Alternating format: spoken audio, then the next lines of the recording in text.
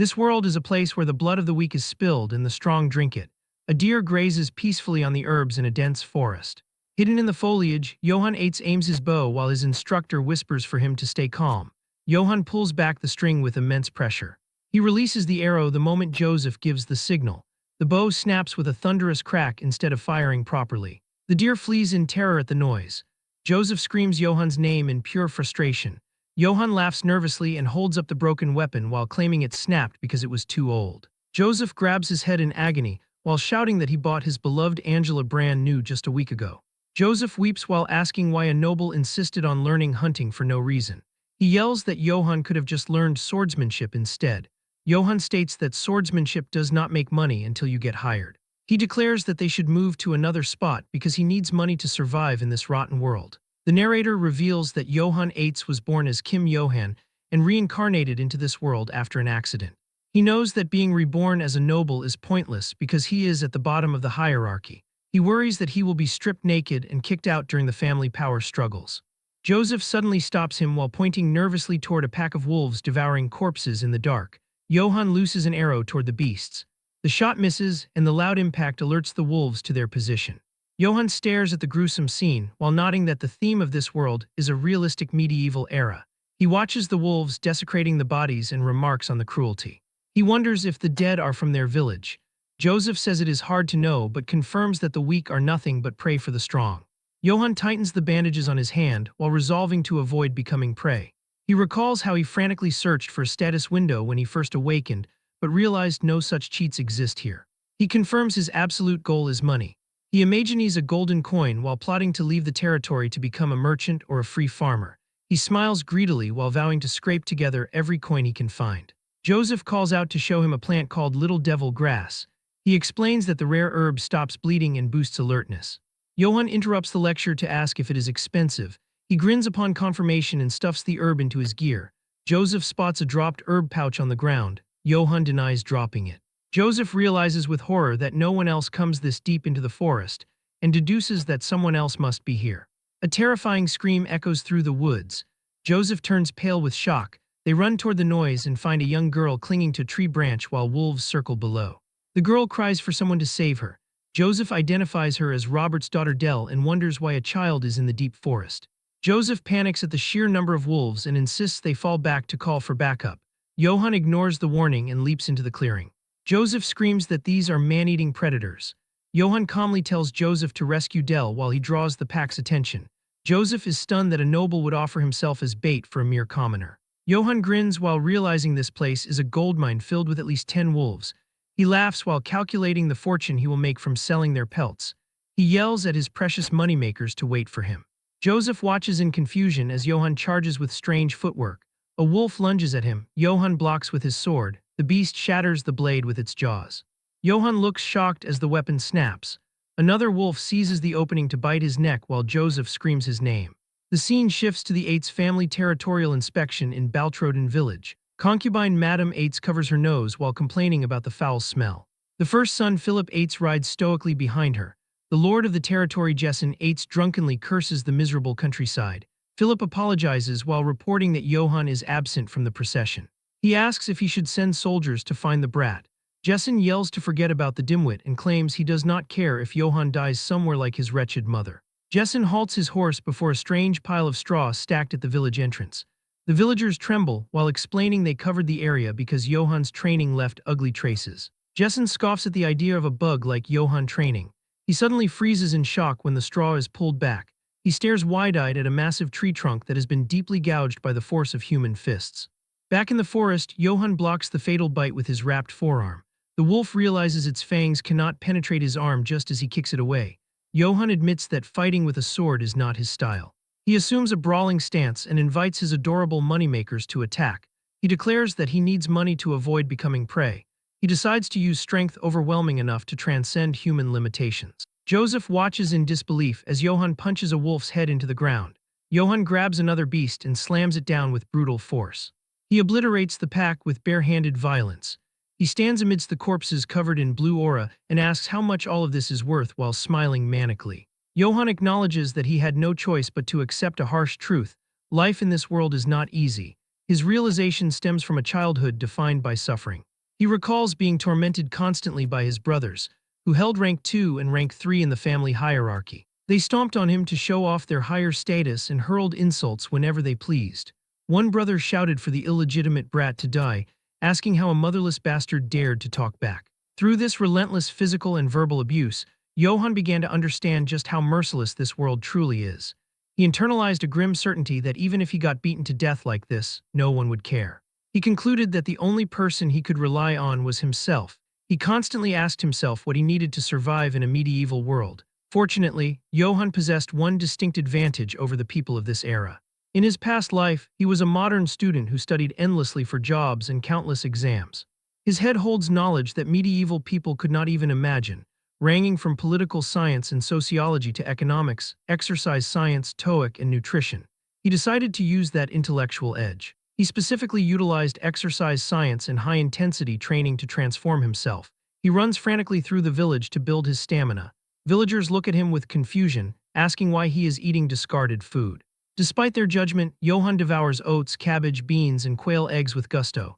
He retorts that these are superfoods, perfect for constructing a nutritionally balanced diet. He created a strict training regimen based on modern exercise science and practiced practical close combat martial arts. Results accumulated over time.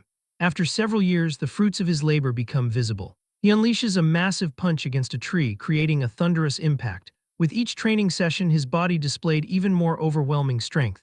He wipes sweat from his muscular frame, nodding that he feels refreshed rather than exhausted. As time passed, no one knew whether this strength was a blessing from God or a new trial. Returning to the present moment in the forest, Johann stands over the carnage he created. He comments that it looks like that is the last of them. Nearby, the companion Joseph checks on the child Dell and asks if she is hurt anywhere. The terrified girl bursts into tears and thanks goodness she is safe. She cries out for Uncle Joseph. Joseph sighs in relief but immediately pivots to scolding his master. He tells Sir Johann that he was unbelievably reckless. He asks if Johann understands how dangerous that was. However, Joseph's tone softens into admiration. He admits that he is moved by Johann's honorable action. He finds it incredible to think that a noble stepped in front of a wild beast without a moment's hesitation for the sake of a young serf. Joseph expresses deep thanks on behalf of the villagers. While Joseph delivers this heartfelt speech, Johann is mentally in a completely different place. He holds up two dead wolves by their tails. He thinks to himself with a greedy snicker, wondering which one will sell for the highest price. Joseph catches the mumbling and asks what he said. Johann plays dumb, claiming he said nothing. Johann changes the subject to the girl. He confirms her name is Dell and asks if she is hurt. Dell trembles as she looks at him. She answers that she is fine thanks to him and expresses her gratitude. Suddenly, a terrifying red pressure emanates from the darkness behind them. A monstrous growl echoes through the trees, causing the red aura to flare. Dell freezes in terror. Joseph and Johann turn slowly to see what is happening. A giant wolf with glowing red eyes and massive fangs looms over them. Joseph screams in horror, identifying it as a monster. He grabs Dell and shouts at Sir Johann that they must run. He declares that a monster like that requires an entire army to face. Johann realizes something crucial at this moment. He thought this world was just a normal medieval world, but he now understands there are monsters here too. He smiles confidently and addresses the beast. He asks if it is their leader. He apologizes sarcastically, stating he killed all its underlings. He explains that wolf pelts sell for a high price.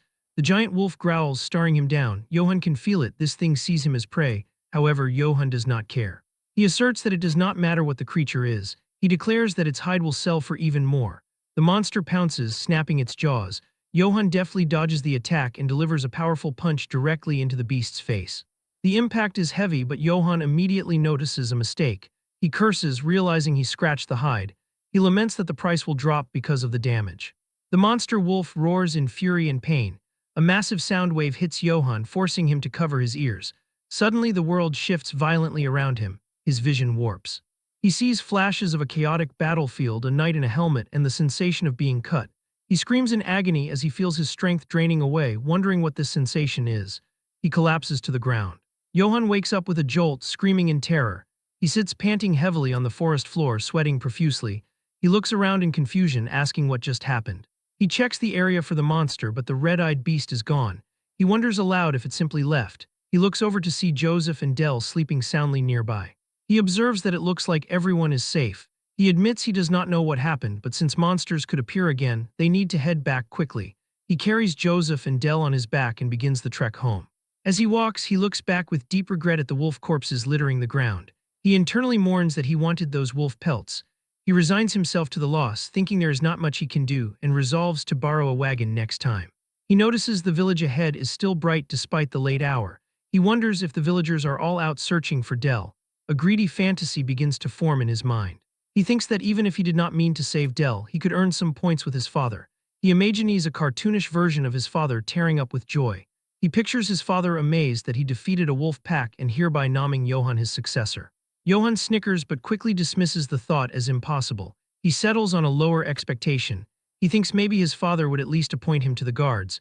He reasons that if that happened, he wouldn't have to worry about food anymore. His thoughts are interrupted by a blazing torch thrust into his view. Knights on horseback surround him.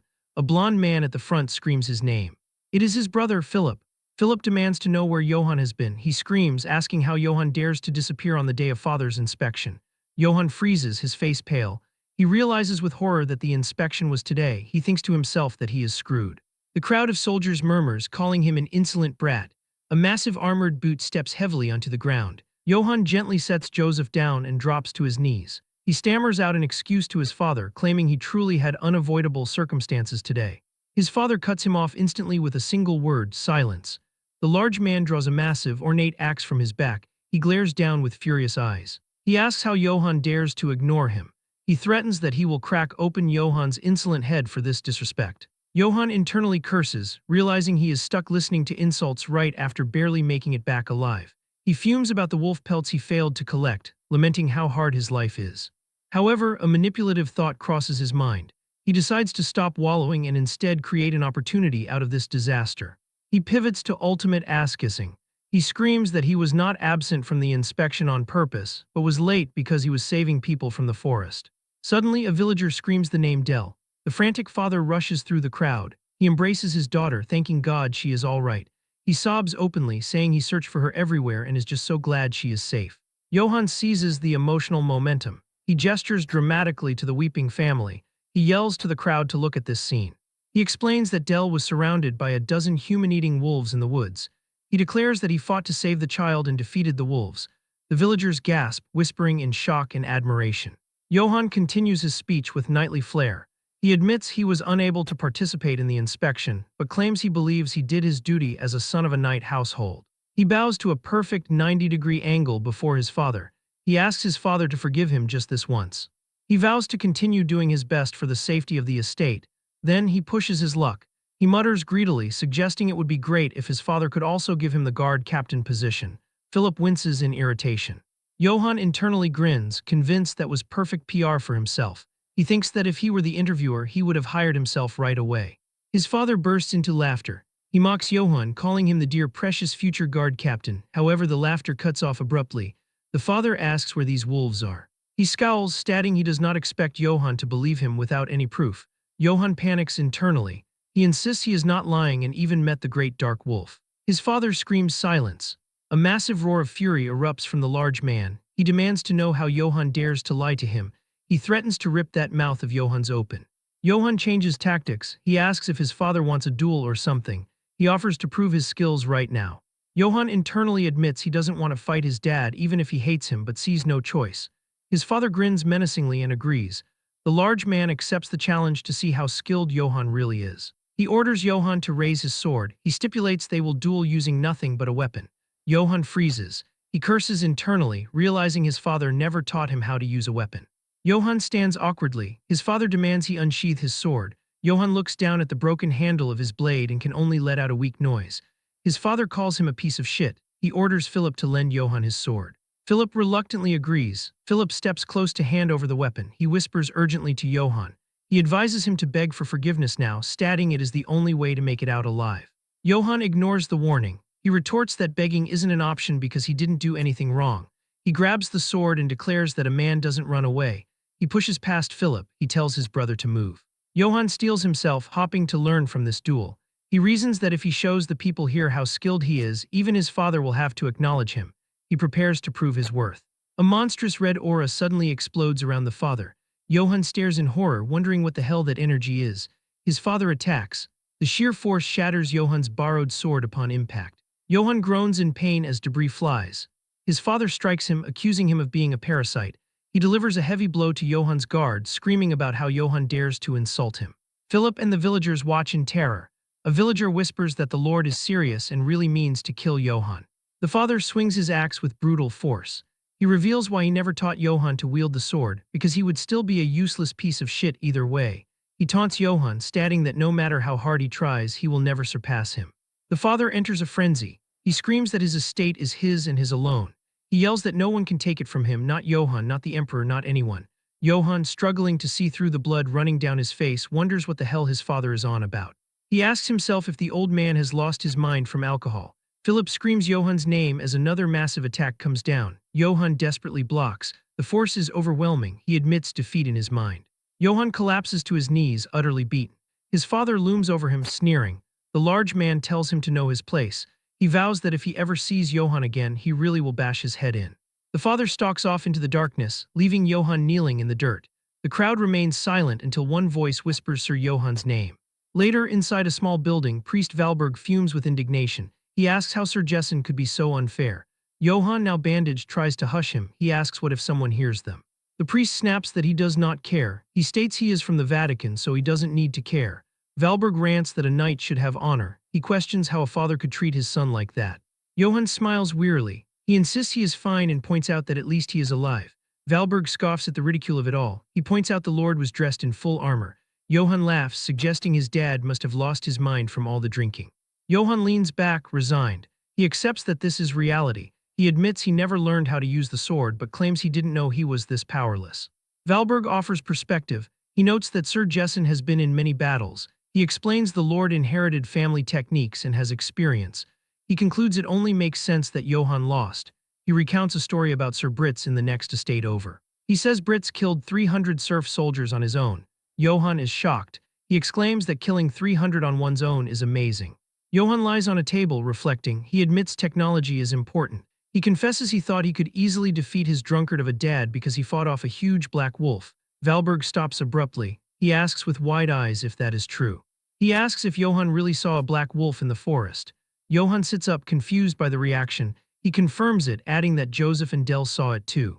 Valberg covers his mouth, muttering, "Oh dear God." Johan asks why. Valberg pulls out an old book. He explains that ever since long ago, black wolves have been seen as taboo. He states the priests call them an omen of death. He reads from the book, saying according to century-old stories, black wolves come bearing death and blood. Johan listens with a skeptical expression. He says he doesn't believe in stuff like that. He rationalizes that maybe the wolf was a premonition of his duel with his father. Valberg agrees that maybe that is so. However, the priest forces a smile. He tells Johan not to worry. He assures him the stories are just old tales. He suggests that perhaps God is helping Johan since he is a good person who puts others above himself. Johan freezes. He wonders to himself, me. He admits internally he just wants money.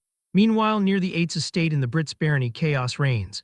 Flames consume the night. People scream for help. A soldier brutally slashes a fleeing civilian. A woman begs for her life before being cut down. Blood sprays across the ground. A motionless hand lies in the dirt. An armored soldier stands over a corpse. He asks why they try to run away, nodding they are going to die either way. The soldier remarks that this is sure cruel. He mentions killing everyone in the estate and burning all the bodies. He immediately dismisses the thought, saying who cares.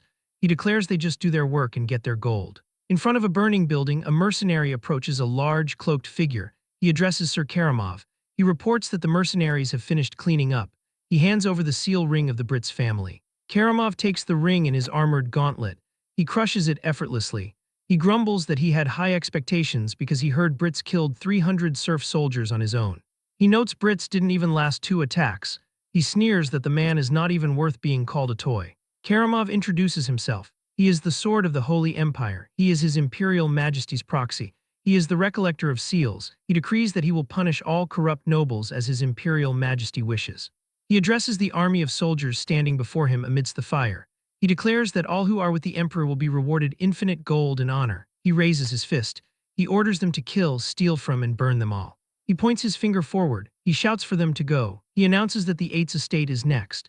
The army of soldiers, their eyes glowing red in the darkness, grins viciously as they march toward their next target. The clash of steel rings in the darkness. 2 armored figures fight to the death on a shadowy battlefield. One combatant moves with fluid grace, parrying each of his opponent's frenzied attacks with casual ease. The skilled warrior finds an opening and swings a gleaming sword. Johan's vision goes blurry as he watches the blade decapitate the opposing knight.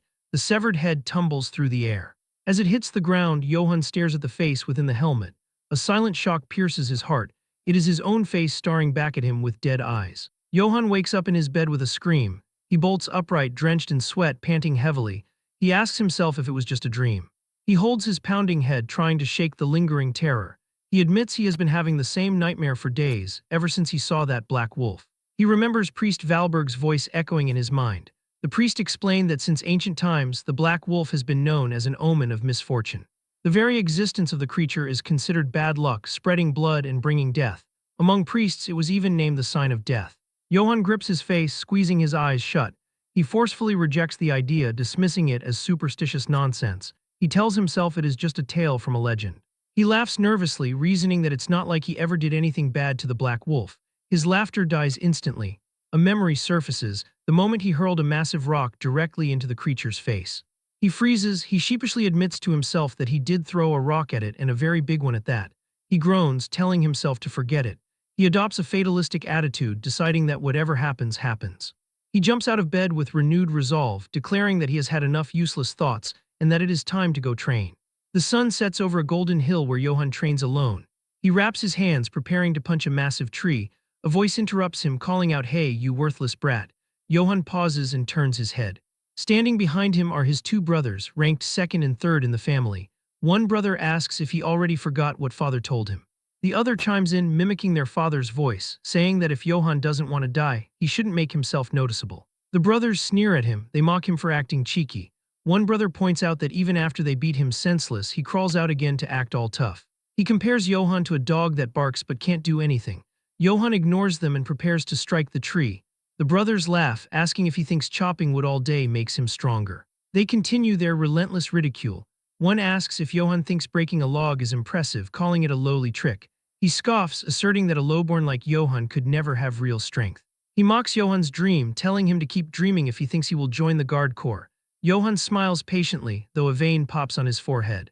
The brother declares that their father would never appoint trash like Johan. He cruelly adds that if their father ever used Johan, it would only be to crack his skull and feed him to the pigs. As the insult leaves his mouth, Johan delivers a simple punch to the tree. The impact is deafening. The massive tree trunk shatters instantly upon contact, sending wooden shrapnel exploding in all directions. The top half of the tree crashes to the ground. The two brothers stare with bulging eyes, their jaws dropping in utter shock and horror. Johan turns to them slowly. His shirt is gone, revealing a terrifyingly muscular physique.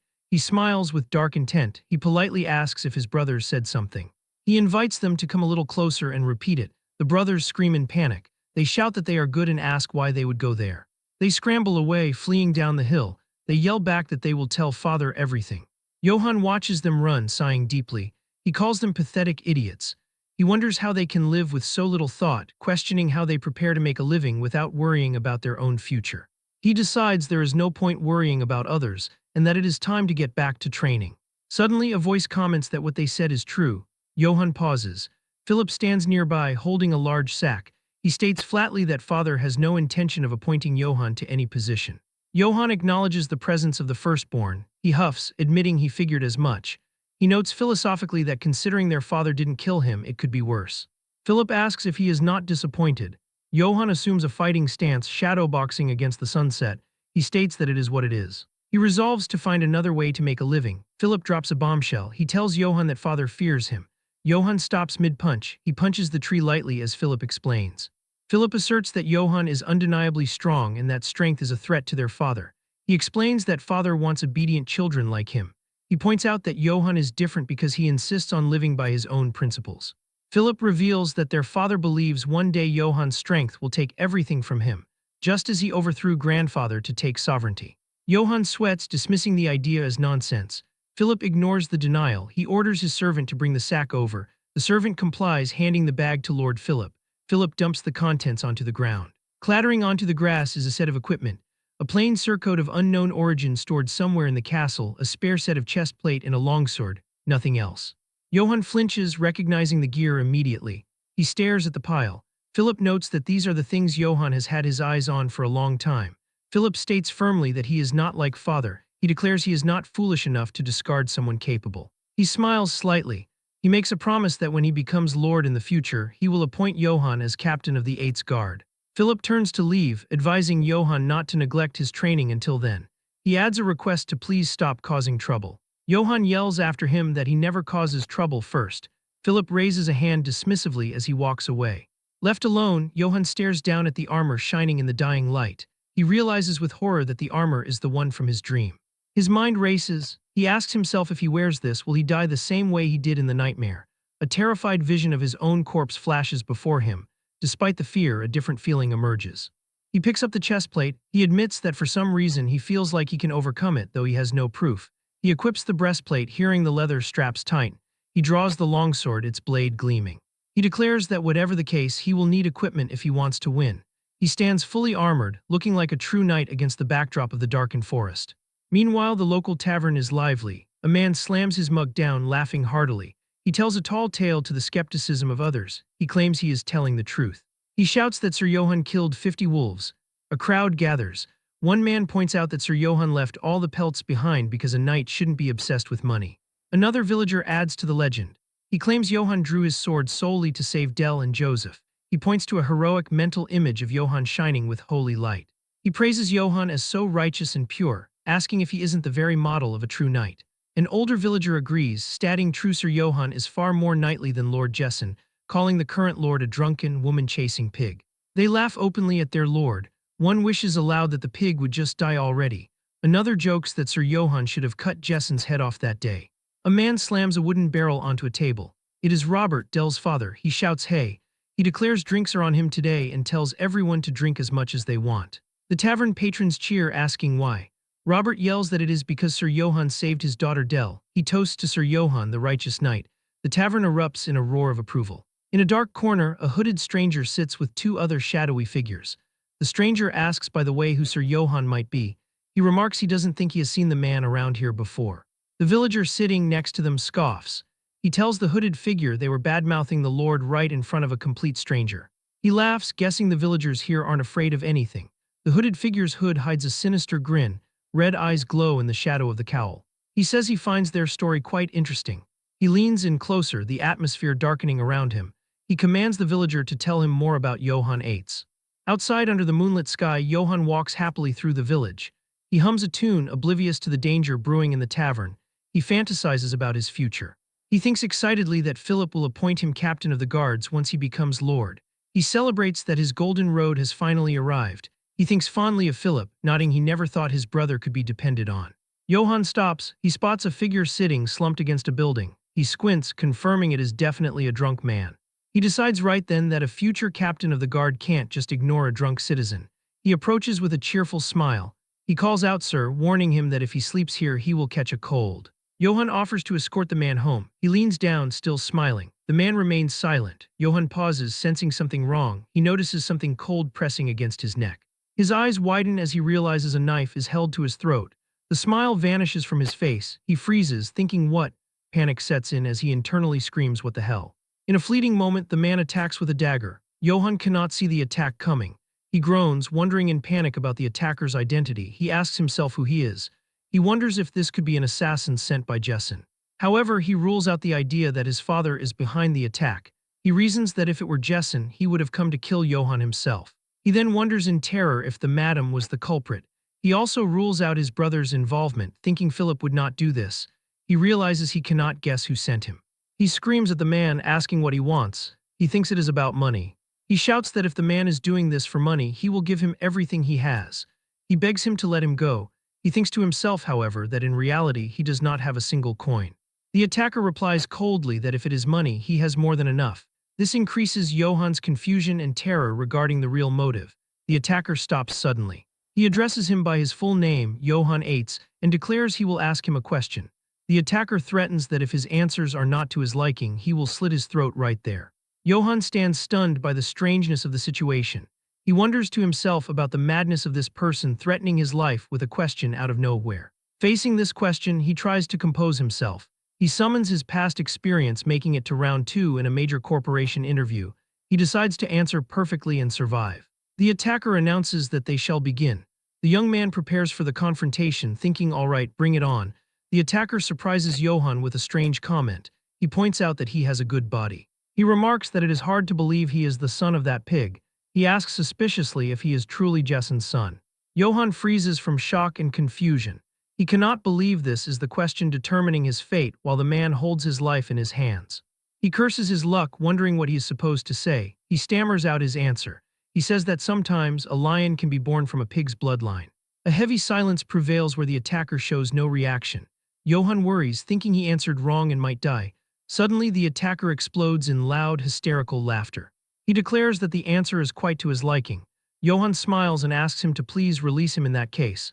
The attacker refuses immediately, saying no. With a demonic look, the attacker announces to Johann Eitz that he is now his. Johann stands dumbfounded. He does not understand the meaning of these words. It turns out this man is Kegel. He is the Empire's greatest assassin and the Nissos Guild's poison master. He perfected his swordsmanship through countless assassinations. Because his movements resembled a serpent's, he later came to be known as the Venom Serpent. However, even he had problems. He could not find a successor to inherit his swordsmanship. He searched everywhere, even within the Assassin Guild itself. Sadly, he found only worthless insects lacking qualifications to succeed him were all he found. He remembers moments watching trainees fall before him. A few showed potential, but they strongly refused to learn assassin skills.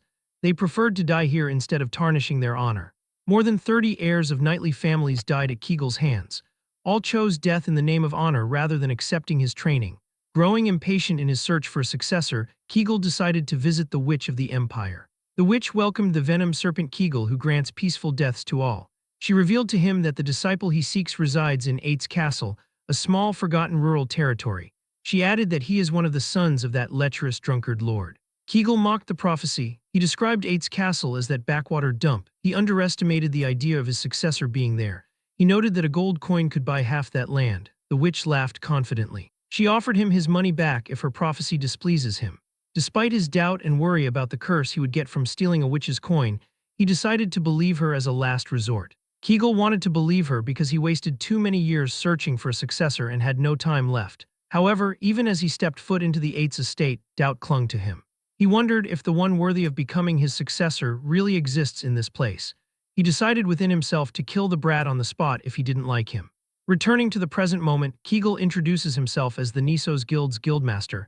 He declares strictly that he has no more time to waste. He states that Johann will become his successor. He gives him two choices with no third. He says choose to die here by his hand or learn his swordsmanship. He asserts these are the only two paths he can take. Johann stands amazed. He mumbles, not comprehending the situation. He asks, stammering, how much he needs to pay to learn his swordsmanship. Kegel gets angry, explaining he is not accepting money. This increases Johann's astonishment. He can't believe a guildmaster with incredible skill will teach him for free. He rejoices greatly, considering this a jackpot. He asks Kegel eagerly what took him so long. He calls him master. He expresses that he has been waiting his entire life for someone like him. Kegel warns his student that his swordsmanship is that of an assassin. He says simply learning it will brand him as disgraceful, the shame of any knightly family. He warns he may be scorned his entire life. But Johann interrupts him with a desperate scream. He asserts he doesn't care about honor or shame at all. He begs him to teach him. Kegel agrees, saying fine. He thinks surprised that this kind of brat is a first. Johann seizes the opportunity immediately. He asks his new master if he will give him an allowance since he mentioned having plenty of money. He reminds him that he is at the age where he really needs spending money. Kegel looks at him in amazement. He realizes this brat really is something else.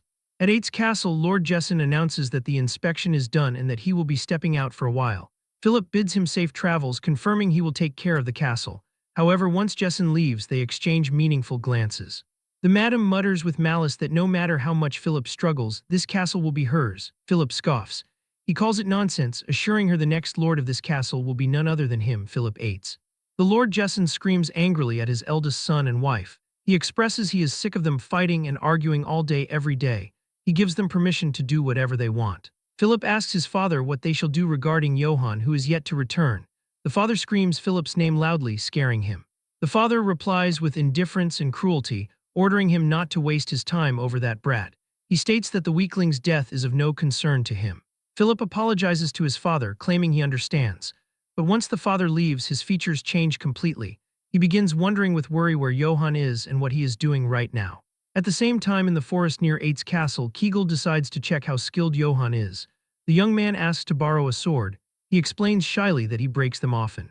The master agrees, telling him to go ahead. Kegel thinks surprised that he breaks swords. He describes him as a reckless brat. He thinks there isn't a single thing he likes about him. When Johann takes a fighting stance, Kegel wonders if he is really the son of a knightly family. He asks what that stance is, deciding this one must die as well. The student asks if he has to use swordsmanship or if he can fight however he wants. So Kegel permits him to fight as he likes. He tells him to use fists, rocks, blades, or anything because it doesn't matter. Johann smiles slightly, saying then he attacks suddenly. He shouts, "Here I go," and swings his blade.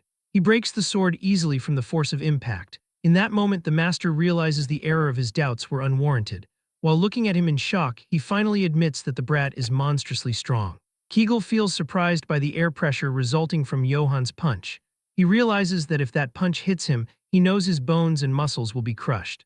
He thinks it is like he is not fighting a human but a lion. However, he decides to fight seriously. He unleashes a snake-like fighting technique. Johann wonders in amazement at the strange movement. He asks where he is trying to go, guessing up, down, up, down. He tries to block, but the attack hits him in the face. He falls to the ground, screaming in pain. Kegel states that he knows he hit him with the flat side of the blade. He notes stunned that Johann didn't even pass out. He describes it as ridiculous. Kegel praises his student, asserting that had he been born 1,000 years earlier, he would have been called a legendary hero. Johann thanks him, calling him master. However, the master adds a warning of a critical weakness. He declares strictly that at this rate, Johann will die no matter what. This sparks Johann's shock and confusion as he asks what he means. Kegel warns him strictly that he can't control his strength and that strength will kill him. Johann denounces this talk. He says no way, rejecting the idea by stating it is not like he is attacking himself and that he is not that stupid. The master asks him to come at him again if he is confident. He offers a tempting deal to give him gold if he manages to break the master's sword instead of his own. Upon hearing the word gold, Johann's features change completely and his eyes shine with greed. His hesitation turns into unparalleled enthusiasm. He shouts gold and tells his master he better keep that promise. He dashes at tremendous speed toward the master to attack. A strong sword clash rings in the place, but the result is disappointing as his sword shatters again. Its fragments fly into his face, making him scream in pain as he grunts. He remembers bitterly, realizing this is just like when he was fighting father. Kegel explains that he just lost to his own strength. He emphasizes the necessity to learn to control his power, or else death will be his fate. Kegel shoots a fragment of the broken blade at him. Johann asks if he purposely shot the fragment there. Kegel confirms, explaining that it is a piece of cake if one is proficient at the sword.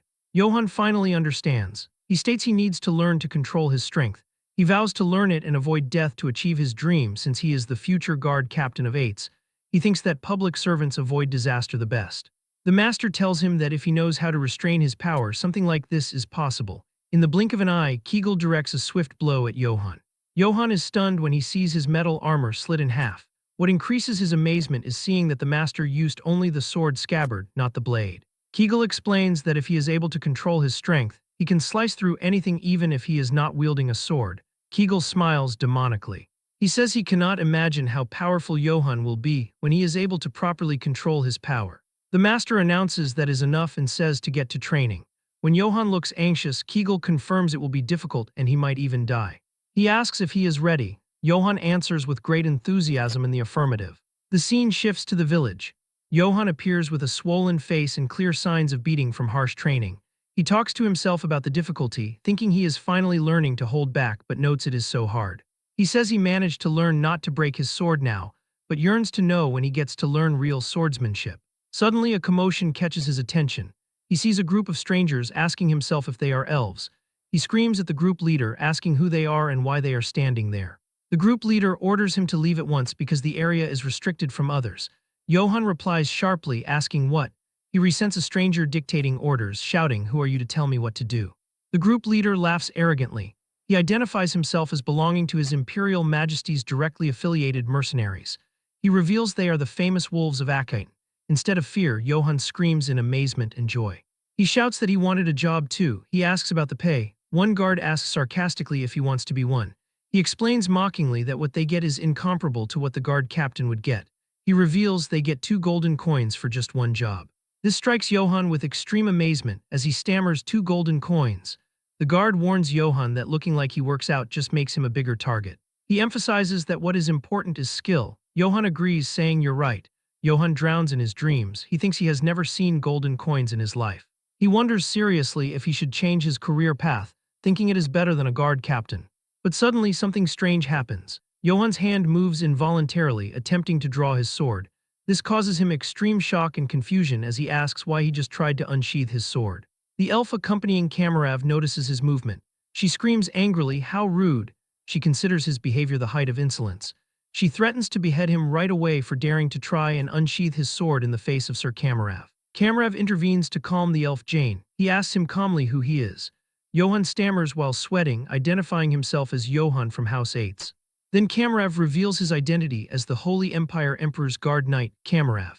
Johann is surprised again, finding his hand on the sword without even knowing. A terrifying feeling overtakes him he hadn't experienced before. He compares it to when he saw the Black Wolf or when his father was trying to kill him. He describes this murderous intent as suffocating. It is as if he is prey placed in front of an apex predator. Kamarav orders him to move because he is in the way. Johann moves, feeling his heart beating wildly. One soldier mocks his fear, saying, "Goodness, he is so scared." He warns him in a sarcastic tone to be careful next time. He laughs, doubting there will be a next time for him though. Jane asks her master if it is all right to just leave him here. Kamarav replies that he doesn't want to cause such a ruckus on a good day like this. He walks toward the castle gate. He mutters mysteriously that it is not yet time. Johann watches them go. He wonders in confusion why a knight of the emperor would be here and what reason he would have to be in this place. Philip appears rushing to receive the grand guest. He welcomes Karamov, introducing himself as Philip VIII, the next lord of House 8. He asks eagerly about the reason for his visit, inquiring what brings him here. The stepmother interrupts, expressing her intense admiration for Karamov. She describes him as unbelievably handsome. She presents her son John as the child who will become the real lord, ignoring Philip completely. She continues flirting with Karamov. She states that if she had known someone as wonderful as him existed, she would have married later. She asks if they should head inside the inner castle. Karamov does not reply to her. She tries to catch his attention again, saying, "Sir Karamov Tilda, are you listening to me?" However, he ignores her completely. Instead, a massive thud echoes as he slams his hand down. He asks sharply, "Where is Jessen?" Philip objects to addressing his father without titles. He states that addressing Lord Jessen like that is improper regardless of his reputation. The madam interrupts him again. She defends Karamov as the Empire's greatest knight. She claims there is nothing wrong with him calling Lord Jessen however he wishes. She announces that as the rightful lady of the house, she will handle his reception. She hints at Philip not to object. Philip looks with malice at the cunning woman. He thinks she is trying to seize an opportunity to push John as the next lord, but Karamov interrupts them with a resounding scream. He slams his fist down and orders them to shut up. He chases everyone away rudely, ordering all of them to get lost. He demands they bring him some alcohol instead. He announces coldly he will wait inside this castle until Jessen arrives. In the dark forest, Johann swings his sword with immense force, creating great air pressure. During the fighting, he remembers the dangerous, suffocating aura he felt when he met Karamov. Kegel watches him silently for a moment. He suddenly screams at him, calling him a fool for his lack of focus. He throws daggers at him. Johann blocks the daggers with great difficulty while groaning. He suffers a slight cut on his neck, appearing extremely tense. Kegel scolds his student. He states that if the daggers he just threw were laced with poison, Johann would be dead. He asks why he isn't concentrating. Johann wipes his chin and admits something feels off. He mentions the knights claiming to be the emperor's personal knights who came to the village. He argues it is illogical for them to shut the gates and control entry in the Eight's territory in this way. He says it makes no sense. Kegel asks coldly what he can do about it, suspicious or not. He explains that Karamov is the emperor's direct knight. He states he is the strongest warrior on the continent and the core power of the Holy Empire. He adds that even the armor he wears is legendary. Johann asks curiously if Karamov is stronger than his master. Kegel pauses. He admits seriously that if he ever had to face Karamov, he would turn around and run without hesitation. Kegel hits his student on the head to silence him. He asserts that results are only known after fighting. He scolds him harshly, describing him as a half-witted brat who doesn't even know the basics of swordsmanship, but is worrying about others while unable to even control his own strength. Johann regains focus. He holds the sword seriously, announcing, "I'll do it." The master sighs and signals him to come. Johann dashes, attacking powerfully. The master's voice rings out, asking him to do it again. The attacks continue with Kegel screaming again, repeatedly. Johann begins wondering in confusion why it isn't working. He notices the master uses only the sword scabbard, not even a real sword, yet he cannot cut it. Kegel explains that is right. He says it is the flow of strength. He advises his student not to swing blindly. He instructs him to transfer the flow of strength and concentrate it at the sword's tip. As Johann swings his sword, he slowly begins to understand what it meant to control his strength. Kegel notices the change immediately. He thinks the dull sound of his sword is becoming sharp. Johann executes a powerful blow different from previous ones. At that moment, he becomes certain that if he tempers everything he learned so far with the proper amount of strength, this is it. Kegel suddenly feels intense fear, thinking this is dangerous. In a fleeting moment, Kegel finds his scabbard cut without realizing what happened. Johann stands amazed. He stares at the cut scabbard. He screams with overwhelming joy, declaring he did it. He claims he has completely grasped the feeling. He laughs, saying it wasn't even that hard. Kegel downplays the achievement, humming that it must have been luck. Johann is surprised by the reaction. When Kegel calls him, he replies affirmatively with a yes. Kegel announces seriously that this time he won't hold back. He challenges him to come at him again. Johann bares his fangs. He shows a terrifying snake-like attack. The aura of a purple serpent strikes terror into the master. Johann manages to knock Kegel to the ground. Johann jumps for joy because he won again. Kegel wonders in confusion what this brat is. He realizes he clearly taught him nothing but how to control strength, yet Johann can freely use the secret sword technique Serpent's Tongue. The master is stunned that he perfectly absorbed a technique he saw briefly on the very first day. He notes Johann is using it more perfectly than he does. The old assassin's experience tells him that unless a miracle happens, Johann has already become someone he cannot defeat. Kegel mutters in amazement, calling him an absurd brat. Johann laughs maniacally, cheering that he learned the technique and secured his meal ticket. Suddenly, Kegel announces his teachings end here. He states he will leave at sunrise. Johann asks disapprovingly, huh? He notes he only just got the hang of using the sword and asks if he is ending it like this. The master assures him he already possesses everything necessary. Kegel admits grudgingly that Johann has become stronger than him in less than a week. He expresses satisfaction as long as his swordsmanship does not vanish and continues onward. He tells Johann to go live his life as he wishes. He tells Johann he has worked hard until now. Johann thanks him sincerely. He asks if he is really leaving. Kegel says yes. Johann asks if it is because he is an assassin. Kegel denies that. He explains no, it's just how he is, never staying too long in one place. Johann seizes the opportunity to ask his master, by the way, do you know anything about ominous signs? He asks about the black wolf. Kegel says yes. Johann mentions he recently encountered it. He tells him about his dream seeing his head cut off afterward. He confesses he thought Kegel was the omen when he first came for his head. Kegel replies that if he had killed him, then that would have been the ominous sign. He explains ill fortune does not arrive in a fixed shape. Before leaving, Kegel offers some advice. He advises finding a weapon suited to his strength first. He notes the need for at least Dana's steel to withstand his power. Johann asks Danis, what's that? Kegel explains Dana's steel is a metal imbued with magic, existing only as a legendary relic. He adds its method of creation was lost, and it can only be mined from ancient ruins. He states weapons made from it are extremely rare and only a few exist in the entire world. Johann assumes it must be expensive, right? Kegel confirms that even if he saved his whole life, he couldn't afford it. He adds he probably can't buy it with money at all. Johann asks why he recommended it then. Kegel explains he just wanted to tell him to find a weapon that suits his situation. Johann doubts his intentions. He asks if he is hiding true intentions because he is an assassin. Kegel gets angry, asking why he brings up his profession for everything, calling him a crazy brat. Kegel notes that even its color is unusual wearing Danis steel. He warns strictly that if Johann ever sees someone wearing Danis, even from far away, don't look back, just run. He adds another tip, if he doesn't know his limits, he won't live long. Johann promises to keep that in mind. Johann asks if he is leaving now. Kegel asks Johann to carve his next words deep into his bones. He advises do not fight opponents he cannot beat. He says if it is dangerous, run. But if he must fight, he must use any means necessary and kill without fail. Kegel assures him if he follows this rule, he likely won't die. He looks at Johann and commands, do not die. Johann watches him leave. He remembers the words, if it's dangerous, run. If you cannot avoid it, kill, and always survive. He promises Master he will remember those words.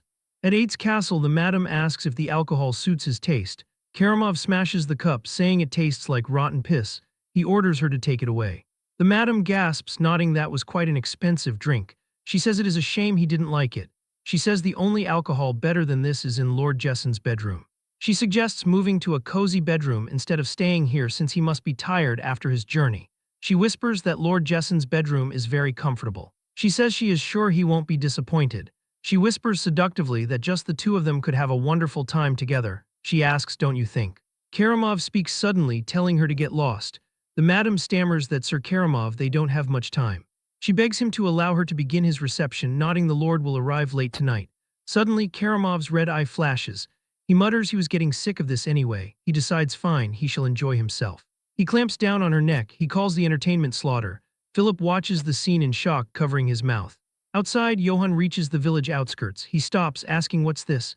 He sees flames devouring the entire village. He looks in shock, wondering in amazement why the village is on fire. Lord Jessen wonders what in the world is going on. He rides along a dirt path, staring at the smoke rising from the Eight's estate. One of his knights answers that he doesn't know. The knight adds that the fire looks large, so the Lord should return at once. Jessen grits his teeth and grunts as he whips his reins. He rides swiftly, the hoofbeats echoing loudly. His horse neighs as he skids to a halt in front of the castle. Jessen stares at the gates. Mercenaries greet him, stating that he finally shows himself after something fun has taken place. The mercenaries sneer, remarking that he is slow and dull just as he looks. One elf soldier orders him to move faster, calling him Sir Pig. He adds that Sir Karamov isn't a very patient man. Jessen pushes open the huge wooden doors, his eyes glowing red with rage. He stops dead, asking what. Before him, the stone floor lies littered with corpses.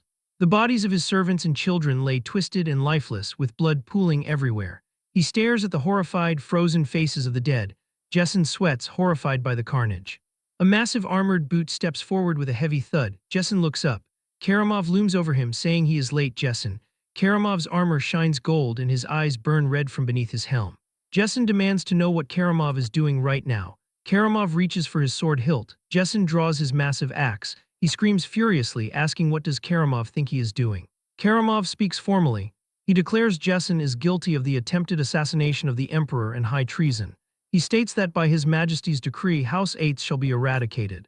Jessen screams back not to be absurd. He shouts that this is a purge. He accuses them of just pinning false charges on him to execute him. He raises his axe and charges, yelling he won't let Karamov do as he pleases. Karamov draws his huge purple sword with a screech of metal. He commands his men to blow the horn. A golden knight raises a horn to his lips and blows a resounding note. Karamov orders his men to retrieve the seal of the Eight's family. He grips his glowing purple blade tightly. He commands them to purge everybody in this territory and erase this land from the map. The mercenaries charge, shouting war cries. They slaughter villagers mercilessly. Johann's previous neighbors get cut down where they stand. Flames engulf the wooden houses. The mercenaries laugh manically as they kill. A mercenary stands over Valberg, who kneels on the ground in prayer. The mercenary laughs, calling Valberg a vicious bastard. He asks if it is that hard to tell him where the pig's bastard son is hiding. Valberg remains silent, looking defiant. The mercenary smirks, saying fine. He offers to send Valberg to his god, whom he adores so much. He swings his sword down, shouting die. Suddenly, Johann appears from the shadows. He slashes through the mercenary with a swift, diagonal cut. The mercenary's body splits. He looks shocked as he falls. Johann stands over Valberg, calling out his name.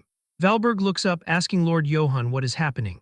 Johann helps him up, admitting he doesn't know either. He explains the imperial troops are killing villagers on sight. Valberg looks grim. He suggests it is possible that Lord Jessen has already been killed as well. Johann freezes, repeating even father. Valberg continues, saying that is not all. He gestures to the inferno around them. He explains they are burning the entire village to wipe everything out. Johann looks determined. He says damn it and decides he has to hurry back to the castle. Suddenly he hears crying. He stops, recognizing the voice. He asks if that is Dell. A small girl crawls out from behind a burning building. Johann sighs in relief, saying good, she is safe. He holds out his hand. He tells her it is dangerous here, so come to him. His eyes widen in horror. Behind Dell, a spear pins a man's corpse to a wooden stake. Dell cries, telling Lord Johann that her dad is dead. It is Robert's body, limp and lifeless amidst the fire. Johann stares at the gruesome sight. Flashbacks hit him hard. He sees memories of saving Dell, Robert hugging his daughter, the villagers drinking in the tavern, raising mugs and laughing. Robert's smiling face cheering for Lord Johann echoes in his mind. Johann grits his teeth in rage and sorrow. Johann turns to Valberg. He pushes Dell toward the priest. He tells Dell it is dangerous to stay alone. He orders her to stay with Father Valberg. Dell looks up tearfully and says okay. Johann turns and walks away. Valberg calls out to him, asking where he is going. Johann doesn't answer. Valberg shouts that he mustn't go, telling him he needs to flee. He screams Lord Johann. Johann walks forward resolutely. He reaches the square. He sees a pike with a severed head stuck on top. It is Lord Jessen Eights' head staring blankly. A wooden sign hangs below. It reads that Duke Jessen Eights has been executed for treason against the emperor. It warns that anyone who retrieves his corpse without permission will be punished for the same crime by Imperial Knight Karamov. Johann stares at his father's head with shadowed eyes. A mercenary nearby notices him. He sneers, asking if he isn't the bastard son. He mocks Johann, saying he thought he ran off. He asks if Johann came back to die. Johann says nothing. He swings his sword. The wooden pike shatters. Jessen's head tumbles to the ground. Johann's foot stomps heavily onto the red banner with the golden eagle, the symbol of the empire. The mercenary stammers, telling others to look at this brat. He orders the others not to just stand around. He screams to kill him now. Johann's blue eyes glow in the darkness. He unleashes a flurry of attacks. His sword moves like a blur. He slashes through 3 mercenaries instantly. They scream in agony. Johann continues to advance, cutting down every soldier in his path. Johann wonders to himself why he is doing this. He asks himself why he is going back to the castle. He admits Father Valberg is right and he should be running away. He knows if he goes back he will just die for no reason. He encounters Philip. Philip sits slumped against a tree, riddled with arrows. He calls out Johann's name. Johann freezes. He whispers Philip's name. Philip smiles weakly. He remarks that Johann is alive. Johann rushes to his side. He touches Philip's shoulder. He asks why he came back. Philip struggles to speak. He tells Johann to go and run away. He warns that if he stays here he will die. Philip coughs up blood. He lifts a helmet from his lap. He says he wanted to give this to Johann for when he becomes Lord one day. Johann takes the helmet. He stares at Philip's lifeless face. He looks down at the helmet in his hands. He remembers Kegel's voice.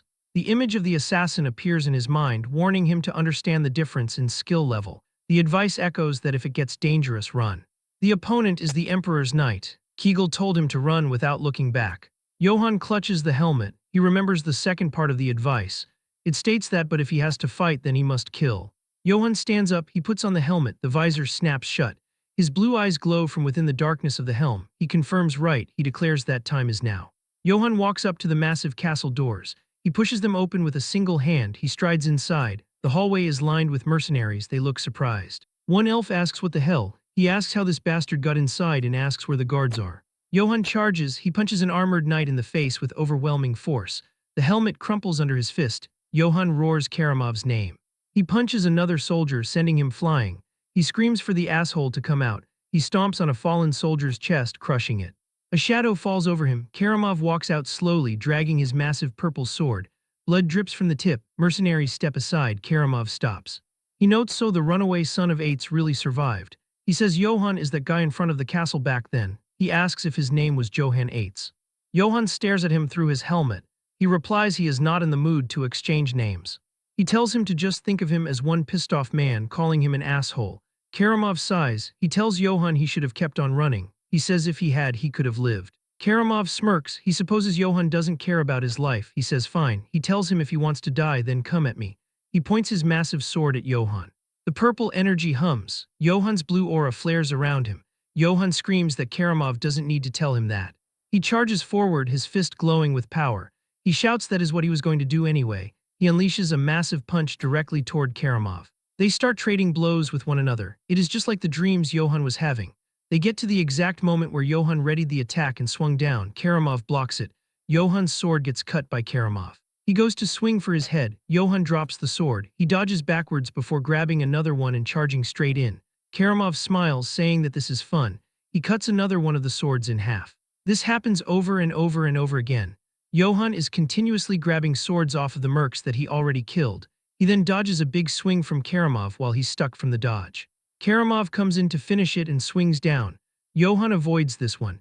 This causes Karamov to slice into one of the pillars of the castle and it begins crumbling. Karamov says this is interesting. He says he is far more entertaining than Brits was from within the smoke of the rubble collapsing. One of the mercs gets thrown at him. Karamov cuts straight through him. He says that this is truly enjoyable. He wants even more entertainment. Johann finally manages to grab another sword. He comes in with a heavy-ass swing to which Karamov blocks using his arm. But the attack pierces through his armor and also takes a chunk out of his arm, though of course the blade gets broken. Karamov is genuinely surprised as he distances himself. It takes a moment for it to set in because he just cut through his Dana steel armor. Karamov begins trembling as Johann grabs another blade. Karamov says that's impossible. He says humans are incapable of harming Dana steel, asking just who he is. Johann charges straight in once more. They continue trading blow for blow while Karamov says that he's never heard of such strength before. But it seems like that's all he is because he's easily blocking all the attacks. And even though he's on the defensive, Johann can't get in a single meaningful hit. Karamov realizes that he's a brute with only strength. There's no finesse to his attacks. He thrusts forward. Johann blocks it. Of course, the sword breaks. He quickly grabs another off the floor and readies himself once more. Karamov says that it's just as he expected. He can't even properly block a simple thrust. He's swinging purely by instinct right now. There's no technique behind him. This makes him think that Jessen never taught him real swordsmanship. He can tell that he's dangerous. He needs to finish this quickly because if he grows, he will become someone nobody can stop. And if he uses that stupid wide slash again, he'll break it, cleaving through the sword, cutting his head off with one swing. Johann then starts to do exactly as he thought, but it was just a fake as he does a quick change-up. Karamov is completely caught off guard. He goes to react. Johann uses Kegel's technique, changing his direction to Karamov's open side. The sword comes into contact with the armor. He manages to deal a very heavy blow in exchange for losing his sword. Karamov starts screaming in pain as his insides start to spill out. He sees Johann rearing back his fist. He comes in hitting him straight in the side where he just cut him. The Danis armor begins to dent. We see a massive shock wave from the punch. That's not all as it explodes out the backside, causing him to spit up a ton of blood. He stabs his sword into the ground. Nothing but blood comes out of his mouth. His eyes begin to go a little hazy. He recognizes it as Kegel's swordsmanship. This means that Johann was hiding his true skill all along and that he completely let his guard down. Johann points a broken blade at his throat, while Karamov continues to bleed out from all the internal damage. There is a literal pool of blood underneath him. He begins coughing his jaw. He lowers his blade and raises his helmet. He drops it onto the floor, asking him why he did all of this. Karamov says that it was all for his imperial majesty, as the Holy Empire is now more unstable than ever. His majesty has unsheathed the imperial sword to correct the empire. Before he finishes his next sentence, he starts coughing violently. He holds onto his side while spitting up even more blood. He then starts to laugh. He tells Johann he's moved. For decades, he's crossed battlefields and fought countless knights, but he's never encountered anybody as strong as him before. He needs him to go with the Empire with him, as his majesty needs a strong talent like him right now. The Empire's endless gold will grant him glory. He shall receive vast and fertile lands. He'll see to it as well that his majesty will appoint him as an imperial knight. He becomes the imperial sword. He'll get anything he wishes. Johann thinks about endless gold, but says that it's strange. It's the life that he once dreamed of, but for some reason he doesn't feel anything. He looks down at Karamov. He tells him that he refuses. Karamov's confused, asking why. Johann says that he has not only killed his family, also innocent serfs, people who did no wrong. Karamov surprised, asking if he's really declining his offer over mere serfs.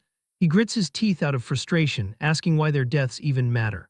Then says that it must be because his mother was a low-born serf. That insect blood has tainted him. He needs to understand that the world's law is that the strong drink the blood of the weak. Johann grits his teeth and apologizes to Kegel, saying that he can't control his strength anymore. He swings, hitting Karamov in the face, sending him flying backwards. He doesn't stop there as he comes in with blow after blow. He asks why he thinks that these were worthless lives and if the Emperor means that much. Why they think they're that great to begin with, to the point that they get to judge who deserves to live and who doesn't. The Danis armor begins to start warping on his skull. As blood fills Karamov's eyes, the last sight he sees is none other than Johann. Each blow getting heavier and heavier as he is turning him into a meat crayon. Eventually, he's just twitching on the floor. Johann stands up with his fist covered in blood. Karamov, though somehow still alive, begins coughing. Johann starts to walk away. Karamov calls him a fool, saying that he should have taken his offer because now it's too late. The one who broke the Emperor's sword will only know suffering from this point on. Johann looks down at him as his hand goes limp, as those were his final words. Johann says this world accepts death so naturally. All he ever thought about was to make money and survive. But they slaughtered everybody in his territory, including his family, and then tried to erase it. So even if the whole world becomes his enemy, he only did what had to be done. He'll never regret his choices. Regardless of what anyone says, this is how he plans to live. A stone gate slowly creaks open in the middle of the night, revealing the interior of the castle courtyard. A guard approaches a wooden door to check on the situation inside. Upon opening it, he discovers Master Jane and her elven soldier standing there. Jane speaks with a furious look etched onto her face. She demands to ask one more time if what he just said is the truth. The beaten elf confirms it is true without a shred of falsehood and begs her to believe him. He explains that he suddenly barged in, beat all the soldiers to a pulp, and then took Sir Karamov's head with his bare hands. The soldier adds that this was the last they saw of Sir Karamov. Jane stands speechless. She points toward the courtyard and questions why Karamov's corpse is not in there if the story is true. The elf maiden shouts that she cannot believe such nonsense without any proof. The soldier replies that he does not understand it either, but he definitely saw it with his own eyes. Just then, another soldier arrives to announce that the pursuit party is ready. Jane pulls herself together and starts walking with firm, determined steps. She turns to her troops and passes the order down to everyone present. She commands them to chase him down and kill him. The elf maiden reveals that the target is Johann Eitz. The troops begin to move out to follow the order. She calls him a filthy traitor to his own bloodline and the one suspected of murdering Sir Karamav. Jane screams for them to hunt him down. She orders them to kill him if they must, but to bring him back no matter what. Meanwhile, Johann runs through the forest with determination. He finds himself in the middle of a brawl with several elven soldiers. One of them screams in pain as he is struck by Johann. With a swift blow, Johann takes out another soldier without mercy. Jane's voice warns her troops never to face him by themselves. She orders them to seal off every road to drive him relentlessly until he is exhausted. The soldiers express shock, wondering if Sir Karamav is truly dead. Jane declares that they must bring that bastard's head to his majesty. Johann listens to the memory of Philip telling him to find the stable and flee to survive at all costs. In the present, Johann locates the stable mentioned and feels a moment of relief. Even so, he thinks that was truly the end. He drops Karamav's corpse to the ground and thinks that hiding the body might stir up confusion. He notes that the pursuit party acted much faster than expected. Johann decides to keep carrying him to use the armor as a shield until he shakes them off. With a groan, he lifts the heavy body and continues. Exhausted, he opens the stable door. Inside, he realizes this must be Jessen's warhorse. Johann approaches the animal and thanks his brother. He notes that with this guy, he should be able to rest a bit on horseback. He decides to see what to call him. The horse stares at Johann with bright blue eyes. He decides his name will be Philip. Meanwhile, an elven soldier shouts that he saw something shining nearby. He claims he is sure it was the glow of Dana's steel and orders a search of every inch of the area. The leader declares that the bastard is definitely nearby. Suddenly, a soldier asks a question. He says he hears hoofbeats. In the next moment, Johann flies past them atop Philip. He is focused on escaping. One of the elves yells in shock that it is Johann Eitz escaping on horseback. He vanishes into the darkness of the forest. The leader screams to shoot him down and not let the bastard get away. Archers fire their crossbows, but the bolts strike the armor of Sir Karamav, which Johann is using as a shield. Johann rides his horse throughout the entire night, quickly losing the pursuit party and arriving deep within the Black Forest. Johann dismounts and thinks that this should be deep enough. He reflects that even though he was a twisted man, not burying a person does not feel right. He says that in any case he must proceed. Johann looks at the armor and notes that it really does look expensive. He picks up the purple sword lying on the ground. He realizes the sword is light yet solid and identifies it as being made of Dana's steel. Johann notices an ancient imperial script on the blade. The text reads that it is the one who recovers crests. Johann reads the name Crest Recoverer. He wonders if it talks about retrieving family crests and notes that even its name sounds ominous. He decides to take the sword with him for now. As for the armor, he decides to just bury it. Johann thinks it is a waste, but carrying it around won't help him at all. He promises that he will definitely come back for it later. He grabs a shovel and digs into the earth. With effort, he finishes burying the corpse and equipment. Johann rests and wonders if this is good enough. He knows that once word of Karamav's death spreads, the entire empire will go after him.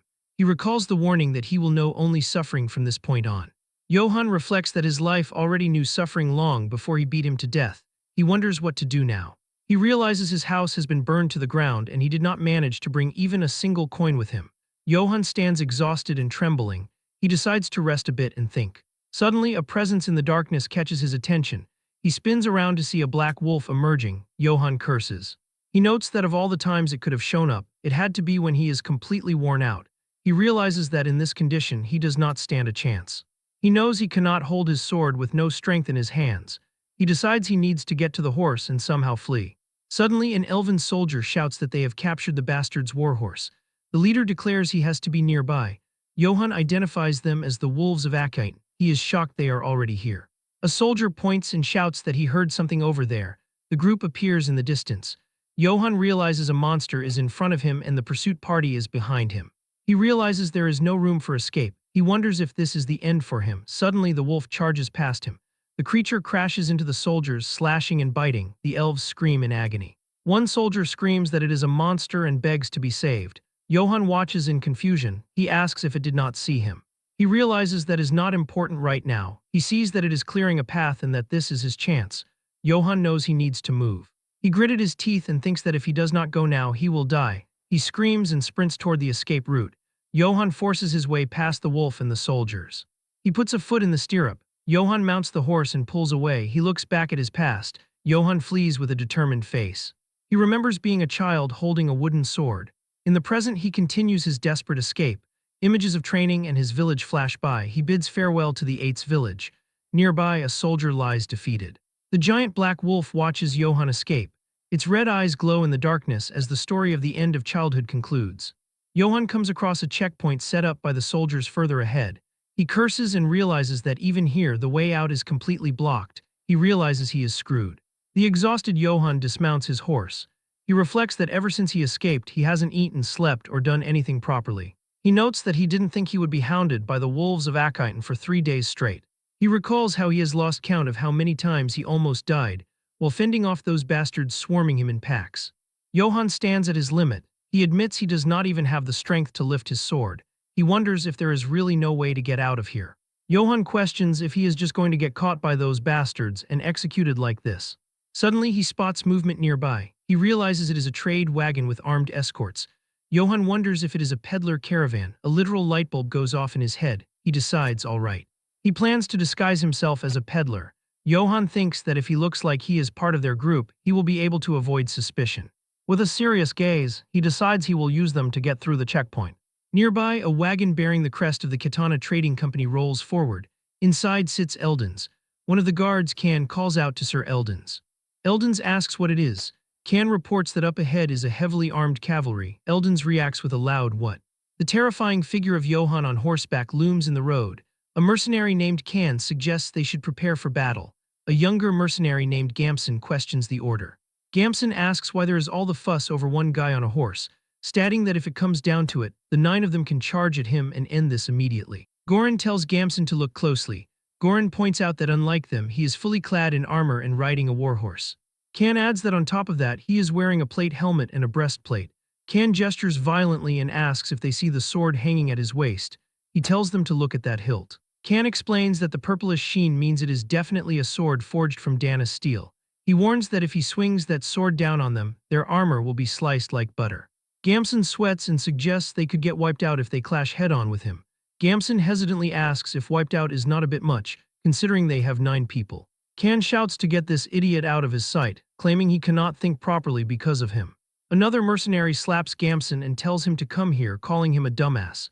He warns him that if he doesn't know anything, he should just shut it.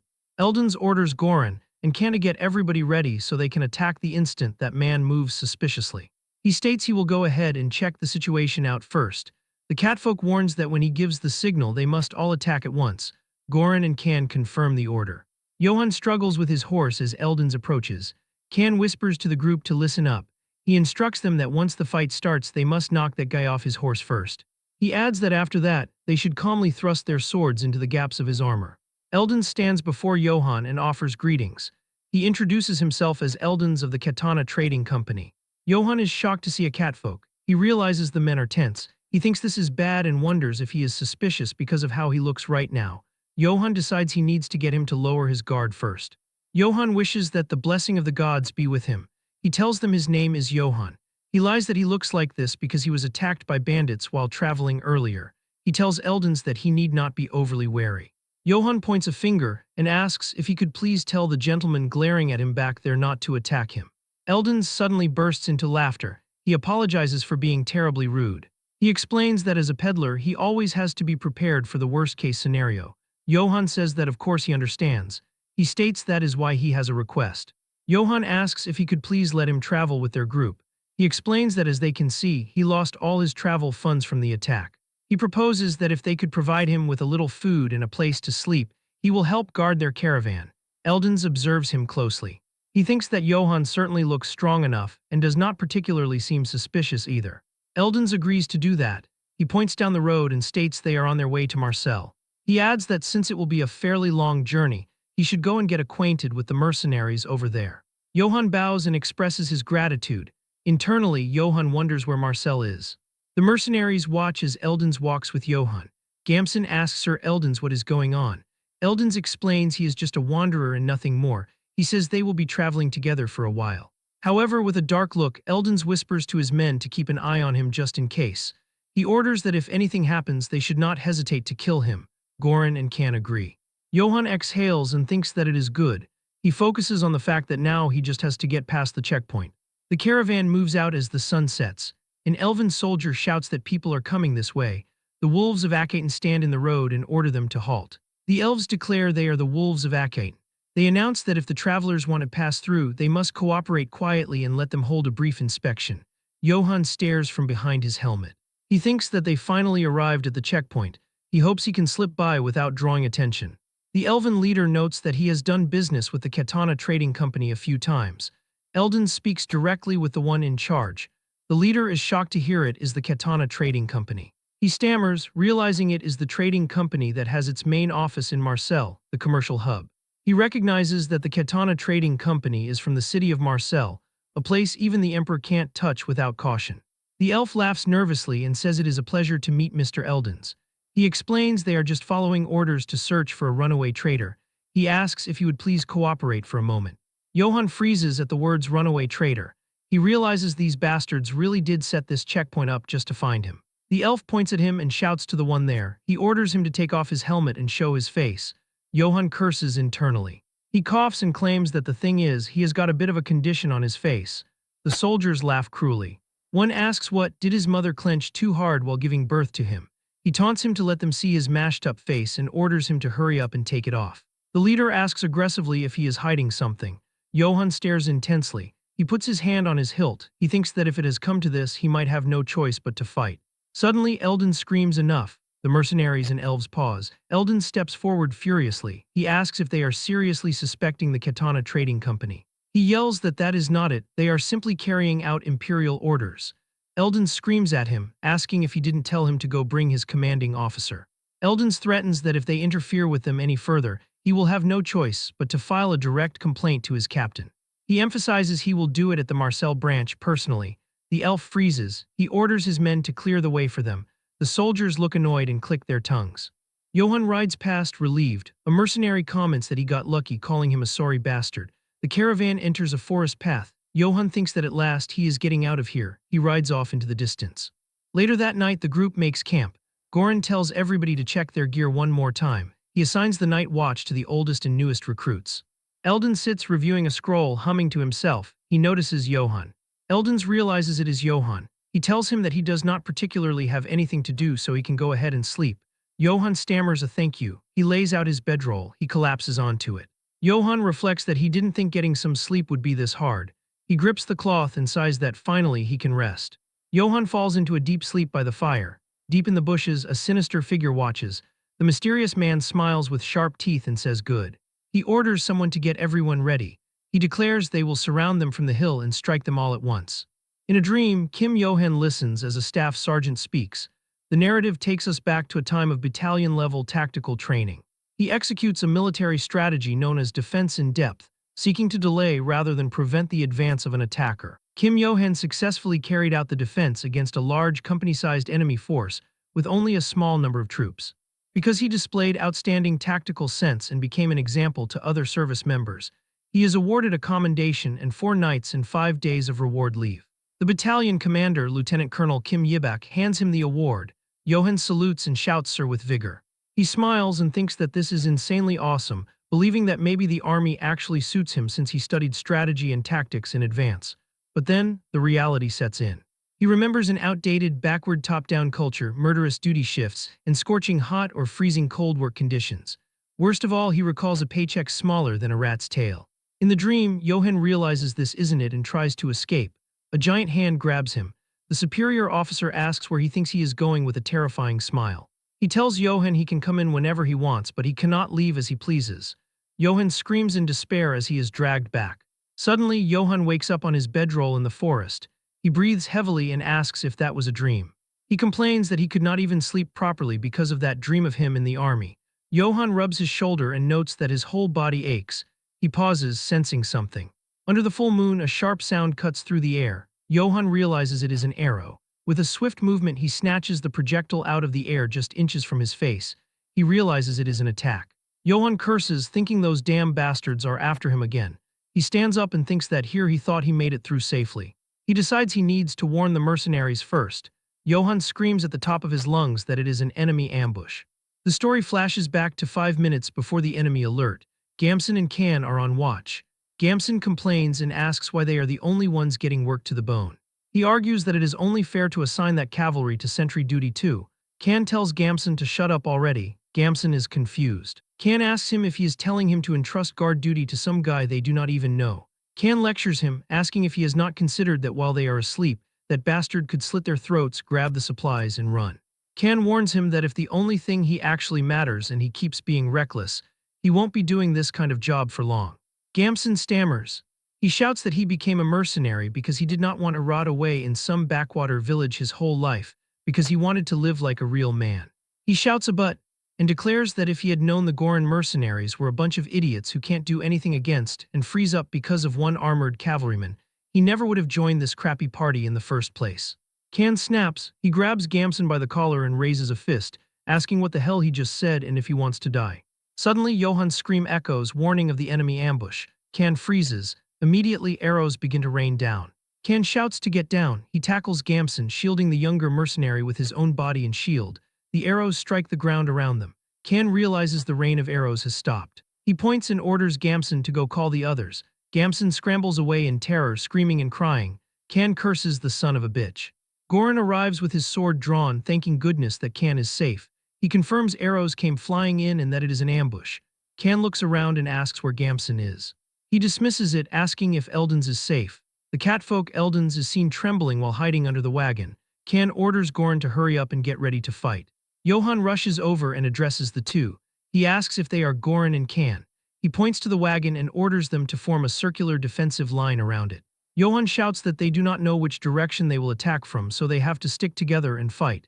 Kan stares at him with disdain. He asks if Johan thinks he is their employer. Johan is confused. Kan shouts that they will handle their own end. He warns Johan to just worry about keeping himself alive. Johan is stunned by the rejection. The mercenaries shout to grab their shields and prepare for battle. Johan turns to Kan and Eldons. He shouts that he has fought a battle similar to this before and demands they give him a shield too. Eldon screams back, absolutely not. The catfolk yells that they do not even have enough shields for themselves and tells Johan to figure out how to survive on his own. Johan curses, realizing they don't trust him at all. Suddenly his eye widens. He senses enemies rushing in. A horde of bandits charges out of the darkness with terrifying screams. Johan wonders who those guys are, nodding they are not the wolves of Akite. He realizes they are just a bandit gang. Goran draws his sword and screams, now. He orders all units to charge. The mercenaries rush forward with a battle cry. Johan stands bewildered. He shouts what? Asking himself if everyone rushes in who is supposed to guard the wagon.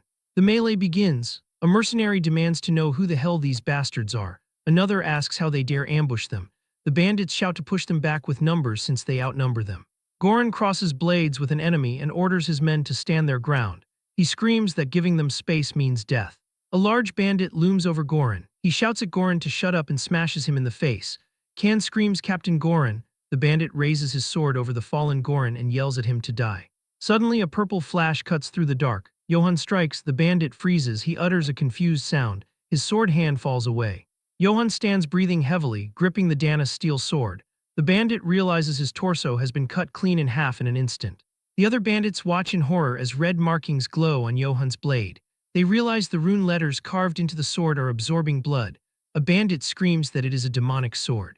Johan stands ominously with the glowing weapon. The bandit panics, wondering why a peddler escort has a demonic sword and realizing there is no way they can beat him. Johan bellows at them to listen up. He declares that he is Johan Yates of House Yates. He screams at them, asking who they are to attack him. Kan and Goran stare in shock, realizing he is a noble. Johan internally hopes that changing it a bit from Yates shouldn't be a problem. The bandits whisper in terror. One says that he doesn't know what house that is, but it means he is a noble. Another points out that if he is using a demonic sword, it must not be your run-of-the-mill house. They realize they are screwed for messing with a noble house. Johan points his glowing blade at them. He demands they answer his question. He asks if they will surrender now or if they will meet their end by this sword. He holds the weapon forward, demanding the bastards think carefully. The bandit leader drops his sword. It clatters to the ground. The others follow suit. The leader stammers that they surrender. Johan lowers his sword and sheathes it slightly. He calls out to Goran. Goran stammers a yes, Sir Johan. Johan orders him to bind them. The bandits are huddled together on their knees. Johan turns away, his eye glowing blue. He declares that he may cut down anyone who resists. Johan bandages his arm and stares ahead, leaving Eldons unsure of what to do next. The catfolk whispers about that noble and that he thought he was just a wanderer with good equipment. Goran wonders if there is no way he will hold a grudge because they treated him poorly. He suggests that maybe they should have at least put up a private tent for him. Eldons rationalizes that they let him join when he asked, which surely counts as showing goodwill. He decides he will smooth things over so they should just stay quiet and watch. He greets Johann of House Yates loudly, nodding that he must have had a rough night. Johann acknowledges Eldons simply. Eldons thanks him, stating that he helped protect his caravan. He says he is not sure how he can repay him. He bursts into tears, exclaiming that if he had known he was a noble, he would have lent him a shield. Johann asks what he is talking about. He declares that more importantly, he is glad he is safe. Eldons freezes, asking if he is not going to take compensation. Johann walks away quietly. He stops and turns back. He tells Eldons that by the way, next time lend him a shield. Eldons sweats and bows deeply, promising that next time he will definitely lend him a shield first before anyone else. Johann says good. He then adds that he is thinking of interrogating them and asks if he could get the mercenaries' help. Eldons agrees instantly but adds that now that his status has been revealed, it would put their minds at ease if he spoke more formally. Johann agrees to do that. Johann stands over the prisoners. He kicks one in the back and shouts at the thief to hurry up and move. The bandit groans in pain. Johann glares and asks if he is their leader. He demands to know who they are and why they attacked them. The bandit reveals they are the private soldiers of House Brits. A flashback shows a boar crest burning in flames. The leader explains it was a house that was wiped out. He reveals that a few months ago, House Brits was suddenly attacked on the charge that they supposedly plotted treason against the emperor. He describes how those bastards slaughtered everyone, men, women, children, even the elderly, without any real proof. The leader reveals that the ones who attacked their territory were the wolves of Achaean. Johann is stunned. The leader continues that they resisted desperately, but once the noble executioner joined them they were defeated and had no choice but to retreat. Goran recognizes the name Noble Executioner. Johann thinks it is probably him. He envisions the red eyes of Karamav, the emperor's hunting dog. The bandit apologizes, saying he committed a crime worthy of death. He explains they never would have expected a noble to be traveling with a trading caravan. He recounts how the imperial army chased them, calling them rebels, and the northerners turned their backs on them, calling them cowardly deserters. The leader bows his head, admitting that although he can't justify banditry, they had to do something to survive. Johann asks if they didn't attack them for any other reason. The leader confirms there was no other reason, stating they only targeted a trading company's caravan because it's expensive. Eldons lunges at the man, screaming, "You damn bastard." He asks if he knows that delivery for trading companies is built on trust. He demands if he has any idea how much damage they suffer because of men like him. Johann grabs Eldons by the collar to hold him back and tells him to calm down. Johann ponders the charge of treason against the emperor. He remembers that when he fought Karamav, he said all of it was for the emperor. Johann realizes that now he gets it. He understands there was never any treason against the emperor to begin with. He sees a vision of the emperor and Karamav. Johann deduces the emperor just needed a pretext to purge the nobles, an excuse to unleash Karamav. He curses Karamav, asking what piece of shit claims it's for the emperor. He declares that guy deserves the most horrible death ever. Johann looks at the bandits and realizes they are in a situation similar to his. He acknowledges they are victims of power. With that said, he notes it's also true they became bandits. He admits he is not sure what to do with them. Goran asks Sir Johann what they should do with them. He tells him to just give the order and they can beat the living life out of them until they spill more. Johann stops him, stating they have gotten all the information they need. Goran says he understands. Suddenly, Gamson shouts that they should then beat them to death. He raises a mace to strike a bound prisoner. Goran blocks the strike with his own weapon. Gamson stammers, asking what he is doing and why he is stopping him. Goran scowls and states they surrendered to Sir Johann, so they don't have the right to punish them. Goran emphasizes that especially Gamson has no right after he abandoned his comrades and ran away. Gamson nervously laughs it off. The bandit leader begs the Sir Knight to please spare them. He swears they will never do anything bad again and asks him to please show mercy just this once. Goran tells Sir Johann that if he says the word, he will execute them immediately. He draws his sword. Johann stands in the sunrise. He orders them to disarm them and let them go. The bandits are shocked, asking if he is seriously letting them live. Johann addresses them to listen carefully. He says he understands their circumstances, nodding they probably haven't done any work other than wielding weapons.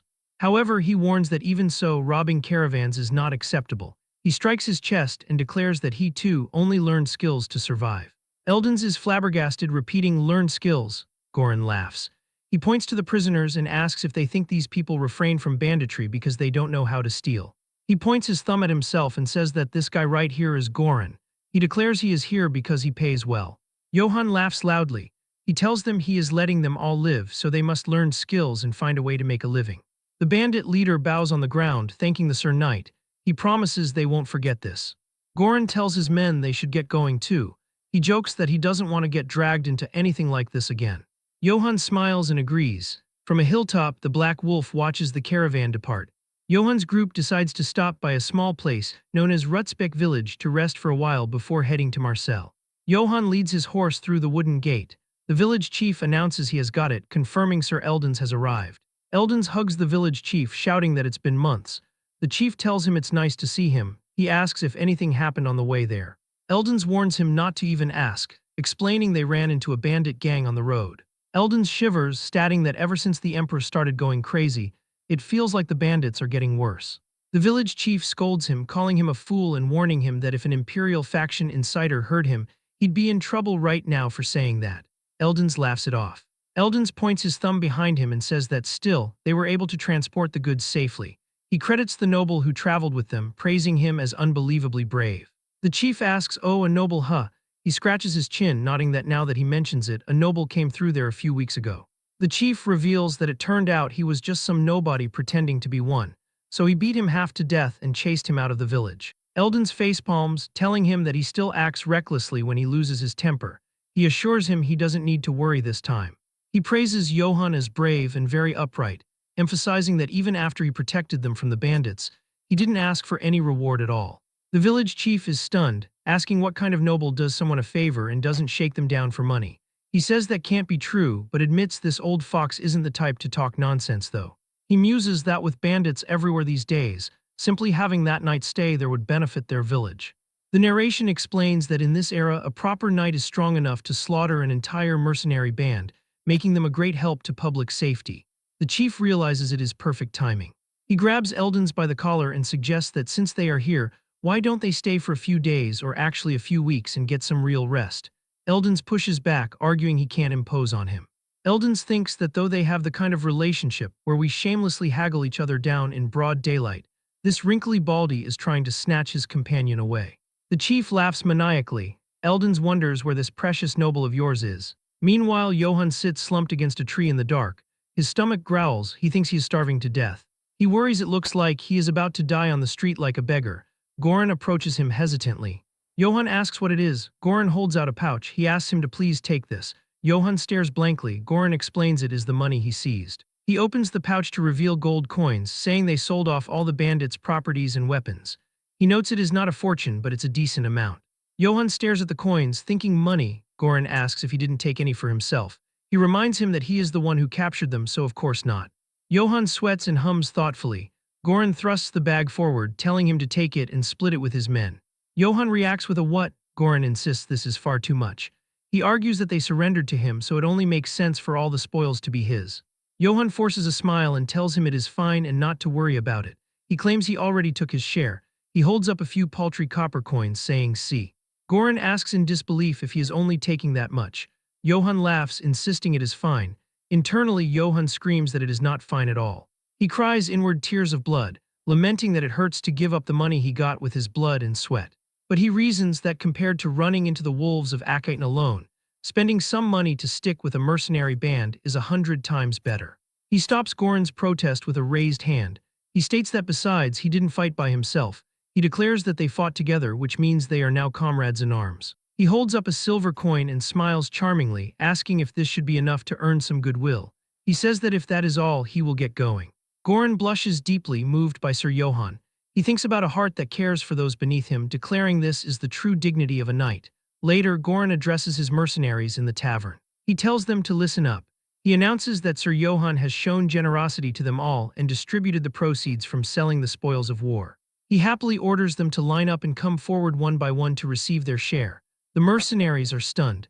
They ask if he heard that right and verify if he is distributing the money that should have been his to them.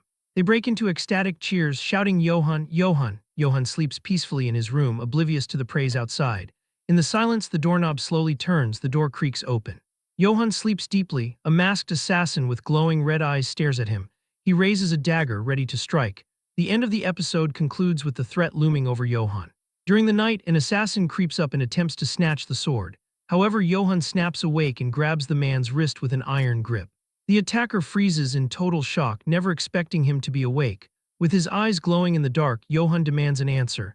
He asks him if he is one of Karamav's lackeys. The assassin panics and begs him to let him go.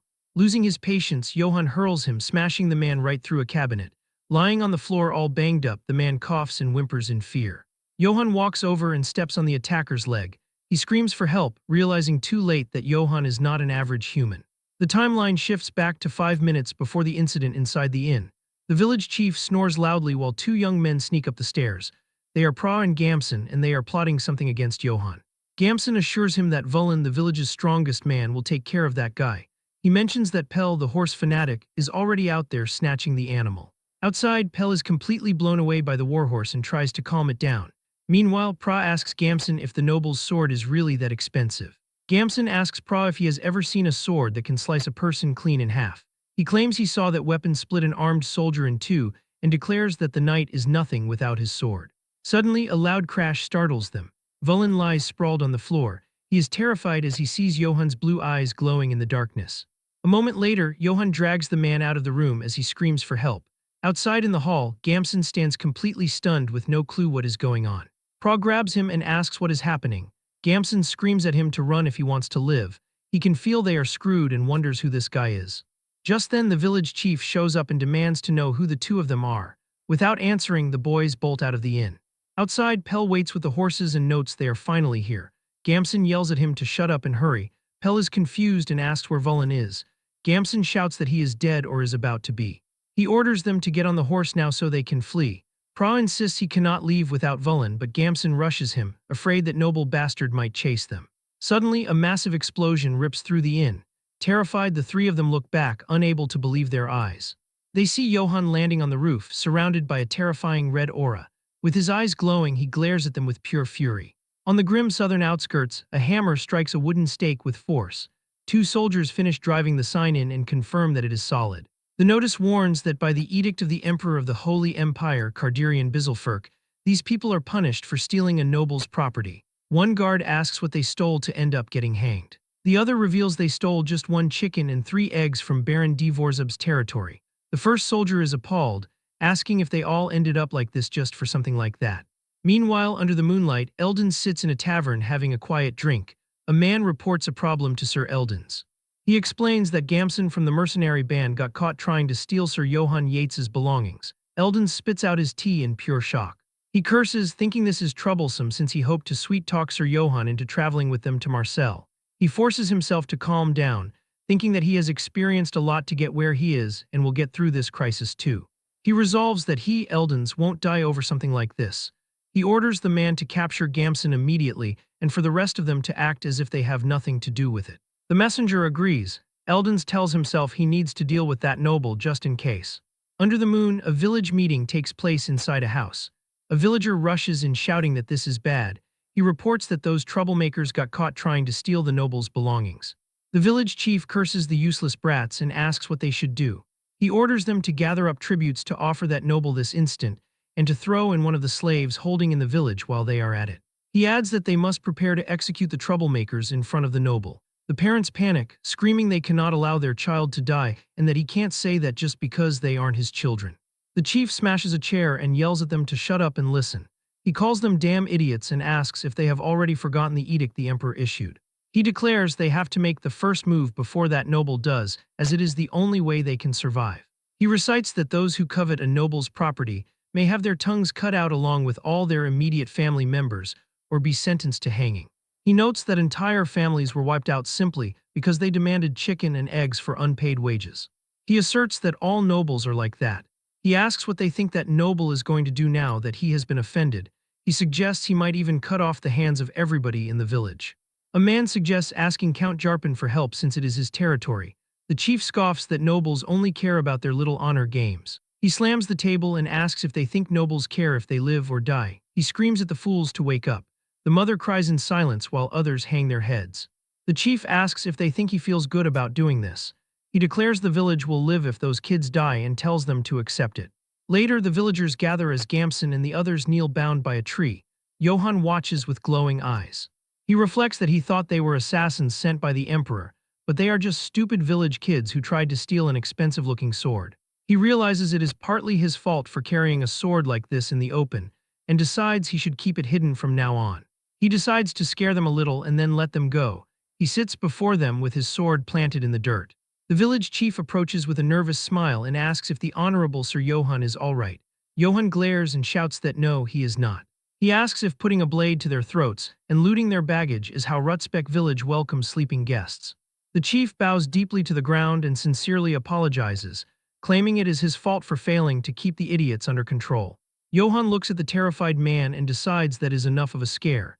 He says all right, tells him to be careful next time and dismisses them.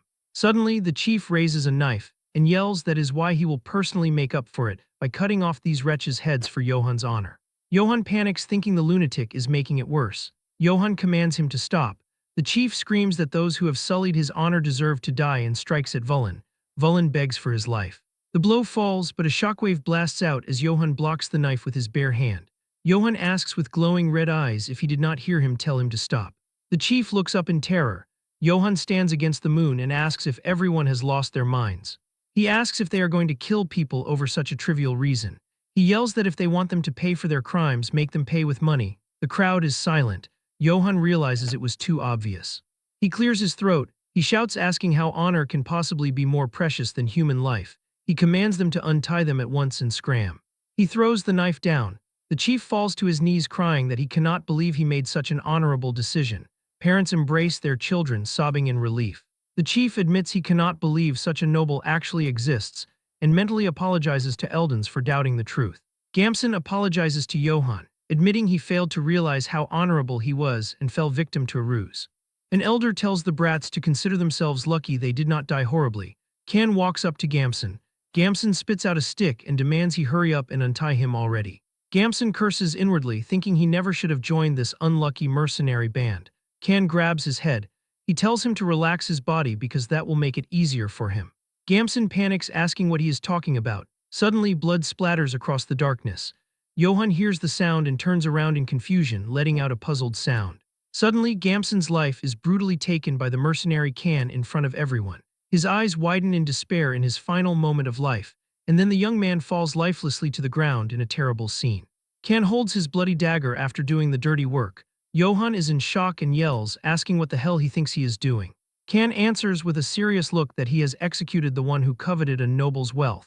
Furious, Johann shouts that he is sure he said he wouldn't have to see their blood.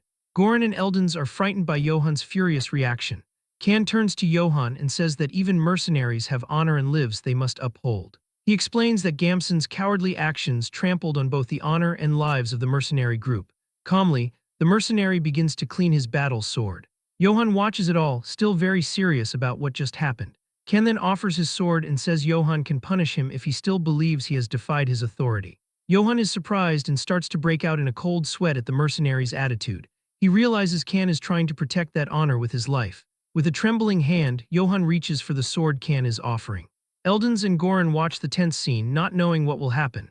Johann pushes the blade aside, refusing to take it. Finally, he apologizes, saying he honestly failed to consider Can's position. Goran and Eldons shout in shock at Johann's action. Can's jaw drops too because a noble would never apologize.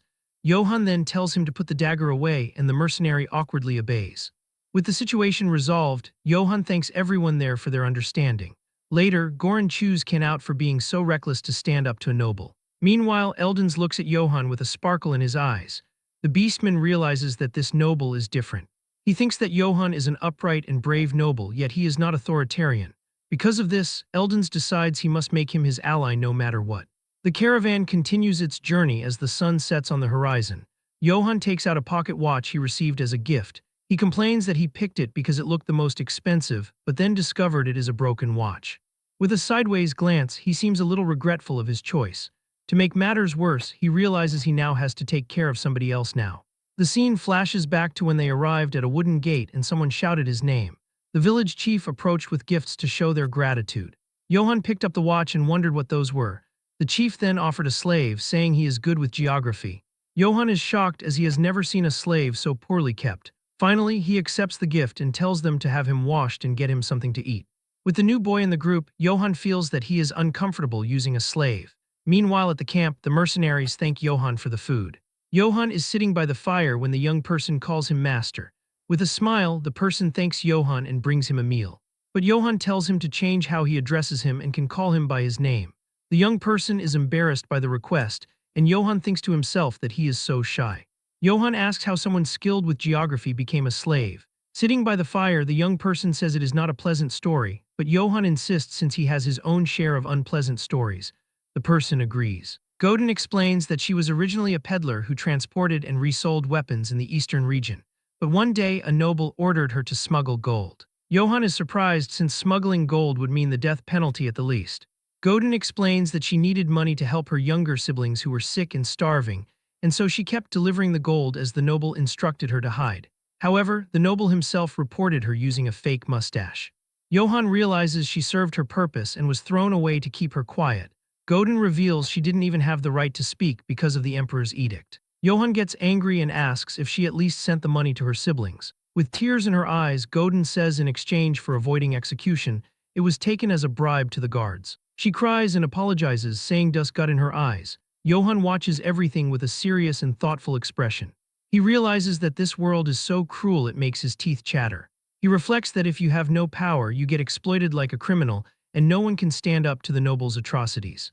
He thinks of House Britz's private soldiers who survived by robbing others, the people of Rutzbeck driven so far they resorted to sacrificing their own children, and even Godin who became a slave after being used by nobles. Johann wonders if this is really right and thinks that he is so pitiful. However, he remembers that he is being chased by the Emperor's army right now and could die any time. With that in mind, Johann calls out to Godin, who answers startled. He declares that now that they are comrades, don't die, and says they should survive and live well together. Godin is surprised and blushes at his words. Suddenly, a mercenary runs up to them and yells that a monster has appeared nearby. Johann asks a monster in size, thinking he has no time to rest at all. He gets up and runs to see what is happening. Godin stays behind, thinking about living together with him. Johann joins the other mercenaries hiding in the bushes. They see a red aura and Goran confirms that there is definitely a monster there. With a serious look, Johann stands up. Someone from the back tells him to please get down, but with a smile on his face, Johann says that it is fine.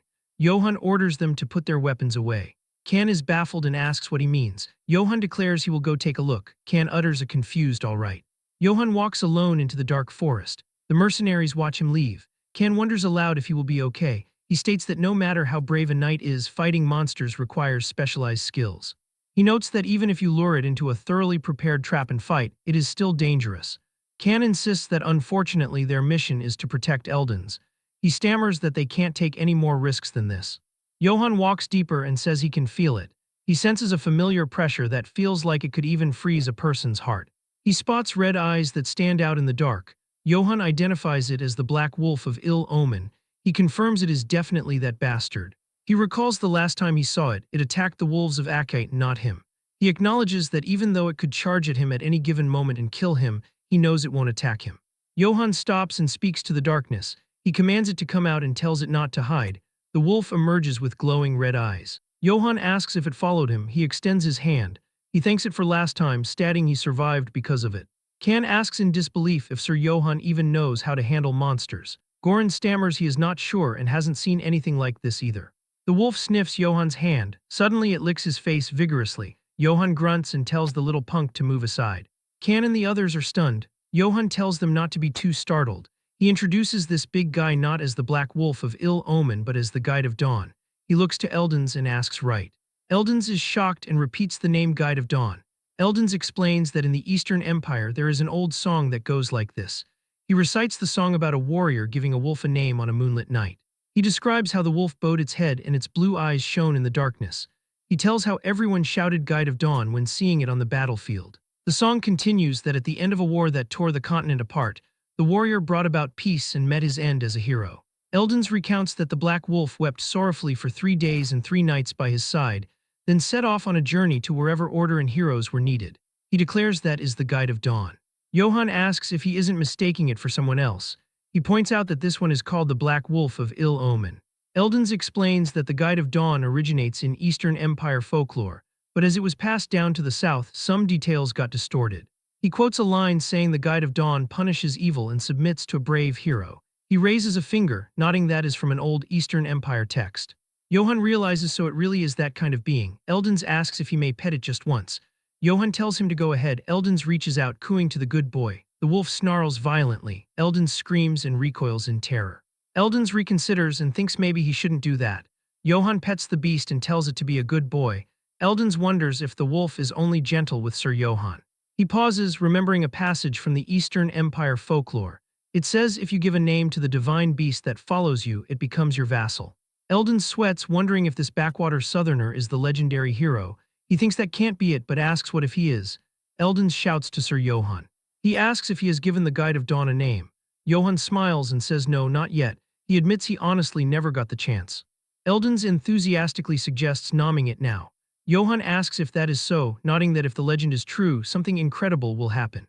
Johann ponders what he should name him. He suggests Katana. Eldens stays silent. Johann pauses. He remembers the last time he saw the wolf was when he buried that bastard Karamav. Johann decides. He declares that in that case he will name him Karamav. He yells the name Karamav. Eldens screams a confused Naya and notes that name is familiar. Red energy erupts from the wolf. Johann watches as the energy shifts to blue light. The wolf howls as it transforms. The light clears, revealing the wolf engulfed in blue flames. The narrative identifies it as Guide of Dawn Karamav. The beast bows its paw to Johann. Johann pets the wolf's head and says he'll be counting on him, Karamav. Johann tells Eldens he was right, calling it astonishing. Eldens lies prostrate on the ground. Johann asks what he is doing. Eldens stammers that everything is exactly as it was in the folklore. He exclaims it is his first time seeing a scene from a myth with his own eyes. Eldens declares he has respected him since the moment he first saw him. He lists Johann's deeds, from protecting them from bandits to forgiving enemies with honor. He pays his respects to the one chosen by the Eastern divine beast. He hails him as the hero of troubled times. Canon Godin gasps in shock, repeating the title. The mercenaries bow. Johann scratches his cheek awkwardly. He apologizes to Eldens. Eldens looks up confused. Johann explains he is not the kind of hero he thinks he is. He states he is just a wanderer from an insignificant house, worried about making a living. He adds that on top of that, he is being hunted because he beat Karamav to death.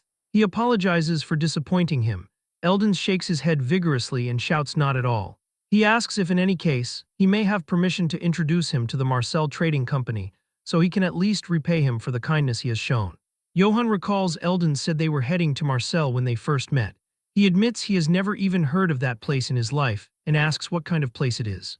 Eldens explains Marcel is famous as a free trade city. He says in this region all cities must first pass through Marcel. He emphasizes that more than anything, it's one of the few cities the Emperor cannot reach. Johann freezes. Eldens repeats that the Emperor cannot reach it. He adds that plus trade is active there. Johann thinks that if everything goes well, maybe he can start over as a merchant. He tells Eldens he can't ignore his kindness. He thanks Sir Johann. Eldens sings the Song of the Warrior again. He thinks that he just hopes no weird rumors spread around the trading company about him being some hero or whatever. Johann wonders about being a hero of troubled times. He thinks how nice it would be if he really were that kind of hero. He sighs. Johann reflects that whether it's in his past life or now, he is still nothing but a wanderer struggling to keep his life intact. He remembers the voice saying he will know only suffering from this point on. He scoffs. He notes it's not like life before he died was that easy either. Johann clenches his fist. He declares that this time is different. He vows that this time he'll move forward step by his own will. Johann announces they should go to the city of wealthy merchants, Marcel. Johann looks out at the sprawling scenery with visible astonishment and asks if this place is Marcel. Godin is no less delighted and remarks with emotion that he never thought he would be able to come back here. As Johann observes the surrounding cityscape, he thinks that since they are now in a merchant city, they should do some shopping. At that moment, Karamav barks a few times happily in a playful manner. Johann calls out to him curiously and asks what he is doing over there. A nearby shop owner bends down cheerfully, stroking Karamav's head while laughing and nodding that he is a cute little thing. The woman offers him a bite of something to try. Seeing this, Johann pauses and realizes that that guy just looks like a cute little dog to everyone else. The scene shifts to the day before entering Marcel. Karamav sits in his true beast form under the moonlight. Johann looks at Karamav and calls his name. Johann gestures with his hands, explaining that a puppy this size might be fine, but if a monster like him goes into the city, there will be an uproar. Johann asks if he can wait outside the city. Karamav understands and responds with a woof. Dark energy and blue flames envelope Karamav's body. To Johann's shock, Karamav's form completely transforms. Moments later, a small blue puppy stands in his place. Karamev looks up and barks. Johann exclaims in shock, asking if he got smaller and wondering if this is another one of a divine beast's abilities. Godin rushes over and hugs Karamev tightly, shouting whoa and declaring he is so cute. Johann sighs with relief and says, well, if he is about that size, there probably won't be any problems. Returning to the present, the townspeople gather around Johann and Godin. They express amazement at the unique-looking puppy and wonder if it is a pet brought in from a foreign land. Godin holds Karamev and apologizes awkwardly, saying this little guy has no manners. The shop owner says no, it is okay. Johann thinks that drawing attention won't do them any good since they need to get out of here quickly. He reminds himself that they are still being pursued after all. Godin calls out to Johann from behind. He proposes that if Johann buys a large bag that can hold luggage, oil, and vinegar, he can handle all the equipment. Johann reacts with mild surprise, realizing aloud that Godin used to be an equipment merchant. He holds out his hand and says he only has 4 silver coins. He asks Godin if they can really buy everything they need with this much money. Godin inspects the coins. He holds up a single silver coin. Godin declares that Godin promises to get everything he mentioned with 1 silver coin. Johann laughs and tells him not to overdo it. Johann wonders what he can even do with 1 silver coin. 50 minutes later, a heavy backpack slams onto the ground. Godin wipes sweat from his brow and says, phew, this should be enough. Johann stands stunned, thinking he cannot believe he got everything with just 1 silver coin. The narration explains the purchases. First, they bought Johann's tactical bag. Godin is shown wearing a large supply backpack. The narrative notes this will make storing items much easier. Godin used his incredible gift of gab to sell the completely shattered helm for a very high price. The narrative adds that he even got a mace thrown in for free. Godin tosses a coin, looking pleased. The text explains that on top of that, after buying vinegar and oil for equipment preservation and other supplies, they even got change. Johann looks at the balance scroll. The scroll reads, initial 4 silver coins, spent 1 silver coin, profit 9 silver coins. The final balance is 12 silver coins and 10 copper coins. Johann realizes that somehow, they ended up with even more money than before they started. Johann ponders that if he can sell a broken helm for that much, then he wonders how much Karamav's equipment, which he buried, would be worth. He imagines digging it up. Johann decides if he ever has to go back later, he should dig it up and sell it. Johann remarks to Godin that he looks happy doing familiar work. He says he guesses he really was a merchant and asks if he liked his old job. Godin unpacks items. He admits he missed this life. Godin touches his neck and says he became a slave, never knowing when he might die. He describes living each day in despair and fear. He looks up with hope. Godin declares that but now that he has met Johann, he feels like he has returned to his life from back when he was a merchant, not a slave. Godin smiles brightly and thanks Johann. He states that even if he hadn't been a slave, he is sure he would still be journeying with him. Johann smiles gently. He says hearing him say that makes him happy. Johann declares he will be counting on him from here on out, Godin. Godin blushes and yells okay, Johann. Johann looks at the sky and announces, all right, now let's go explore Marcel. Godin agrees enthusiastically. Johann sits in a bustling tavern surrounded by food. The narrative states that Johann, who has only known hardship until now, is finally experiencing a happiness that far surpasses his life as a wanderer after arriving in the commercial city Marcel. Johann tears into a rib.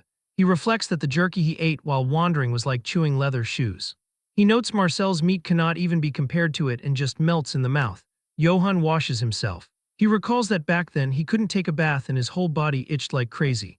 He rubs his face, thinking in Marcel he can bathe in warm water anytime he wants.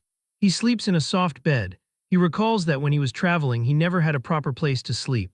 He remembers that every time he laid down, damp, cold stones would stab his whole body. Johann snuggles under the blanket, thinking in Marcel he can sleep under warm, soft blankets. Johann cries tears of joy, thinking life in Marcel is so good. He decides he's going to settle down and live here.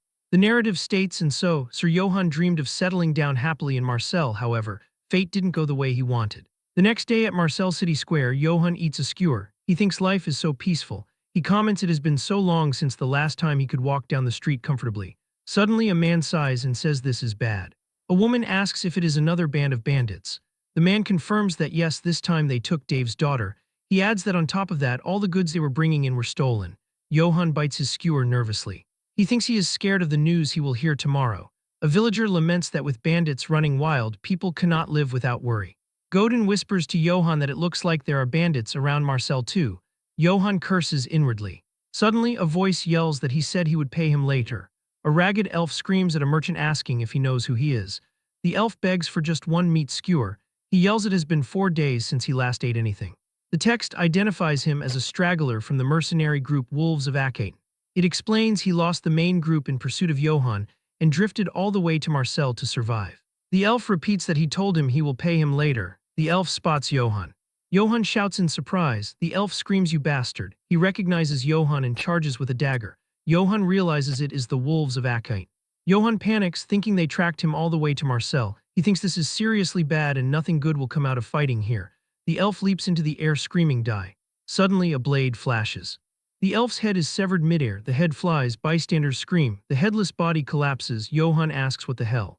A man on horseback appears. He says he thought he was a bandit but asks if he was a mere robber. He complains that with the current security being terrible, all kinds of people are crawling out. The writer asks, "You there, wanderer?" He asks if he is hurt anywhere. Godin answers, "Oh no, thank you." Johann stands silent. The writer smiles and tells them, "Good, always watch yourself." He yells, "Giddy up." The horse gallops away. The writer shouts to the citizens of Marcel. Soldiers march behind him. He identifies himself as captain of the Oak Tree Mercenaries, Brattle. Brattle declares, "Do not worry." He assures them that the 500-strong Oak Tree Mercenaries will wipe out the band of bandits and make Marcel safe again. Godin stares in awe, saying amazing and that he cannot believe he is seeing them in person. Johann asks if they are famous. Godin confirms yes, the Oak Tree Mercenaries. He explains he heard they are one of the top mercenary groups in the Empire. He adds that he guesses there really are bandits going around Marcel and they must have been hired to wipe them out. Johann looks grim. Johann realizes if that man didn't help him, he might have been exposed. He thinks, and if that happened, there is no way he could have stayed in Marcel any longer, with the Empire hunting him down and all. He recalls the prophecy that he will know only suffering from this point on. Johann clenches his fist and tells himself to get a grip, reminding himself he is still a fugitive. He decides the only way he can survive is by building a good relationship with the Katana Trading Company. He envisions Eldon's giving a thumbs up. He notes even the Emperor can't recklessly mess with a trading company. He thinks fortunately, Eldon's thinks highly of him, so he got a chance to interact with the Marcel Trading Company. But he worries what if his identity is revealed before that. He asks if they would still step forward and protect him if they learn that the Empire is after him. He envisions Eldon's holding a sign saying absolutely not. Johann concludes if he is exposed before he builds a good relationship with Katana, he will, without a doubt, die. He strikes his palm and states his goal is clear. He needs to go to the Katana Trading Company and get protection from the Empire. Johann resolves that so until he gains the company's trust, his identity must never be revealed. A voice says, "Excuse me." Johann turns. A woman with cat ears asks if he is Sir Johann. She bows before a green banner. She introduces herself as an exclusive maid of the Katana Trading Company. She says her name is Ibelka. Ibelka states she heard of his exploits from Eldon's and is greatly impressed. Johann looks wary. Ibelka says they would like to form a close bond with him and his house. She smiles and asks if he is not busy, could he please come with her to the Katana Trading Company. The Katana Trading Company Marcel branch stands imposingly against a clear blue sky. Outside the entrance, Godin crouches down next to the blue puppy. He commands Karamev to give him a paw. Karamev growls and chomps down hard on Godin's hand. Godin yelps in pain, telling the dog to stop biting him. Inside the branch, Johann sits alone on a plush red sofa. He waits in silence. Johann thinks that he finally made it to the company. He reflects that this place could be his chance to change his life. He thinks he just has to hope the talks go well. A voice from behind asks if he is Sir Johann, correct. The voice adds she heard about him from Eldon's. A pink-haired catfolk woman bows politely, looking up with a small smile. She introduces herself, stating allow her to formally introduce herself. She says her name is Ayan and she is the branch manager of the Katana Trading Company's Marcel branch. Johann stands up abruptly with a start. He introduces himself as Johann of House Yates. He says it is a pleasure to meet her. Ayan smiles, saying likewise, Sir Johann. She gestures to the seating area, suggesting they talk over a cup of tea. Johann agrees, saying sounds good, let's do that. Later, steam curls from a teacup. Johann stares at the black liquid. He thinks that this is coffee, though. He holds the cup and politely thanks her for the drink. He remarks that the aroma is wonderful, asking if this tea is made by roasting fruit seeds and brewing them. Ayan beams, confirming that is correct. She notes he is quite perceptive. She states it is rare to find someone who recognizes it. Ayan's expression turns serious. She asks if now they shall get down to business. She leans forward with a sharp gaze. She states they can guess why he has come here. Johann spits his coffee out in shock. He coughs, wiping his mouth. He sweats nervously, wondering if they found out he is being hunted by the Emperor. Ayan points a finger at him. She declares it is because he harbors ambition in his heart. Johann stares blankly and utters a confused huh. Ayan explains she heard from Eldon's. She recounts that according to him, Johann protected the innocent and showed mercy to enemies who surrendered. A visual of the blue-lit battlefield appears. Ayan continues that seeing a man like him has come to Marseille where bandits run rampant. She was able to discern his ambition to save the city with his own hands. Johann covers his face with his hand. He thinks he doesn't know what she's talking about, but he should play along for now. He lowers his hand and says seriously that he sees, admitting she has seen through his true intent. Ayan smiles broadly. She states ambition isn't a bad thing. She whispers that on the contrary, it is a virtue of those who are worthy. She leans in close, revealing that their company loves to sponsor the ambitions of those who are worthy. Johann realizes here it is an opportunity for a deal. Ayan adds that if he wishes, they can even introduce him to Marcel's governor. Johann blushes with excitement, realizing she means the governor. He thinks the governor is basically on the same level as the mayor. He realizes he can get the company and the mayor on his side. He imagines the emperor looming in the darkness. Johann thinks that if everything goes well, even if that old emperor himself shows up, he won't be able to do anything to him. He resolves he has to accept this no matter what. Johann laughs and thanks her for the offer. He asks if she could tell him exactly what sponsorship from the Katana Trading Company entails. Ayan smiles, gesturing to a backdrop of gold, food, and buildings. She explains that sponsorship means every service their company provides. She lists restaurants, inns, and even entertainment. She holds up a wine bottle, declaring he may enjoy anything he wishes under the name of Katana. She raises a sharp finger. She states, however, there is one condition. She tells him he must promise one thing. She says he must promise to fight under the company's banner whenever they require his aid. Johann looks serious. He interprets this as meaning she wants him to deal with the bandits threatening the city. Ayan says no. She informs him the oak tree mercenaries have already departed for that. Johann looks confused, asking about something else. Ayan explains that recently, the number of shop districts holding a grudge against the Katana Trading Company has been increasing. Two angry merchants are shown shouting accusations about monopolizing the market. Ayan touches her chest, explaining the louder their complaints, the harder it gets for them to handle. Her eyes glow ominously in the shadow. She states she would like him to remove the members of those disgruntled shop districts. She adds chillingly, preferably their children as well. She smiles sweetly with slit eyes. She declares that is their only condition. She asks, so how about it, Sir Johann? Johann sits in silence, looking down. The sun sets over the Katana Cathedral. Johann walks out of the gate. Godin stands up with his backpack and Karamav, cheerfully saying, Johann, you're back. Godin asks how it went. Johann stands silently in the shadows. Godin asks Johann's name hesitantly. Suddenly, Johann grins widely. He shouts Godin's name enthusiastically. He yells that they should let's go suck on some honey. Godin stammers, asking what. He repeats go suck on honey, looking confused. The scene shifts to 1 hour earlier in the office. Johann says he refuses. He frowns, stating that in a city as large as Marseille, it is only natural for complaints to arise if you monopolize distribution. He looks at Ayan with intensity. He states that yet instead of resolving the matter through discussion, she wants him to kill them. He emphasizes their children too at that. Johann's eyes glow blue with determination. He declares he can't kill innocent people for that reason. He says firmly he refuses to do it. He turns away, saying let's pretend this deal never happened. Ayan smiles from the shadows. She tells him he passes Sir Johann. Johann stops and asks pardon. Ayan stands and curtsies gracefully. She reveals they were testing whether he was suitable to receive their company's sponsorship. She asks him to please forgive their impudence, O righteous knight. Johann sits on the sofa, stammering. He asks if then the monopoly and the shop district's complaints are fake. Ayan confirms the Katana Trading Company has never monopolized distribution. She smiles, adding nor have they incurred the shop district's resentment. She notes on the contrary, they distribute quality goods at accurate market prices. She adds smugly they are rather well liked among merchants actually. She stands straight. She states in any case they wish to keep the terms they proposed. She clarifies that doesn't mean they expect him to head to a battlefield immediately. She reminds him the oak tree mercenaries have already gone to subdue the bandits. She tells him he is free to rest and enjoy Katana's sponsorship in the meantime. Ayan extends her hand with a smile. She asks what he says, Sir Johann. She asks if he will join hands with her. Johann grins. He grabs her hand firmly and exclaims great. He accepts. A golden light shines as they shake hands. Ayan speaks a blessing by the grace of Saint Luak, wishing may this meeting benefit us both. Back in the present on the street, Godin asks what suck on honey means. Johann walks with a spring in his step. He explains that, basically, it is something along the lines of let's go eat something expensive. He holds up his hand, adding using the money of the Katana Trading Company. Godin asks if that means his talks with them went well. Johann confirms yes, saying they've finally sponsored him. Godin cheers woo, congratulating Johann. Johann thanks Godin. Johann looks up at the sunset sky. He reflects that he's been sponsored by a company the moment he entered Marcel. He thinks everything is going well. He clenches his fist, nodding the bandits around Marcel seem to be causing a ruckus lately. He thinks, however, once the oak tree mercenaries wipe them out, this place will be peaceful again. Johann smiles confidently, looking forward. He thinks that happy life he's dreamed of isn't far away. He smiles, thinking it's time to relax and enjoy himself for once. Suddenly, a high-pitched scream pierces the air. A grotesque close-up shows a large green fly landing on a dead man's nose. Mutilated corpses lie in a heap in the street.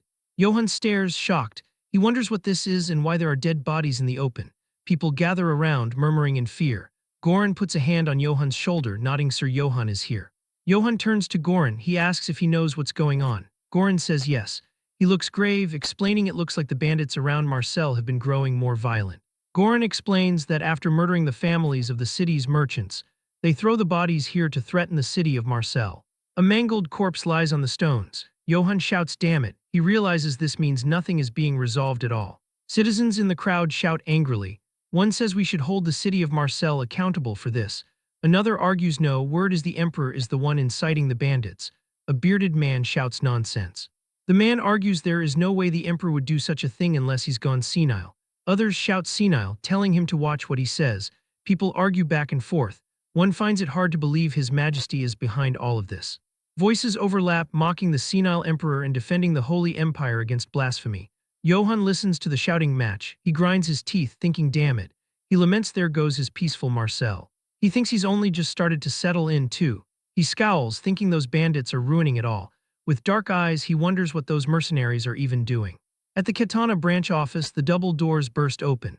Ibelka rushes in, stammering, "Excuse me, branch manager Ayan." She shouts she brings terrible news. Ayan sits at her desk. She says if she means the merchants' bodies the bandits sent, she already knows. She asks sharply what the oak tree mercenaries are doing. Ibelka flinches. Ibelka looks down, saying about that. She stammers that they can't reach the oak tree mercenaries at all. Ayan freezes. She asks what she said and what she means. Ibelka reveals the liaison's corpse was found near the forest outside Marcel yesterday. She adds it was in a truly horrific state. A panel shows shadowy silhouettes of bodies hanging from trees against a red sky. Ayan stands silently in the dark room. She trembles. She thinks the oak tree mercenaries have military strength comparable to a city's. She clenches her hands, thinking she can't imagine them losing to a mere bandit gang. She slams her hands on the desk with a boom, screaming Ibelka's name. Ibelka jumps back, screaming, "Yes, ma'am." Ayan's eyes glow green in the dark. She orders Ibelka to bring her Sutulga, the mage of the Ifil River. She declares they need to find out whether they really were taken down or not through his prophecies. The scene shifts to the Ifil River at night, glowing with blue light. Water cascades down luminous rocks. A wrinkled hand touches the water surface. The mage hums thoughtfully. He says, "Oh ho, I see." He speaks to the reflection, telling Katana they have got it wrong. He stands cloaked in shadows under the moon. He states searching for the oak tree mercenaries won't change anything. The mage sees Johann's smiling face reflected in the water. He laughs softly, saying, "Ho." He identifies Johann as the man who killed the emperor's hunting dog and fled. He notes now he is hiding inside Marcel's money pouch. His face is hidden in deep shadow. He smiles sinisterly. He distorts the water, declaring things won't go the way that bastard thinks it will. The mood back at the Katana Trading Company's Marcel branch is heavy and oppressive. The door creaks open as Lord Sutulga enters, clearing his throat. His sudden appearance makes Ibelka blurt out in surprise before she hurriedly welcomes him, expressing her gratitude for him answering Katana's request. Lord Sutulga, however, gives her a dark glance and questions how she can claim to be thankful after she sent someone who drives the carriage like a maniac, remarking that his back was about to snap. Terrified, Ibelka immediately apologizes profusely. She then turns to announce that she will go fetch Lady Ayan, but Lord Sutulga stops her, saying it is unnecessary. Confused, Ibelka asks for clarification, and Lord Sutulga explains that if the matter was truly urgent, Ayan would have come on her own. Ibelka stands frozen in an awkward silence, unsure how to respond. As she seems about to speak, Lord Sutulga sternly warns her not to make him repeat himself. She instantly complies, affirming her obedience. Taking a seat, Lord Sutulga clears his throat once more, stroking his long beard, and he states that according to the voice of the Ifil River, he was destined to meet someone here. At the same time, outside the building, Johann looks up in excitement at the Marcel branch of the Katana Trading Company before him. He reflects that the day he will finally meet Marcel's governor has arrived. Filled with determination, he resolves to win the governor's favor, settle down permanently in Marcel, put an end to his wandering life, and escape being hunted by the emperor. He proudly thinks to himself that he has made it to the second round of an interview at a major corporation. Throughout the long corridor, only Johan's footsteps echo. As he walks, he mutters to himself with a hint of excitement, wondering what the governor might like and thinking that perhaps he should have asked beforehand. Suddenly, Karamev comes to an abrupt halt and lets out a low growl. Finding this strange, Johann asks what is wrong with him. At that moment, he realizes that Lord Sutulga is standing right in front of them. Stroking his beard, the old man calmly remarks that the name Karamev does not seem fitting for a divine beast. Seeing Lord Sutulga before him, Johann cannot help but feel tense. Inwardly, he questions how this old man could possibly know that Karamev is a divine beast. Without hesitation, Johann directly asks who the man is. Lord Sutulga pauses briefly before replying that it seems Johann does not know him. He then introduces himself straightforwardly, stating that his name is Sutulga and that he is the sage of the Ifel River, repeating the title as if to emphasize it. Johann narrows his eyes slightly and expresses his doubt, murmuring about the word sage. Seemingly understanding his hesitation, Sutulga summarizes it simply by saying that he is a mage. Only then does realization dawn on Johann. He reacts in astonishment, his face flushing with excitement as he recalls that this world truly has magic. Growing more animated, he exclaims to himself that although he had come to meet the governor, he has unexpectedly encountered a mage as well, and that big cities are indeed different. Johann then rushes forward and holds Sutulga's hands tightly, expressing that it is an honor to meet him and confessing that he has always wanted to meet a mage at least once in his life. Those words make Sutulga blush deeply.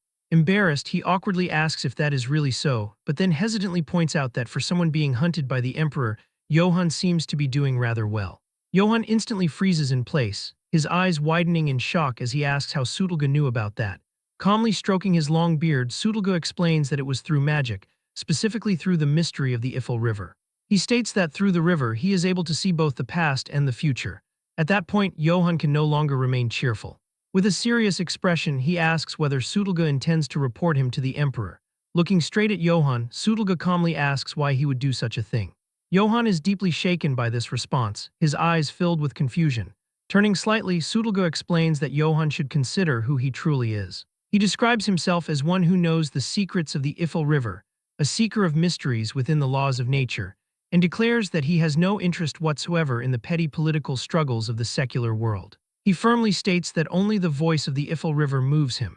Johann begins to feel curious about that place and silently repeats the name of the Ifel River in his mind.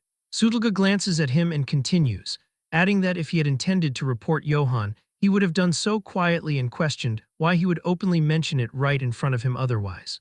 Only then is Johann able to breathe a sigh of relief. Smiling faintly to reassure himself, he admits inwardly that Sutulga is right. Regaining his composure in an instant, Johann suddenly grabs Sutulga's hand and earnestly asks if he could hear about magic from him and whether that would be acceptable. Caught off guard and still embarrassed, Sutulga lets out a confused sound. Looking into Johann's eyes, which are overflowing with excitement, he cannot help but feel puzzled, wondering what is wrong with this man and thinking that a normal knight should have behaved very differently. He recalls how people in the past had looked down on him, mocking mages as cowardly scholars who knew nothing of honor in battle and who spent their days muttering creepy nonsense. Returning to the present, Sutulga suddenly realizes that this must be the reason why he is so confused. He cannot understand why this knight is lighting up with excitement over magic. Johann continues pressing eagerly, asking how magic is used and whether even an ordinary person like himself could use it. Faced with such enthusiasm, Sutulga grows unaccustomed and hesitates awkwardly. In contrast, Johann has already begun plotting for his own future, thinking that this is his chance to learn magic and become a magic swordsman, believing that if he achieves that, his chances of survival will surely increase. Sutulga takes a small step back and strokes his beard to calm himself before finally agreeing. He states that their meeting is a matter of fate and that it is not as though he cannot tell Johann about magic. Johann looks up with a hint of disappointment and lets out a small sound of reaction. Sutulga then continues, adding that teaching him outright for free would be too boring. He proposes that if Johann manages to win even a single round in a game against him, he will teach him magic.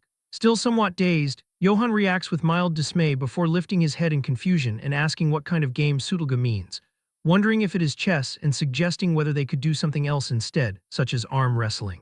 In Johann's imagination, he could easily defeat Sutulga in an arm wrestling match, and he even envisions himself shouting triumphantly. At the same time, a reminder surfaces in his mind, warning him not to use his strength against the elderly or the weak. Hearing this, Sutulga cannot help but laugh, remarking that arm wrestling would obviously give Johann the advantage.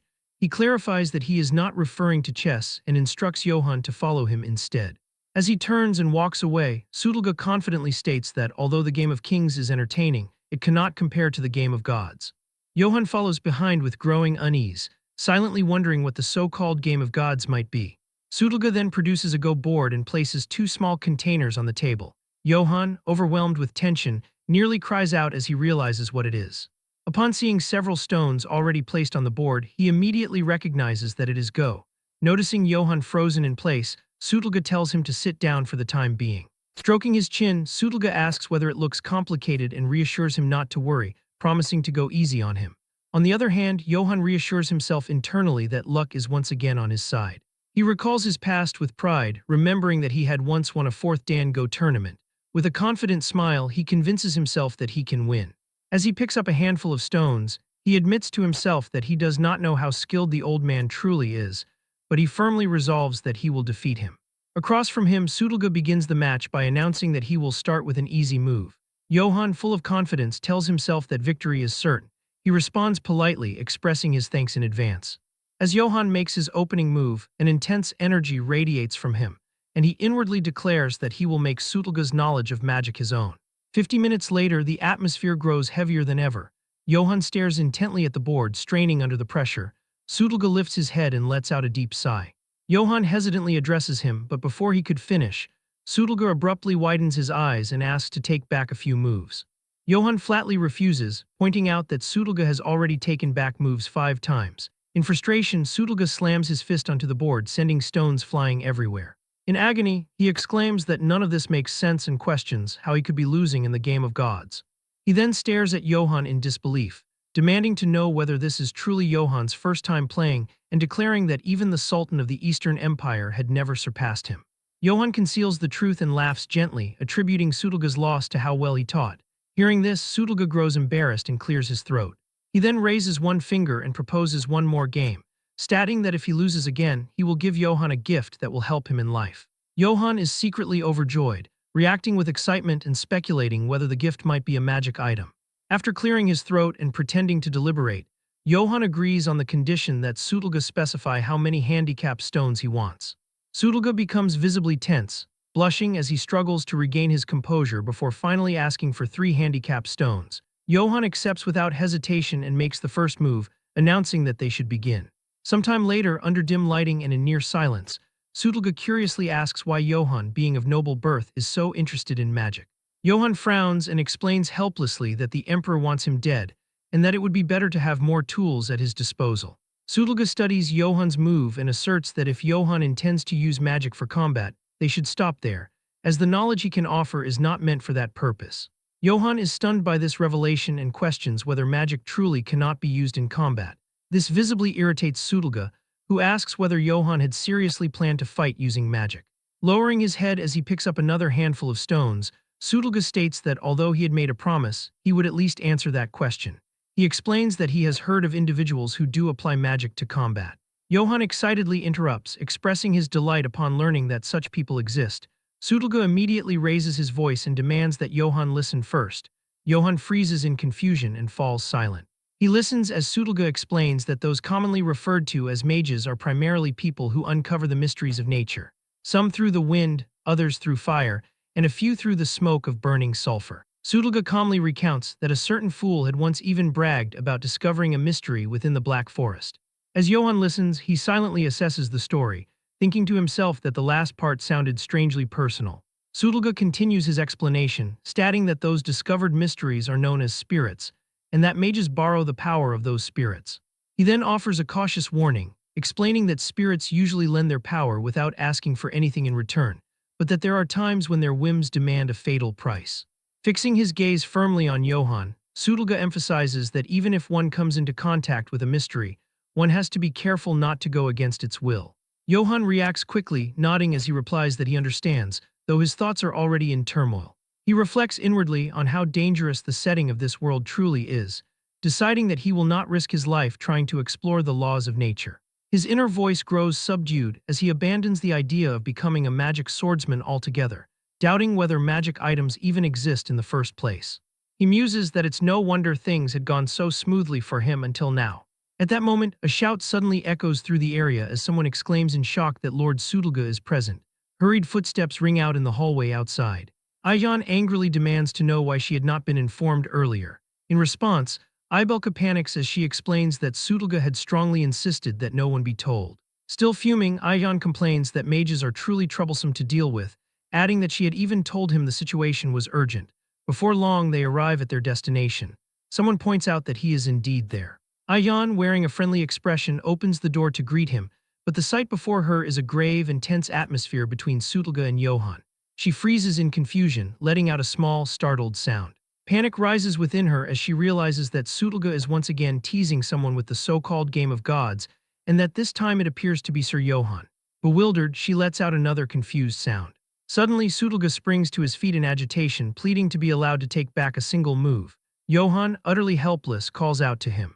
Meanwhile, Aijan stares in disbelief, wondering how it is possible that Lord Sudolga is actually losing in the game of gods. Her curiosity deepens as she looks at Johann, who is smiling brightly across the board, and she questions just what kind of person Sir Johann truly is. Johann, filled with excitement, urges him to simply accept his loss. At that point, Aijan speaks up again, exclaiming in surprise as she greets Lord Sudolga, remarking that she had not realized he was there. She approaches him warmly and remarks that if he had come to Marcel, he should have contacted her, asking whether he had been enjoying a pleasant time with Sir Johann. Sudolga laughs heartily as he strokes his long beard, replying that he had merely been playing a few games with the knight. Aijan responds in understanding. Using her arrival as an excuse, Sudolga moves to clear the go board, remarking that since the branch manager has arrived, they will unfortunately have to end the game there. Johann, who had been preparing to make his next move, freezes when he sees that the board has already been cleared. Just then, Sudolga places two flasks, one red and one blue, onto the table and instructs Johann to take them. Johann stares at them in confusion and asks what they are. Sudolga swiftly explains that he had not forgotten his promise, revealing that they are water flasks containing the final secrets of the Ifil River, known respectively as the Water of Wrath and the Water of Blessing. In a flashback at the Oak Tree Mercenaries outpost, their banner flies under a blood-red sky. Captain Brattle and his men are in complete terror, totally overwhelmed by an unseen threat. From the shadows of the forest, a pair of menacing red eyes emerges, fixated on the doomed mercenaries. The attacker is revealed to be a mysterious woman in dark clothes, and her face is obscured by shadow except for a terrifying, glowing red smile. Brattle screams in horror, realizing this terrifying entity is no mere bandit. The reflection in his eye captures the crimson glow of his approaching doom. The flashback ends with a final, blood-curdling scream echoing through the night as the mercenaries are slaughtered. Back in the present, the scene shifts to the Katana Trading Company's Grand Branch in the city of Marcel. Inside, Johann inspects the two magical flasks given to him by Sudolga, identifying them as the Water of Wrath and the Water of Blessing. As he does, Sudolga explains his lifelong, fruitless quest to understand the Ifil River's secrets of life and death, and he reveals that it wasn't until Johann's arrival that the river's mysteries began to unravel for him. After that, he details the incredible power of the red flask, which can heal any wound as long as the victim isn't decapitated. In contrast, the green flask is a deadly poison capable of melting a person with a single drop. Johann is ecstatic to finally own magic items, believing the powerful potions will put his mind at ease for the dangers ahead. Just then, Aijan consults with Sudolga, confirming she called him because of the prophecy and the recent civilian casualties caused by bandits. She reports that the elite Oak Tree mercenaries were dispatched to handle the situation, but the company has since lost all contact with them.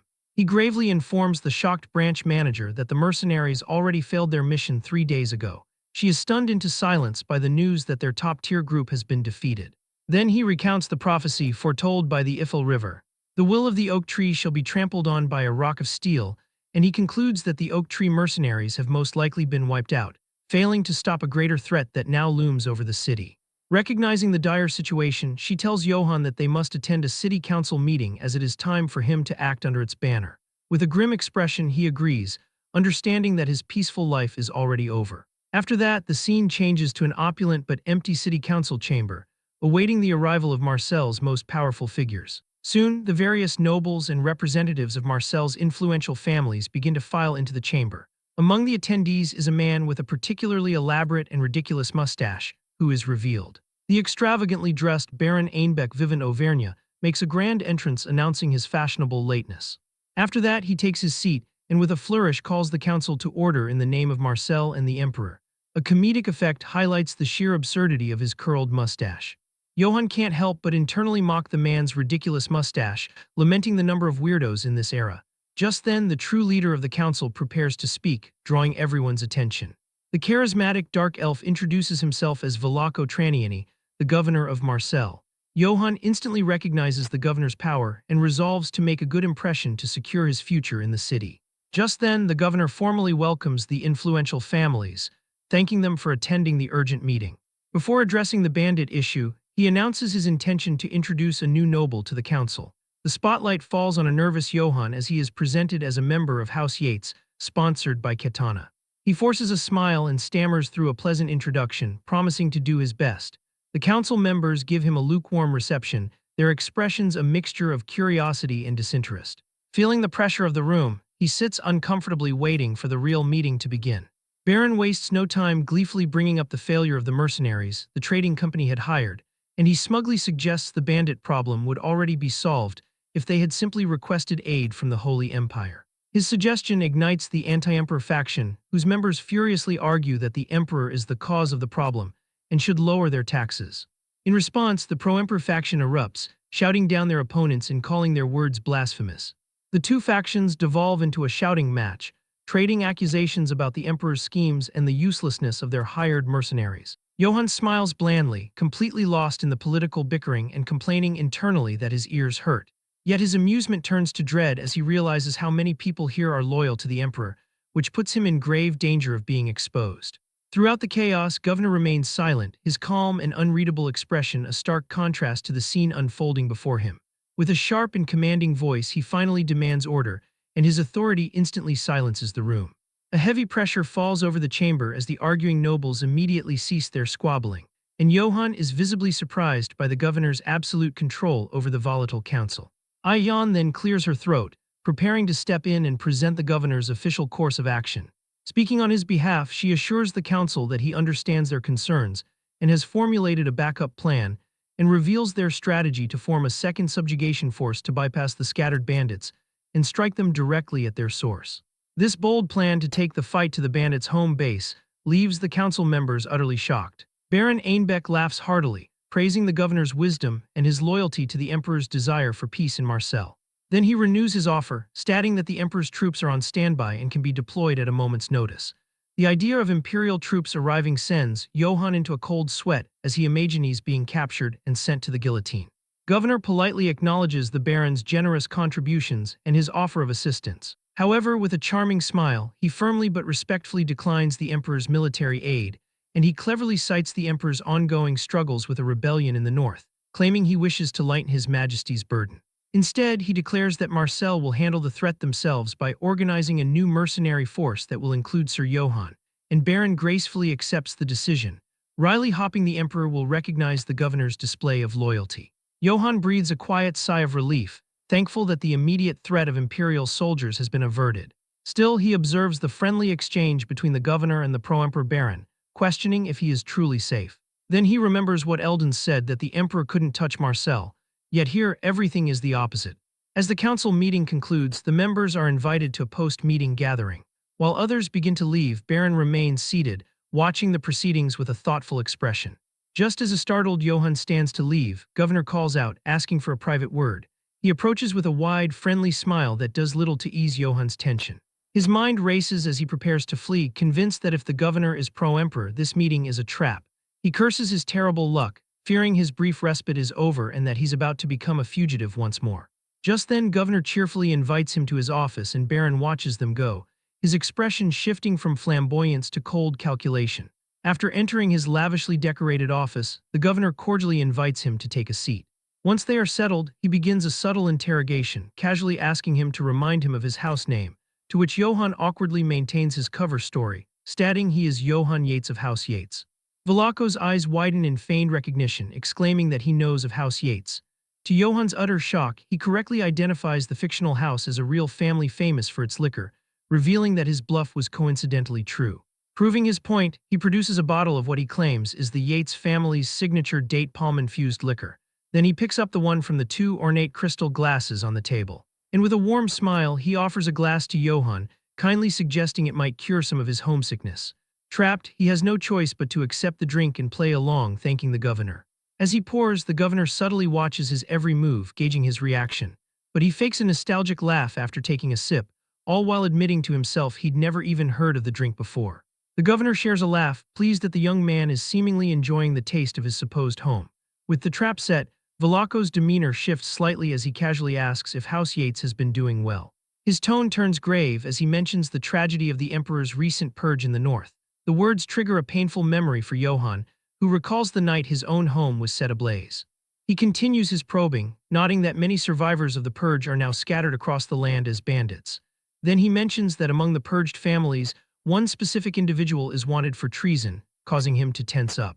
With his eyes turning a dangerous red, he drops the charade and reveals the wanted man's family name, House Yates.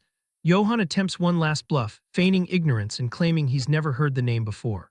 A close-up on Velaco's crimson eye shows he sees right through the lie, but he lets out a hearty laugh, dismissing his intense line of questioning as mere small talk, and Johann forces a nervous laugh in return, desperately trying to de-escalate the increasingly dangerous situation. Velaco stands and with a smile tells him there's one more thing he should know. Just then he reveals the final piece of his trap. The drink wasn't the famed Yates liquor at all, but just cheap local whiskey. The truth dawns on Johann, whose face contorts in shock as he realizes his cover has been completely blown.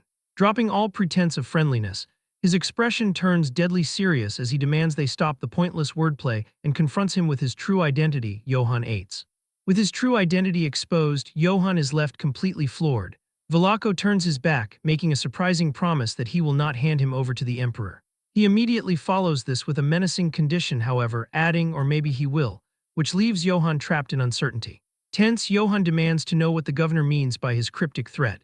In response, Velaco calmly explains his decisions are driven by one thing only, the benefit of Marcel. He elaborates on the city's delicate political balance, which exists between the pro- and anti-emperor factions. He then adds his intention to use this balance for the city's protection and clarifies that the most urgent task at hand is the bandit gang.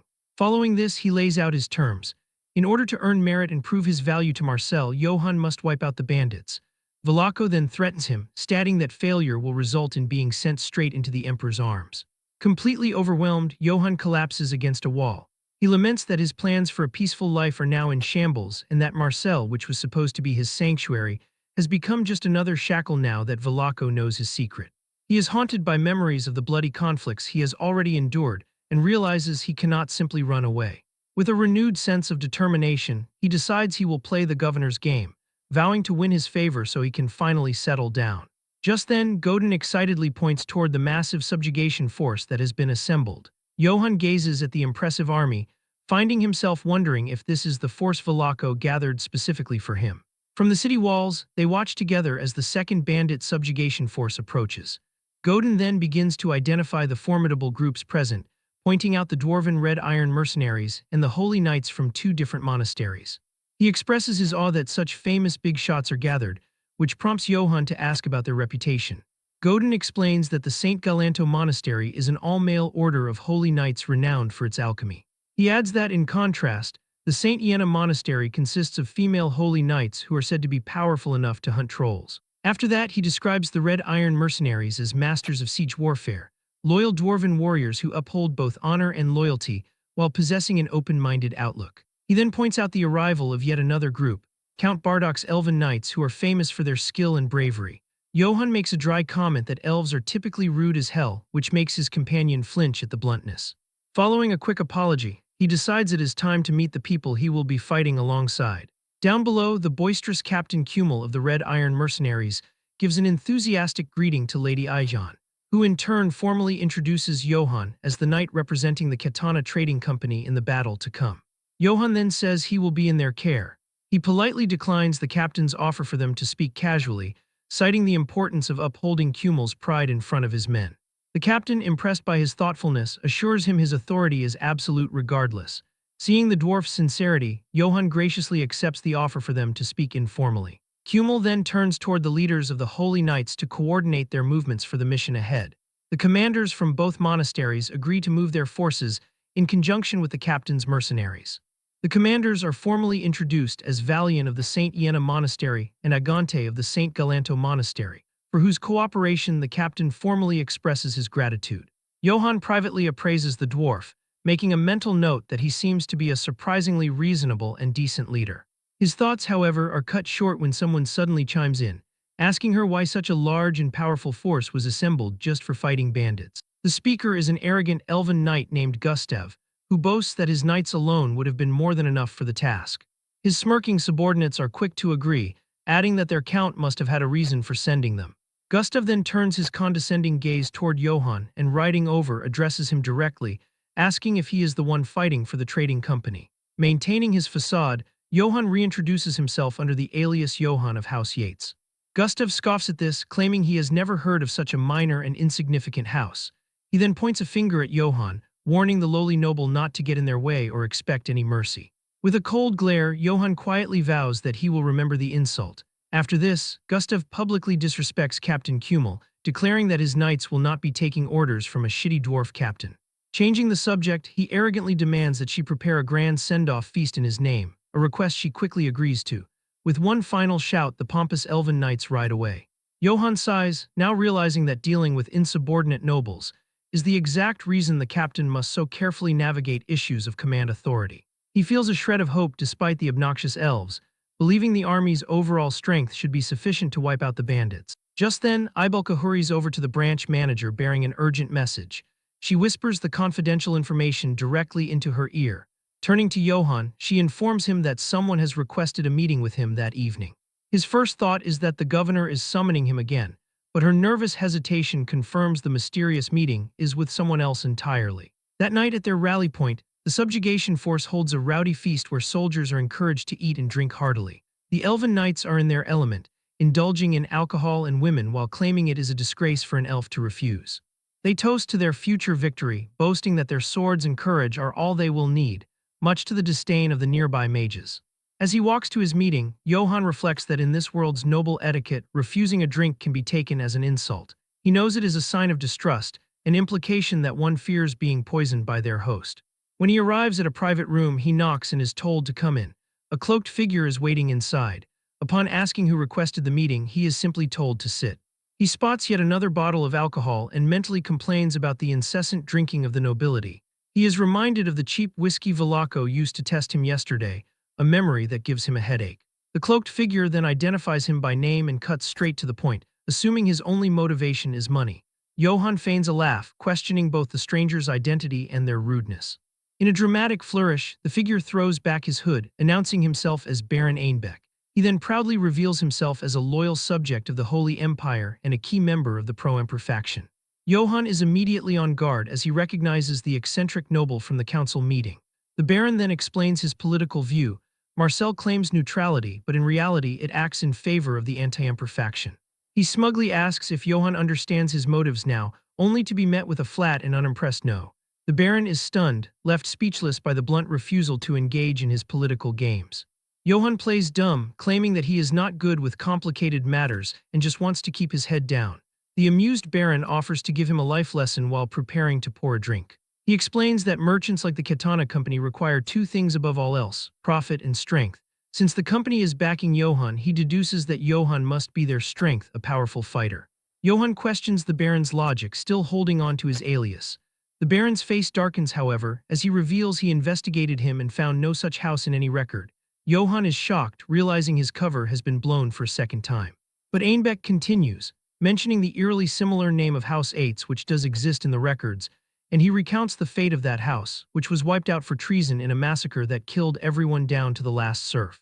He dismisses the name as irrelevant, though, stating that the company only took Johann in because they saw his strength. Tired of the games, Johann cuts to the chase, demanding to know what the Baron wants from him. Finally, Baron Einbeck lays his cards on the table. He wants Johann to abandon the bandit subjugation and serve the Emperor in exchange for a greater reward. He dangles the prospect of becoming a core member of the Empire's elite. He also promises Johann a formal knighthood and his own fertile domain if he pledges loyalty.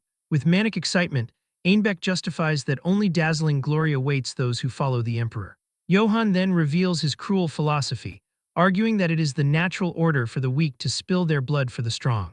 He claims it is simply the weak's fate to be slaughtered by bandits, which produces disturbing emotions in the Baron. He laughs hysterically, believing he and Johann are kindred spirits who understand that the one who loses is always at fault. A cold, slight smile plays on Johann's lips as he delivers his simple, definitive answer, I refuse. Einbeck is utterly shocked, unable to comprehend the rejection. After that, Johann begins to tell a story about a man who, claiming the emperor's authority, entered his domain months ago. He recounts how this man slaughtered his innocent family and all of his people. He then reveals that this man, Sir Karamev, made him a similar offer to become the emperor's sword. He states that he refused that offer as well, but points out one crucial difference between then and now. The chilling difference is revealed in a fiery flashback. He died by my hand. The Baron's eyes widen in sheer terror at the unbelievable confession. Just then, Johann coldly details how he crushed the head of the Emperor's direct knight without any hesitation, avenging the serfs who were treated like worms. Stammering in disbelief, the Baron realizes the legendary Sir Karamev is truly dead. Dropping his charade entirely, Johann confirms his true identity as the survivor of the massacred house. The Baron is paralyzed with fear, trembling uncontrollably as the horrifying truth sinks in. He says, why would Johann do something so foolish?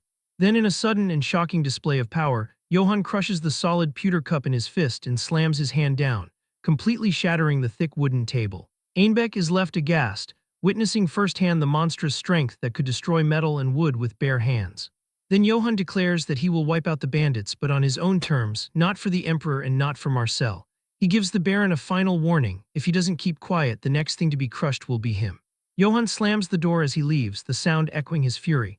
Alone in the hall, he seethes, enraged that the Baron thinks he can be so easily manipulated. His rage, however, is abruptly cut short as a strange, alarming sensation washes over him. His heart feels as if it is on fire, and he struggles to breathe while his vision blurs. Blood begins to pour from his nose. As he falls to his knees, a terrible realization dawns on him. He then flashes back to the drink the Baron poured and understands the horrifying truth: it was poison. Collapsing onto the floor, he curses his own carelessness, shocked that he was taken down by such a simple trick. Meanwhile, outside the room, the Baron's fear has been replaced by a cold, hateful glare. A wide, triumphant, and utterly terrifying grin spreads across his face, his treachery a success. At the mercenary gathering point just outside of Marseille, the atmosphere is quite lively on the eve of their subjugation mission. Inside the camp, Godin becomes the center of attention as a group of women playfully tease him, calling him a skinny young boy amongst all the grizzled mercenaries. He quickly grows uncomfortable with their forward affections. Flustered and blushing, Godin makes a hasty escape from the playful women. They watch him as he runs off, disappointed that they did not get to dress him up all cute. Feeling scared and out of place, he runs through the unfamiliar corridors, calling out Johann's name. Worried that Sutulga might also be having a difficult time, he begins to cry, desperate to find Johann so they can return quickly. He finally reaches Johann, only to stop short upon seeing him lying unconscious on the ground. His eyes widen in complete shock and horror at the scene laid out before him. Just then, he rushes to Johann's side, screaming his name as he finds him collapsed and bleeding on the floor. In a state of panic, he cradles Johann's head, wondering what could have happened and how he could possibly be bleeding so much. Desperate and terrified, he screams out for help, certain that his friend is about to die. He pleads with the unconscious Johann to hold on, his voice filled with desperation. Later, a recovered but still weak Johann is being attended to by a worried Godin. As Johann calls his name, he responds meekly. The scene then flashes back to a frantic Godin pouring the water of blessing from Sutulga down Johann's throat, begging him to drink it. Returning to the present, he thanks Godin for having saved his life. Godin replies that it was nothing and that he had panicked without even realizing Johann had the water of blessing. He then turns his gratitude towards Sutulga, admitting he would have certainly died from the poison if it weren't for the water of blessing. Sutulga, however, just chides him for his stupidity, questioning why he would seek out Baron Einbeck, a known member of the pro-emperor faction. He sarcastically chides him, saying that if he is going to be so reckless, he should at least die quickly to conserve the remaining half of the potion. To this, Johann replies that there is still half left, so he will use it wisely from now on. Sutulga then asks if he managed to capture Baron Einbeck, nodding that he is needed to prove the charges of treason. Johann admits that by the time he got to the Baron's quarters, the man had already fled. In a flashback, an enraged Johann, still suffering from the effects of the poison, screams for Baron Einbeck to show himself. Fueled by his fury, he and his subordinates charge forward, vowing not to go easy on him for having poisoned the liquor. However, one of his subordinates reports that their target seems to have already run away. As Johann scans the now empty room, his eyes catch something on the floor. He spots a letter with a distinctive red wax seal lying on the stone floor. Back in the present, he reveals to Sutulga that while he didn't catch the Baron, he did find something far more important. He holds up the sealed letter, explaining that it contains documents Einbeck could not take with him which detail the entire incident. To this, Sudolga presses for more details, asking if this is proof that the emperor hired the bandits as the rumors had suggested. But Johann gravely replies that it is not. He explains that the documents contain something far more serious. Miles away, a lone rider approaches a fortified gate under the light of the full moon. The hooded figure is revealed to be Baron Einbeck, riding swiftly through the forest. He smirks to himself, confident that by now Johann is dead from the poison.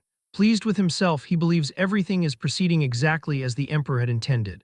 He soon arrives at a massive, hidden mercenary camp where guards announce his arrival and clear the way. One of his lieutenants greets him warmly as he dismounts his horse. Then he stands before a massive army of assembled mercenaries, their ranks stretching as far as the eye can see. Addressing his troops, he furiously declares that they are not mere bandits. He proudly proclaims they are the strongest mercenaries of the empire, bound by the emperor's own gold. He states they are warriors who swear loyalty to the great emperor, and that dazzling glory will be their reward. Then he boasts that he has spent a long time undermining Marcel from within, and now holds all their plans and strategies in his hand. He cackles maniacally, promising that Marcel's forces will fall into chaos and die without ever knowing who their true enemy is. His speech incites a bloodthirsty roar from the assembled mercenary army. After that, he raises a fist, reveling in the power of the force he has assembled. Then he delivers his trump card, announcing that His Majesty the Emperor has personally sent an imperial court mage to aid them. The mercenaries are stunned, with one wondering aloud if it could be the legendary Kegel of the Crimson Flame. Just then, from the shadows, a mysterious clawed figure emerges. A new voice scoffs, insulted at the idea of being mistaken for an ordinary mage. A sinister snake-like woman reveals herself, declaring that she is an imperial court mage favored by the emperor, and she introduces herself to the stunned army as the imperial court mage Janina. The mercenaries are shocked to see a snake beastman, murmuring that they have never heard of a mage named Janina. To this, she explains that of course they haven't, as she does not wield trivial elemental magic. Instead, she ominously declares, "I handle living weapons." The mercenaries stare in confused horror, wondering what living weapons could possibly mean. As if to answer, she uncorks a vial, releasing a vibrant magical essence into the air. With a malevolent grin, she confirms their unspoken fears. The ground trembles as something massive begins to materialize from her spell. The magical energy coalesces, forming a gargantuan, monstrous shape before their eyes. The mercenaries look on in absolute terror at the creature being summoned. A massive, hulking troll looms over the army, summoned by Janina. One of the soldiers identifies the monster in disbelief as a troll. She smiles sadistically, declaring that her adorable troll will now fight alongside them. Just then, Baron Einbeck rallies his forces, shouting that tomorrow is the day they will crush Marcel's second subjugation force. He punches the air, vowing to offer the entire city of Marcel up to the emperor. The mercenaries roar in unison, cheering for the Holy Empire, and the entire camp erupts in a deafening war cry. Long live the emperor, long live the Holy Empire. Meanwhile, back in his room, a grim Johann has finished laying out his plans. Then he calls for Godin, who responds at once. He hands him the sealed documents, instructing him to deliver them only to Governor Velako Traniani and tell no one else. Godin accepts the letter, understanding that it contains information the governor must verify for himself. Johann then summons the mercenaries Goran and Kan to his side. As they prepare, Sudolga wonders in his mind why the Ifel River is trying to save that knight, and what it hopes to accomplish through him. On the day of their departure, the dwarf captain named Kumel positions himself in front of the gate of Marcel. Behind him, the members of the 2nd Marcel Bandit Subjugation Force gather together, completing their final preparations before heading out. Within the ranks, the Holy Knights offer up a prayer to seek power and protection for the upcoming clash. Meanwhile, Johann, who is now serving as a respected commander, mounts his warhorse to meet the front lines. Before he can move, Godin yells out his name while attempting to get his attention. Wishing the knight good luck, Godin asks him to look after the mage during the trip. Sudolga dismisses these worries and tells the boy that this is far from his first time participating in a mission like this. He advises Godin to focus on worrying about himself instead. Johann bids them both farewell and mentions that he is heading out as he rides toward the soldiers. He travels through the lines of waiting troops to find the other leaders at the vanguard. Captain Kumel asks if Johann has reached his position yet, to which the knight answers that he is here and ready to fight. Shortly after, the leader of the subjugation force gives the signal to start the march. At this sign, he bellows for all the troops to commence their advance. His thunderous command to move outrings across the field, which even surprises his own second in command. At the same time, the proud elven knights who follow Gustav charge forward to lead the way at the front. While the main army proceeds, Gustav's unit rides significantly farther ahead and creates a great cloud of dust.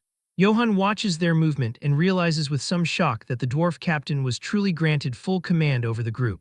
A soldier in Kummel's group blows a horn, and the captain instructs him to repeat the signal one more time. With a final loud blast, Kummel orders the entirety of the force to advance toward the area controlled by the bandits. Inside the city of Marseille, Velaco gazes out at his town as Ayan, the Katana branch manager, walks up from behind him. She reports with a smile that the force for the mission has finally left the city. The city magistrate looks toward her to discuss the current situation. He holds a letter that was delivered by Johann and asks if she has already looked at what it says. Ayan confirms that the document was found inside Baron Einbeck's quarters only 1 day ago. Velaco shows his frustration that this evidence appeared in the Baron's quarters just 1 day before they were supposed to deploy. He expresses a lack of belief that the letter is real, knotting the web of deep grudges that exists between the different noble houses. She argues back, promising the magistrate that the crest stamped on the letter belongs to House Einbeck. She clarifies that she has read the text herself and verified the Baron's guilt. To this, Velaco admits that the combination of that specific crest and the contents of the letter make the Baron seem responsible. Ayan further reports that they tried to interrogate Einbeck, but explains that he had already escaped from the city. She views his disappearance as additional proof of his involvement. Velaco remains skeptical, however, and declares that he does not trust the young knight. He worries that the Katana Trading Company is putting too much trust in a stranger. Ayan defends their choice and insists that the company only gives its trust to those who are worth it. The governor seems to accept this point, but gives her a warning to keep in mind. He warns her that if the actions of that night destroy the peace within the city, the Katana Trading Company will be forced to answer for it.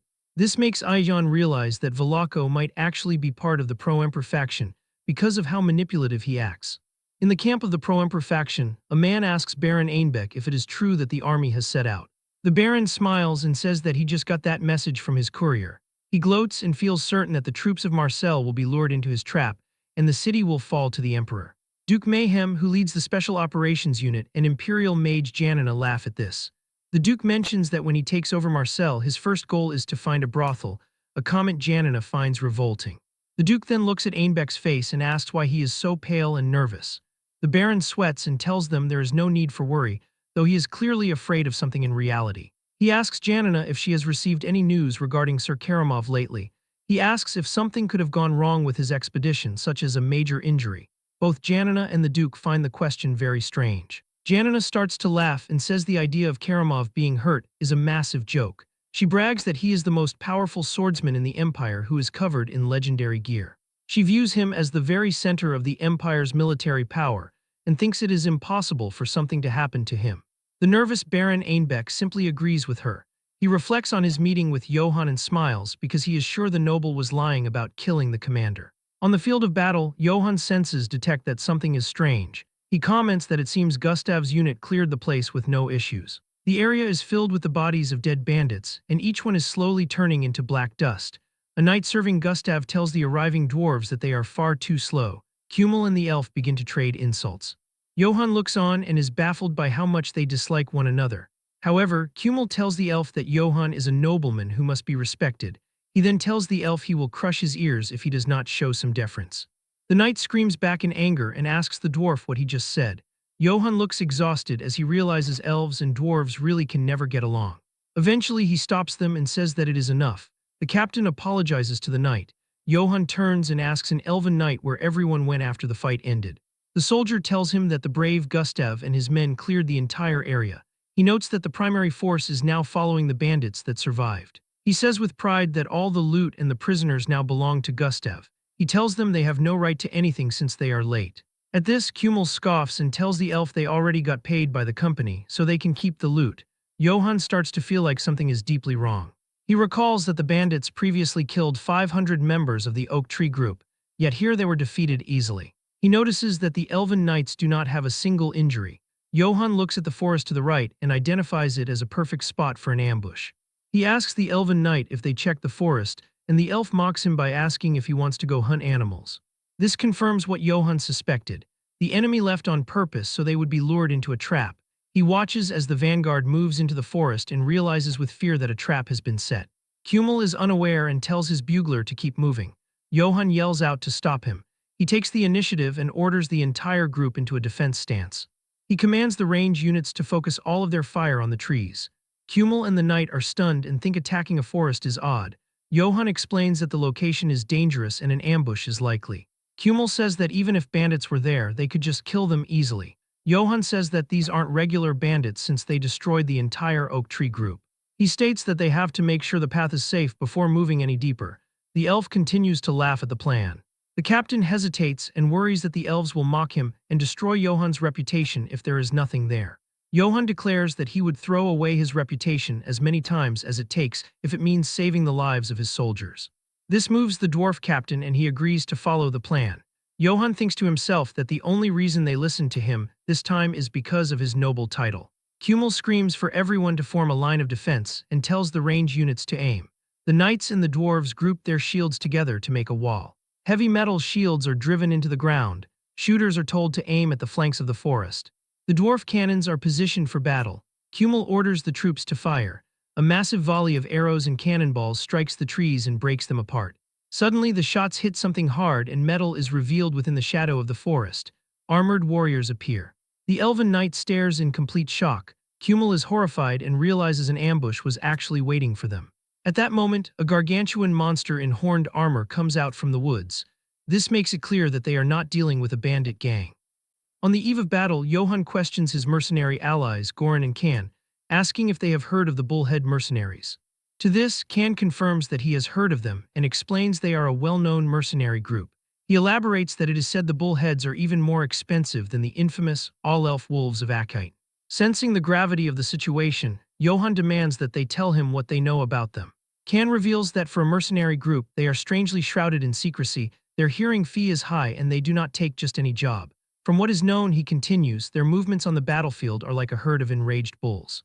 He explains their main strategy is a penetration tactic, where they charge directly into the center of an enemy formation, breaking the defensive line to collapse it from the inside. Drawing on knowledge from his past life, Johann internally compares their strategy to Germany's blitz tactics from World War II. A worried Goran asks if this is the force they will be facing tomorrow, and Johann soberly confirms that it is. He clarifies the stakes, stating they will not be fighting a band of thieves but the Emperor's elite mercenaries. Understanding the incredible danger, Kan strongly advises Johann to retreat no matter what if they encounter the bullheads, pleading with him to avoid a direct head-on clash. When Johann asks for his reasoning, Kan insists they would not stand a chance in a direct fight before mentioning a terrifying rumor he has heard. The rumor, he reveals, is that the bullhead mercenaries can command a monstrous minotaur. This revelation shocks Johann, who thinks back to a legend from his childhood, the hero slayer Minotaur. Kan recounts the tale of a monster with a massive body, overwhelming strength, and intelligence close to humans, which slaughtered countless warriors and knights who dared to challenge it. However, Goran simply scoffs and tells Johann not to worry. Inspired, both he and Kan pledge to risk their lives to cover Johann's retreat, vowing they will only accept payment if they survive the battle. Johann is visibly touched by their loyalty and tells them with a smile that he was already planning to ask for their help. The mercenaries are thrilled by this, admitting they are eager to see the legendary enemy for themselves, even if they have to run without getting a good look. But Johann's expression turns serious as he tells them that while he appreciates the offer, he needs them to do something else entirely, leaving Kan and Goran to wonder what he has planned. Meanwhile, from their ambush position, the Bullhead mercenaries are perplexed by the indecisive movements of the subjugation force, suspecting their trap has been discovered. Suddenly, a surprise volley of arrows rains down from the sky, striking the hidden Imperial forces and catching the ambushers completely off guard. With their position exposed, their commander screams that it is an enemy attack, ordering the Bullhead mercenaries to prepare for a full frontal charge. And so the Bullhead mercenaries begin their relentless, thundering advance. The commander yells for them to press forward as a volley of arrows strikes his body, but they bounce harmlessly off his armor, only fueling his fury. At his command, the Bullhead infantry advances in perfect unison, an unstoppable wall of iron. In response, the dwarven artillery under Johann's command takes aim and prepares to fire. The cannons unleash a fiery barrage that explodes amidst the charging Bullhead ranks, but they are undeterred. The Bullhead soldiers continue their disciplined march forward, their formation remaining solid, showcasing their incredible resolve. A massive, beast-mounted mercenary leads the vanguard, breaking through the smoke and fire. He roars in fury, swinging a massive axe as he leads the charge. The heavily armored infantry follows close behind, their glowing eyes promising a brutal fight as they rush toward Johann's army, the ground trembling in anticipation of the clash. From his position, the dwarven Captain Cumul grimly watches the enemy advance, remarking internally that he is finally seeing the legendary bullhead mercenaries for himself. Nearby, Johann realizes that despite his preparations, a frontal collision is now inevitable and knows he must personally intervene.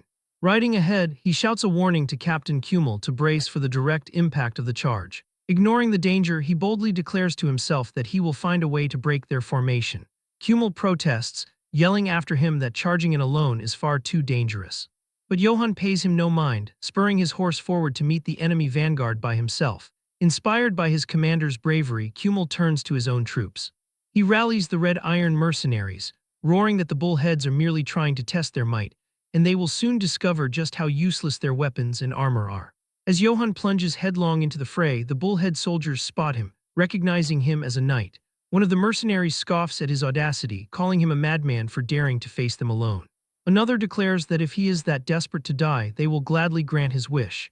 Yet Johann moves with astonishing speed and precision, evading their attacks and severing a mercenary's head. His sudden assault sends the enemy into screams, asking what is happening and demanding someone stop him. A bullhead commander frantically screams at his soldiers to maintain their formation against the disruption. Realizing Johann's objective, the commander orders his men to hold the breakthrough formation at all costs. As he expertly navigates the chaos on his horse, Johann internally notes that the enemy has figured out his plan. Watching the lone knight's incredible display, a stunned Cumul swears by the sacred dwarf's beard in amazement.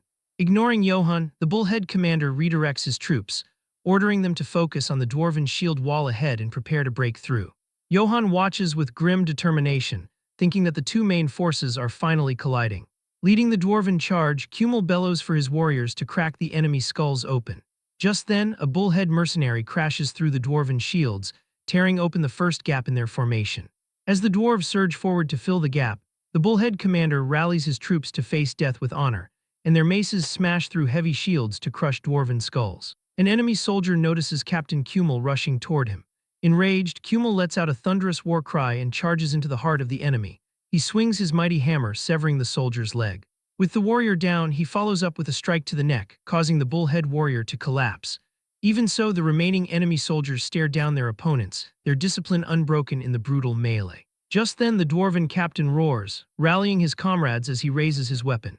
Their enchanted weapons begin to glow with a fiery power. Cumul bellows for his warriors to drench their burning weapons in the blood of their enemies. Surveying the battle, Johann sees the dwarves are holding their own and is inwardly pleased, confident that he does not need to worry about that flank. With the dwarven line secure, his expression hardens as he concludes that what is left now is the main objective. He turns his focus and charges directly at the imposing bullhead commander, initiating a head-on clash between leaders. The bullhead mercenaries spot the lone rider charging toward them, one of them screaming that a night bastard is coming. Another mercenary frantically questions who it is, while a third declares that nobody would dare do this to Numaos, the captain of the 100. One of his subordinates recognizes the approaching figure as the knight who tried to break their formation, as the commander, Lord Numaos, dismissively thinks what an idiot, soaked in hero fantasies. A subordinate, a squad leader of 10, steps forward and asks Lord Numaos to allow him to face the bastard. Numaos grants him the chance, and the squad leader thanks his lord for the opportunity. An announcement rings out through the ranks that Lord Numaos has given permission. The squad leader and his men charge forward, shouting for their forces to tear that night bastard to pieces. The clash is brutally swift. In a flash of steel, Johann cuts down his opponent.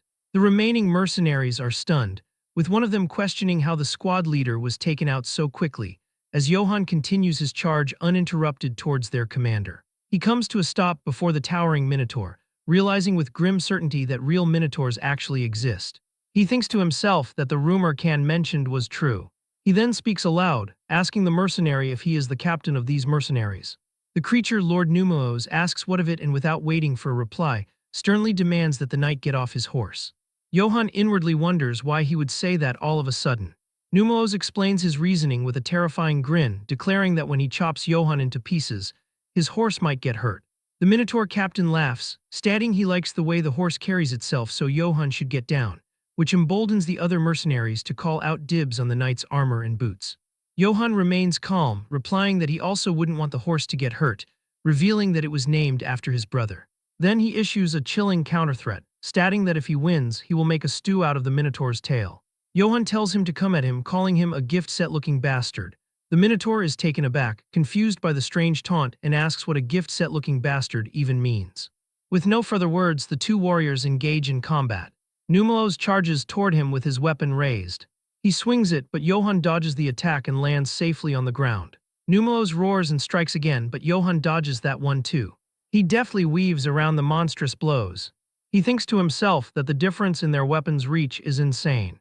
He mentally notes that if that bastard's axe so much as grazes him, he will surely be cut in half. For a brief moment, Johann mentally curses himself, wondering if he should have brought the crest recoverer. Numelos roars in frustration, telling him not to just dodge and to fight back like that. The Minotaur bellows that he will give Johann a death befitting a knight as he swings his axe down, but the moment of doubt passes and Johann evades the powerful downward strike. Suddenly, Johann sees it, an opening. He charges forward, using the Minotaur's momentum against him. Johann unleashes a precise attack, delivering a crippling blow to the commander's ding-dong. The sight causes even his own subordinates to cringe in sympathetic pain. Numelos lets out a scream of agony. He drops his weapon and stumbles to his knees in defeat. Standing over the fallen commander, Johann states that it is time they end this, addressing him as Bullhead. Then it turns to the raging battle, roaring out orders to break every one of the bastard's iron horns, commanding his allies to press the attack as the Oxhead freaks will be disadvantaged up close. He shouts that they are just shitheads and that they should overwhelm them with strength. In another part of the battle, a man in holy armor tells his brothers to begin, as they each take out a bottle containing some blue liquid. Together, his men pray, asking God to forgive them, and they all drink it. Their bullhead opponents look on in confusion, asking what is with those guys. The horrifying realization dawns on them when one soldier shouts that they are holy knights from the St. Galanto monastery. A warning spreads through the ranks that the holy knights have started to go berserk, and everyone is urged to stay sharp.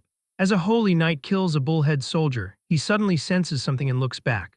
He sees a bullhead trying to attack him from behind, calling him a drugged-up bastard. Suddenly, another holy knight appears and brutally crushes the bullhead soldier who is cursing his fellow knight. That same holy knight then kneels beside a fallen comrade, telling Brother Agante to please get up, reminding him that there are still people who need his help. The berserk holy knight's twisted mindset is revealed, where he thinks screams are hymns and fresh blood is holy water, stating that the light will be with them. An officer attempts to rally the bullhead mercenaries, commanding them not to fall back. He assures them that Lord Numelos will crush that knight bastard and return to help them. His words are met with the sight of Johann's decisive victory. Back with Johann and his vanquished foe, he asks the hero slayer if he has any last words before he dies. The once-proud Minotaur is now a trembling mess on the ground. He stammers that he is sorry for mouthing off, pleading for his life, but Johann coldly tells him he needs to make a stew and to stick his tail out. The defeated creature tries another tactic, insisting that killing him will not help the knight's honor. He explains that it is because he is not a real Minotaur. Johann asks him what he is talking about. The mercenary explains that he is only a half-Minotaur, not as strong or smart as a pureblood, repeating that killing him won't be an achievement. Johann appears confused by this, saying he does not know what achievement he is talking about. He then spots a soldier and calls out to the bugler. He gives him an order to inform the ones who went ahead. He commands the bugler to tell them that they have been defeated, and the bugler nervously affirms the order. Johann then turns back to the groveling Minotaur, calling him a bone broth gift set. He tells him there is something he needs him to be a witness to, and he must tell only the truth. The creature can only let out a weak and confused moo in response. On the main battlefield, an officer yells for the struggling bullhead mercenaries not to fall back, promising Lord Numelos will join them soon if they can just hold on. Suddenly, the triumphant blast of a bugle echoes across the field, and a mercenary asks what that sound is. The realization sinks in for another soldier who mutters in disbelief, wondering aloud if the captain of the 100 lost to just one knight. A familiar voice cuts through the chaos, as Kummel declares that from what he can see, their captain got wrecked by their knight. The bugler continues to sound the victory call, as Kummel shouts that this is the first victory of the battle. The scene then transitions to the Katana Trading Company branch in Marseille. Ayan reports to the city magistrate Velako Traniani that he has good news, stating the suppression force has won its first victory. Velako Traniani chuckles, replying that he heard as well and adding that the elf knights of Bardock did great work. Ayan's expression becomes grim as he reports that unfortunately, they have lost contact with them. Velako stands abruptly, shouting what he just said and asking what lost contact means, reflecting that there is no way elf knights would lose to mere bandits. Ayan explains that would be true for an ordinary bandit gang, but as Sir Johann claimed, they were a mercenary group hiding their identity. He then presents a newly arrived document, asking the magistrate to read it.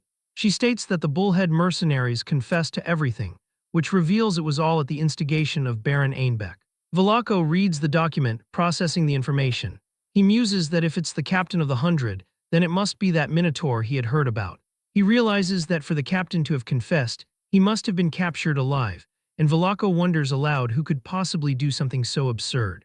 Ayan simply smiles, stating that there is someone who did exactly that absurd thing, and as Velako asks who that could possibly be, the scene flashes to an image of Johann standing victorious over the battlefield. Johann is met by Sutelga, who tells him that he's returned and has worked hard. An ecstatic Godin lunges toward him, screaming his name, but Johann holds him back, telling Godin to calm down. He then tells Sutelga that he's come a long way back to the outpost and tries to stand up. Sutelga tells him not to get up, adding that Johann has pushed himself hard and needs to rest now. Godin excitedly tells him that he heard everything, dramatically recounting the rumor that Johann swung his mace once, creating a whirlwind that took down 50 men in a single strike, exclaiming that is how it went. Johann speaks aloud, telling Godin not to exaggerate, and adds that he should also praise the warriors who fought alongside him, while Johann internally thinks with amusement, silently urging Godin to praise him even more, loud enough for Velako to hear it. But Godin passionately insists that he is not exaggerating at all. The dwarf captain Kumel interjects, stating that the Red Iron mercenaries see it differently. He declares that Sir Johann deserves every bit of praise. He recalls the way Johann charged straight at the enemy. Kumel declares that it set all of their hearts on fire. He states the valor Johann showed will be a great example even for the dwarves.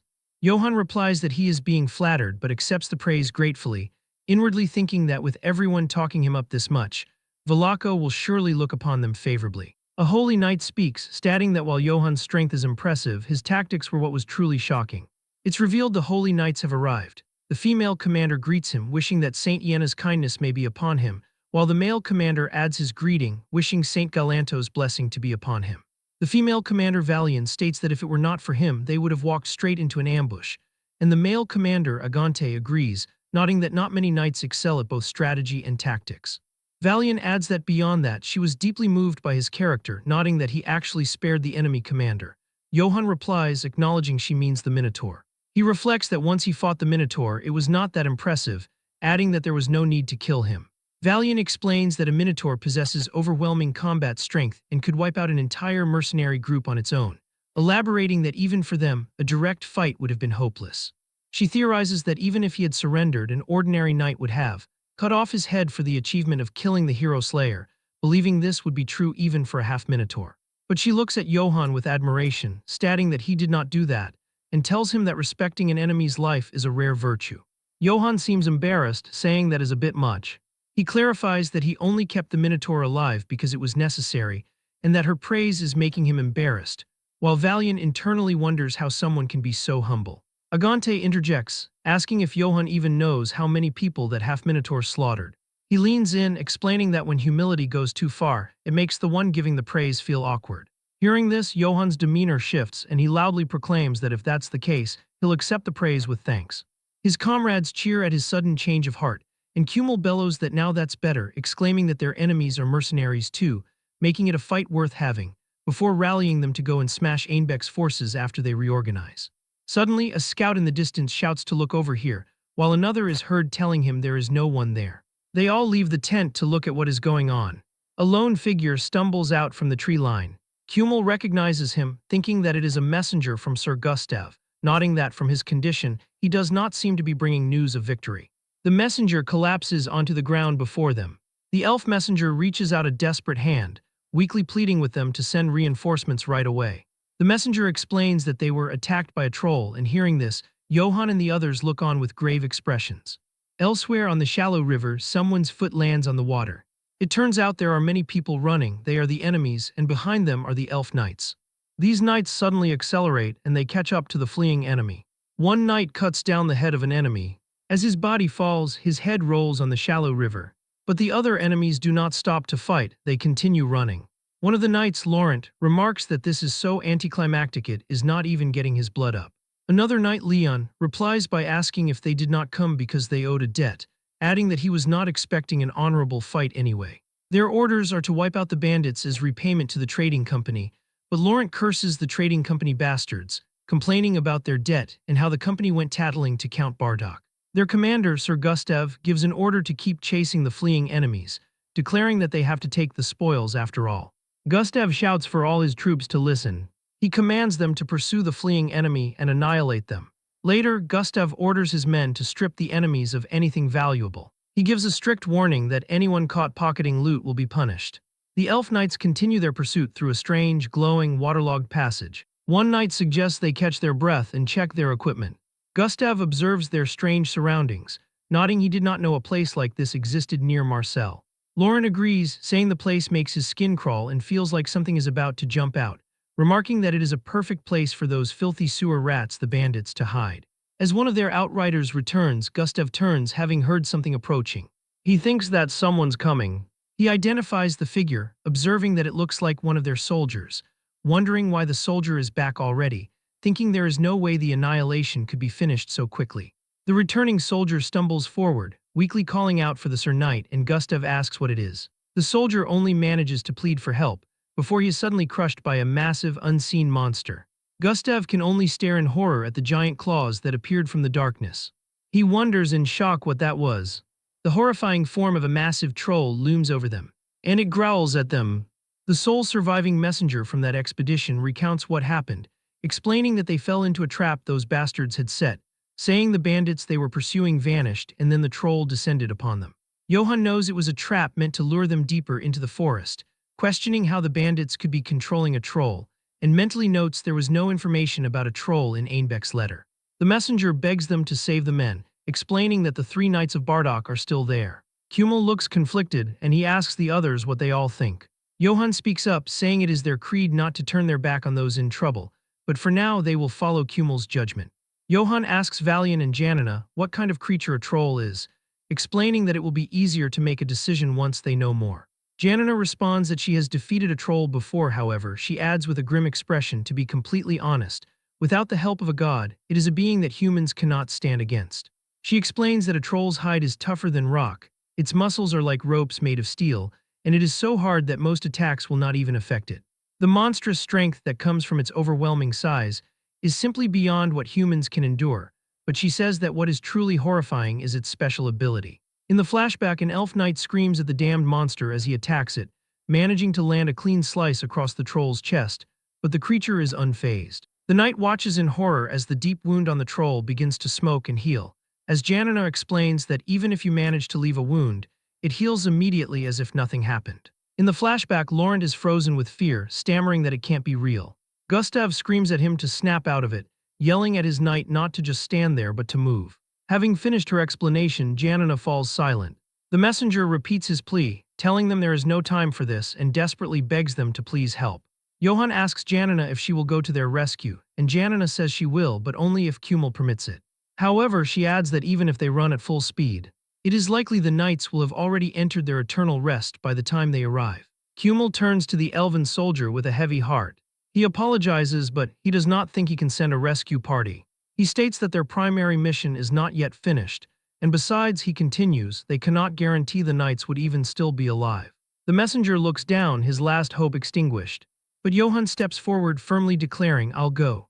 Kummel looks at him in complete shock. Janina and the others also react with surprise, asking if he is serious, and Kummel warns him that this is not a decision to be taken lightly. Johann reasons that with so many brave warriors remaining here, he does not think his absence will be a serious problem, stating clearly that if a rescue party is being sent, he will be the one to go. Kummel tries to argue, reminding him that it will likely be a meaningless trip, and warns that it would only put Johann himself in great danger. Johann simply asks, but what if they're still alive? With an expression of firm resolve, declaring that he cannot simply stand by and watch them die. Kummel is left speechless by his determination. Johann presses his point, asking if even one of them is still alive, then isn't it worth trying to rescue them? Janina is visibly moved by his words, in awe of his nobility. Johann turns to his commander and formally requests, "Send me Captain Kummel." Kummel lets out an exasperated sigh. He yells honestly, telling Johann that he surprises him every single time before reluctantly agreeing with an impressed expression, "Fine, I'll organize a rescue party." As Johann prepares, Godin looks on with admiration, wondering to Sutelga just how noble Sir Johann's character can possibly be. Observing from a distance, Sutelga has other thoughts. He thinks to himself that Johan's real motives are actually quite obvious. Meanwhile, Johan internally reasons that even against a troll, elf knights are not weak, believing if they hurry, a rescue might be possible, before recalling that the knights are from Orangs and hearing that the elves from there are famously wealthy. His thoughts drift to a potential reward, a pile of gold coins flashing in his mind, and a greedy smirk appears on his face as his true goal becomes clear. I'm going to squeeze a huge payout out of them. In a dark room, Baron Ainbeck's faction receives a dispatch, confirming that their trap for the elf knights has succeeded. Hearing this, all three of them laugh. Mayhem, a co-conspirator, laughs sadistically at the news of the elves' misfortune, gloating that if the elf knights of Orangs are wiped out just like that, the political relationship between Marcel's city magistrate and Orangs will be finished. However, the imperial court mage Janina swiftly shuts him down, warning him not to celebrate prematurely. She points out their plan's failures, stating they didn't manage to draw in the main punitive force, and the bullhead mercenaries surrendered. Questioning what could have possibly happened for such a well-funded mercenary group, on whom the emperor spent a considerable amount of gold coins, to surrender so easily. Sweating, Baron Ainbeck dismisses the bullhead mercenaries as having been disposable from the start, but Janina says that's the first she's hearing of it and asks if he just made that up. To change the subject, the Baron reveals a letter with a green wax tree seal claiming his real plan lies elsewhere, so she shouldn't worry. He then turns the conversation back to her, asking more importantly how her troll is doing. He voices his only concern, stating he heard trolls are weak to fire and wonders what will happen if the elf knights figure out some way to counter it. Janina, however, confidently tells him there is no need to worry, explaining her strategic genius by revealing she stationed the troll in a swamp because that whole area has higher humidity than most places, so even torches don't light well there. Adding that ordinary fire wouldn't mean anything to a troll in the first place, and Mayhem wholeheartedly agrees, concluding there is nothing to worry about. Janina confirms this, stating that's right, and concludes her explanation by saying that without even being able to light their torches, they'll meet their fate in the abyss of darkness. The scene shifts to the swamp where her trap has been laid. As Johan's rescue party arrives, he notes how well Valian's lantern burns despite the damp conditions and asks her what she called this fire again. She proudly explains that it is Iena's fire, a holy magic. She elaborates that it's a spell passed down through their monastery for generations, mainly used when exterminating monsters, and as they speak, they run through the swamp while Johan's divine wolf, Karamav, leads the way. Johan then confirms with her, asking if they hunted trolls with Iena's fire, and she affirms this, stating exactly so. She explains that a troll's rapid healing ability can be suppressed with the holy magic Iena's fire, and with a confident smile she credits this sacred flame, saying that thanks to it, they were able to kill the troll. Johan presses further, asking if it is different from normal fire, and to this she explains that it is, nodding the casting speed varies depending on the scale.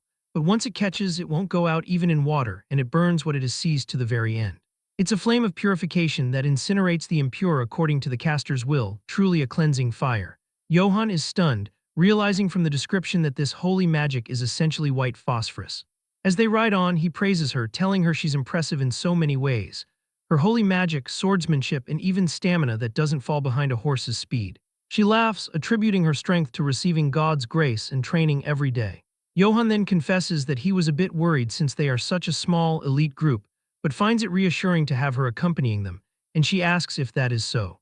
He then outlines his simple strategy. They don't need to hunt the troll the hard way, they'll just draw its attention enough, then rescue the elf knights. He notes that the elves have brains, so there's no way they'll keep fighting a monster that regenerates endlessly, and he assumes they'll probably be hiding somewhere. Ironically, the elven knight Gustav is screaming at his terrified troops not to hide, no matter what, ordering his men to maintain formation. Driven by a thirst for glory, he orders his men to kill it and seize honor. The monstrous troll lets out a growl, preparing to meet their charge. Back with the rescue party, Karamav suddenly begins barking frantically. Johan notes that it looks like Karamav found something, while Valian comments internally, questioning if he actually named his dog Karamav. Just then, the party is startled as the elven knight's horses come stamping out of the woods, riderless. Valian asks why the elf knight's horses are here. A blood-curdling scream from the direction of the fight reaches them. Johan tells Valian that he thinks his prediction was wrong, cursing the idiots, unable to believe they've been fighting this whole time. Valian, however, excitedly declares that's actually good news because it means they're still alive. She then warns Johan that with flames of this level, they can't handle a troll and asks him to please wait a moment while they prepare a stronger flame. Johan starts running from where the scream came, announcing, "All right, then I'll go first and buy us some time." Panicked, Valian yells after him, trying to clarify that's not what she meant. Ignoring her, he orders Karamav to go herd the horses that ran off. Valian watches him go, then orders her sisters to focus, stating they have to create a stronger Yenna's fire to help him. She presses her sword on the ground, beginning the ritual. Kneeling, Valian begins a solemn prayer to Saint Yenna, stating that today as well she dares to kneel before God and offer prayer. She prays for the souls longing for the hand of salvation. The holy fire in her lantern burns brighter as she and her knights create a ritual circle with their swords in the water, their combined prayers calling upon their God to grant them thy holy flame and guide the wandering with God's light. Meanwhile, amid the chaos of battle, the troll swings its massive fist, aiming to crush Gustav. However, Gustav sidesteps, narrowly dodging the attack, but the troll raises its arm once more and tries to attack, but this time Gustav charges towards it. Gustav manages to land an attack on the troll's arm. He then steps back and looks up. The troll's arm regenerates in an instant. He curses in frustration.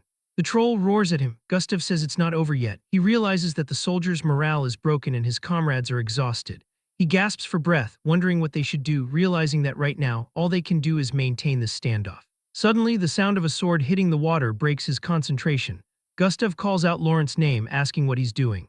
Laurent apologizes to Gustav, admitting he can't go on any further. He urges Gustav to leave him behind, take the men, and go while that damn troll finishes him off, but Gustav screams, telling him not to be absurd.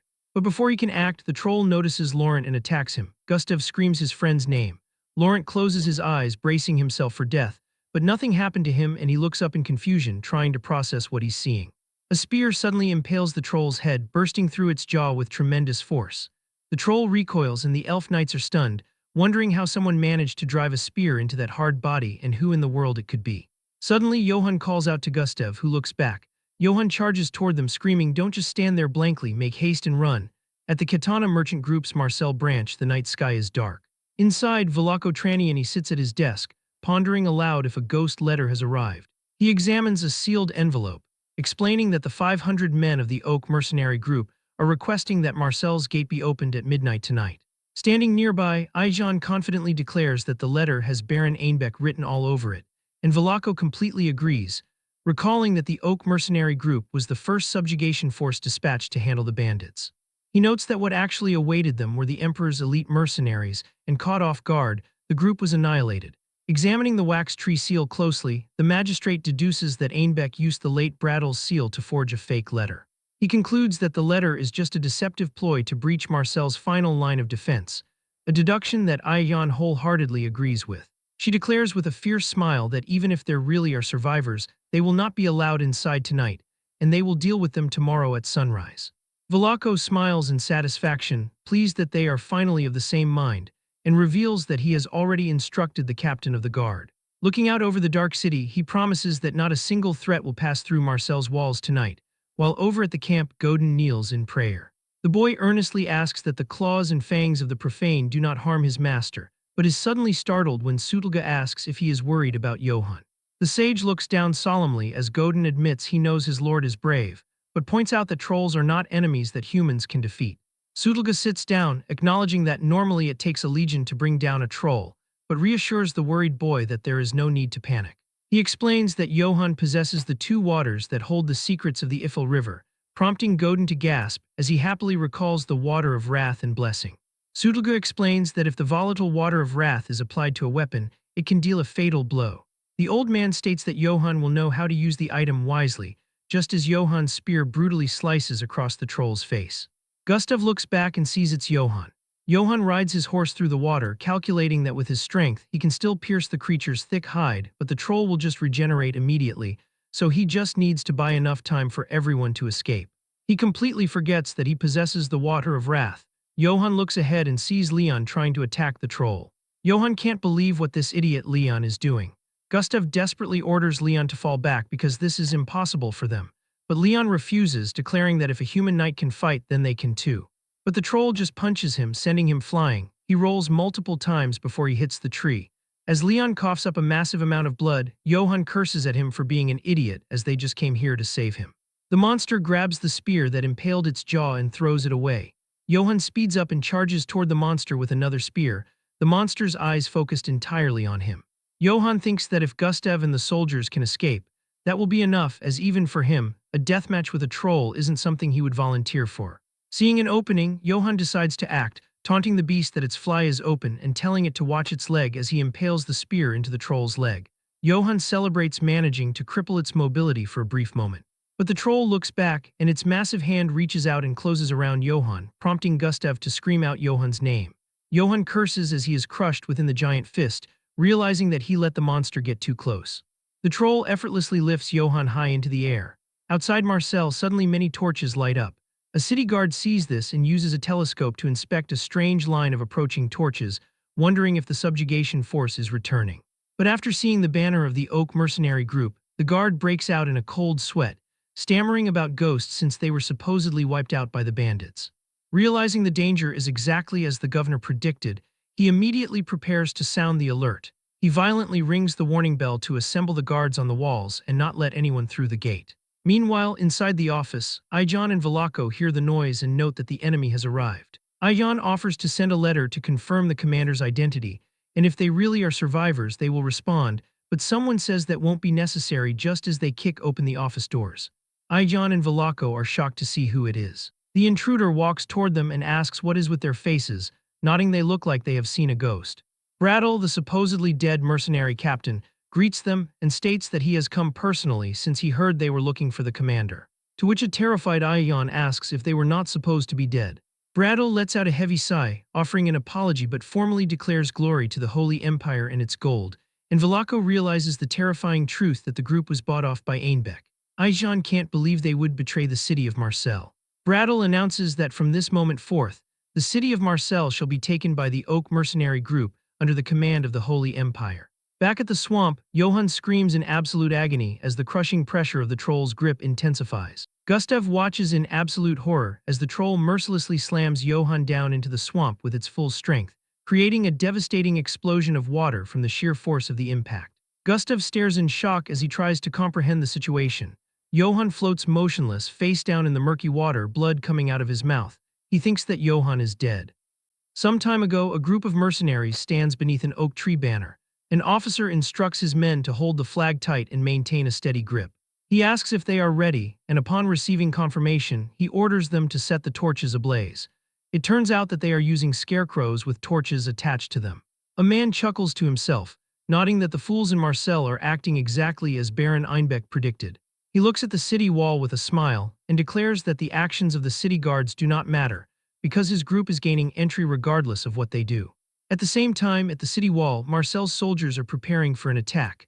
As they run, they shout for everyone to hurry up and get to the wall now before the enemy comes near Marcel. But one soldier slips out and starts opening the sewer gate, as it turns out that the Oak mercenary group has bribed one soldier to open the sewer gate for them. The soldier opens the gate and with a big smile says, "Long live the Holy Empire." An arrow comes flying from the sewer and hits him in the head instead of a reply, killing him instantly. As the body falls to the ground, one man comes out of the sewer holding a crossbow and replies to the dead soldier, "Glory to the Emperor." The man looks back at the sewer, as another man comes out of it and reports that the bribed guard has been successfully dealt with. It is Brattle, the leader of the Oak mercenary group. He commends his men for their good work and remarks that the Empire finds no value in a man who would betray his own people for a few silver coins. After some time, more mercenaries come out and Brattle addresses his assembled unit, announcing that from this very moment, Marcel belongs to them. He orders a detachment to capture the city captain while the guards are distracted at the wall, and tells the rest of his men to follow him, stating that he is looking for the city's leader. He finds Velako Traniani sitting at his desk. Brattle tells the dark elf not to look at him with such hostility. He explains that even though they are seizing control of the city, they will allow Velako to retain his title and authority. This statement enrages Lady Ayan, who shouts at Brattle that he has a lot of nerve to speak in such a manner after attacking Marcel, and she asks how they could ever trust him. Brattle responds by slowly clapping his hands, calling her Lady Ayan and nodding that she possesses spirit. However, his tone turns cold as he warns her not to test his patience any further. He suggests that as a merchant guild, they should simply pick the winning side to secure their profit. Brattle notes that the captain of the Marcel Guard has already been captured and is being held at swordpoint, and the rest of the guard will have thrown down their weapons and surrendered by now, so there is nothing left for the consul to do. He takes out a scroll and places it on the desk. He explains that their demands are simple. He wants Velako Traniani to write a single order for the subjugation force, commanding all units to cease combat and surrender to the enemy. Furthermore, he demands an oath of loyalty to the emperor. Brattle promises that if the consul complies, he will not have to get any of Velako's blood on his hands. Deep in the dark swamp, Johann floats motionless in the murky water. Nearby, a troll continues its rampage. Gustav stands his ground against the monster, calling out to Laurent. He commands him to take Leon and the rest of the men away from here, stating that he will buy them some time. Laurent protests, stating that if Gustav intends to stay, he will fight as well. He looks at the elven soldiers and tells them to hurry up, help Leon up and move him to safety. Gustav shouts at him, which shocks Laurent. Gustav declares that this is not a request from a friend but a direct order from a superior. He screams at them to leave the area immediately. Gustav turns back to the beast, calling it a monster and inviting it to come forward. He demands an honorable death as he charges with his blade. The troll roars and prepares to strike. Meanwhile, Johann remains submerged, drifting through the dark water. He recalls his master saying to carve words into his very soul, to never fight an opponent he cannot beat, and to run if a situation is too dangerous. However, if he must fight, he must kill them all. He commanded Johann never to dare to die. Johann apologizes to his master, thinking that this might be as far as he goes. His body refuses to move and he feels incredibly tired. Below the surface, he sees the bodies of fallen knights. He reflects on his life, realizing it has been full of nothing but pain. He feels his heart beginning to slow and wonders if it is finally going to stop. He just wants to rest now, thinking that everything will be peaceful soon. Suddenly, a blue light flickers in the depths, and a spirit made out of water comes near him and kisses him on the cheek. Johann's eyes snap open, thinking, "No, I do not want to die." He clenches his fist and hits himself on the armor where his heart is, thinking that if he cannot escape death, then he must kill death. The punch is so powerful that it makes a massive dent on the armor, and his heart begins to beat with energy. Johann immediately stands up, gasping for air. He repeats the words once more, "If you cannot escape death, then kill death." As the troll raises its hand to attack, Gustav sees the movement and charges at it, shouting for his honor and for errands. Just as the troll is about to strike, a spear comes flying through the air and hits the troll's hand. This attack is so powerful that it injures the troll and the monster screams in pain. Gustav stops in his tracks, staring in disbelief.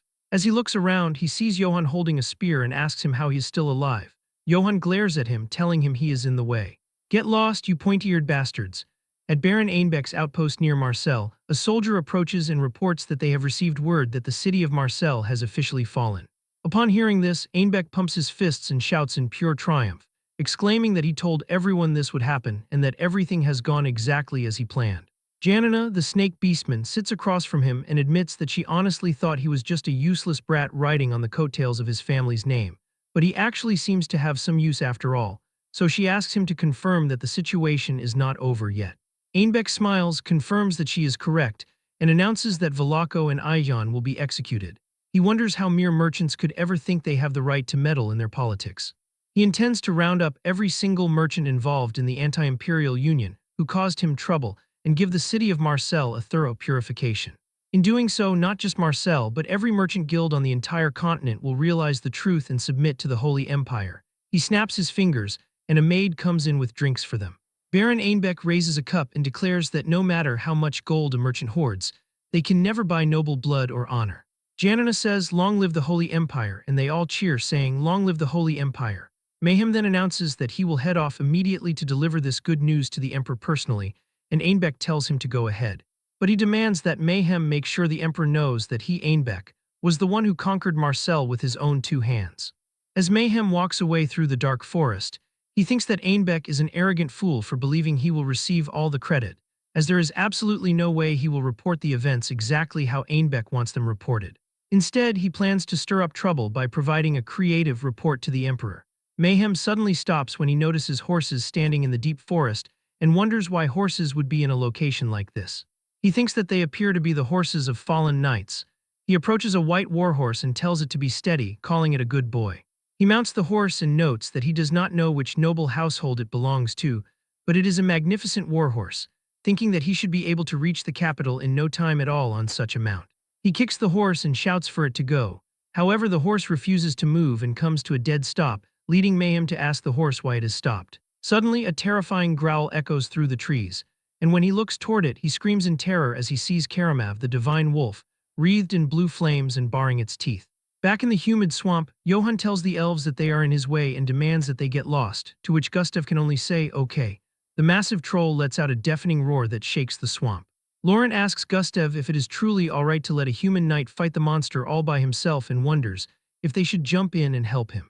Gustav watches his trembling hand, nodding that they slashed and pierced the troll dozens of times, but despite the wounds, the creature did not even let out a whimper. Yet the moment the troll was hit by Johan's spear, it actually screamed in pain, making him realize that they could not even manage to land a wound significant enough to cause such a reaction. He tells his men that if they were to join the battle now, they would simply be dead weight. For now, they must bear witness to that human knight's honorable battle. Johan stares at the beast with glowing blue eyes, his face set in a grim expression. The troll roars and charges at him through the murky water. Johan just stands there holding 3 spears. He steps forward and takes an attack position.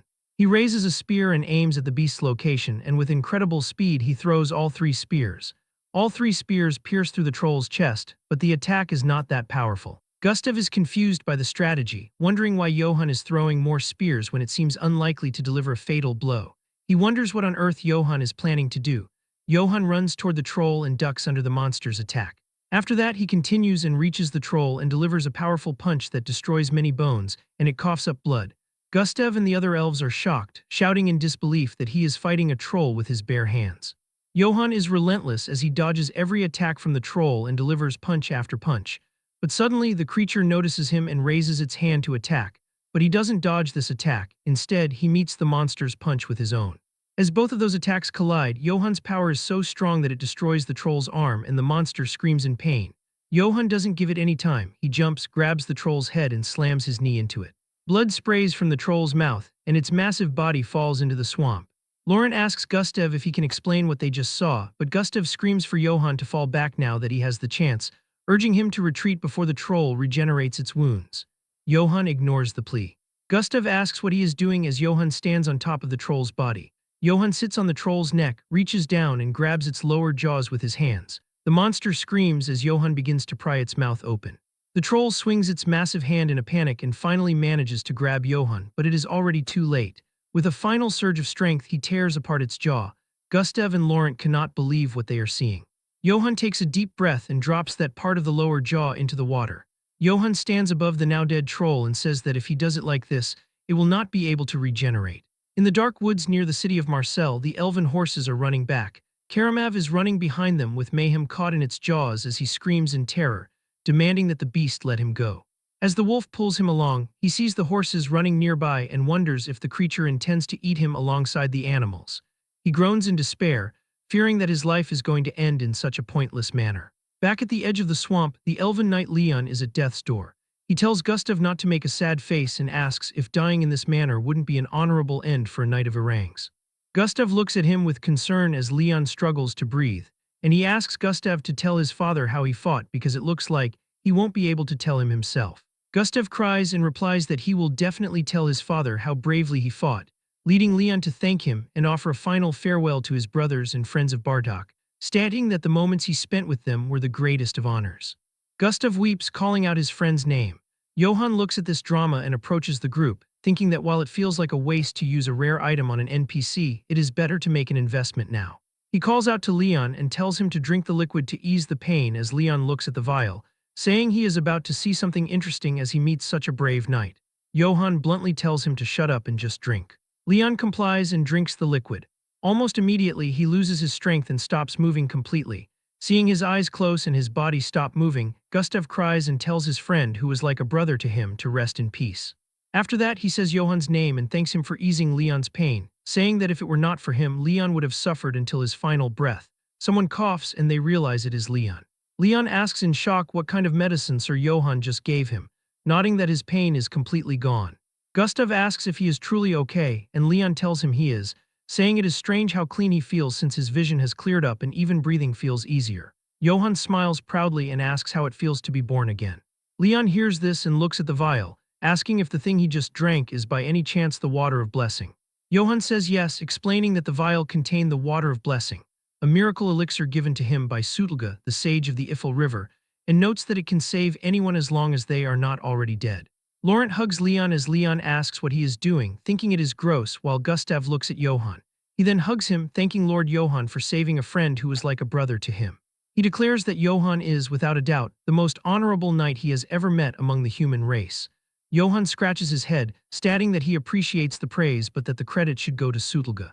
Gustav and the other elven knights aren't listening, saying it is true but that it was Johan who used something so precious on Leon, so the credit goes to him.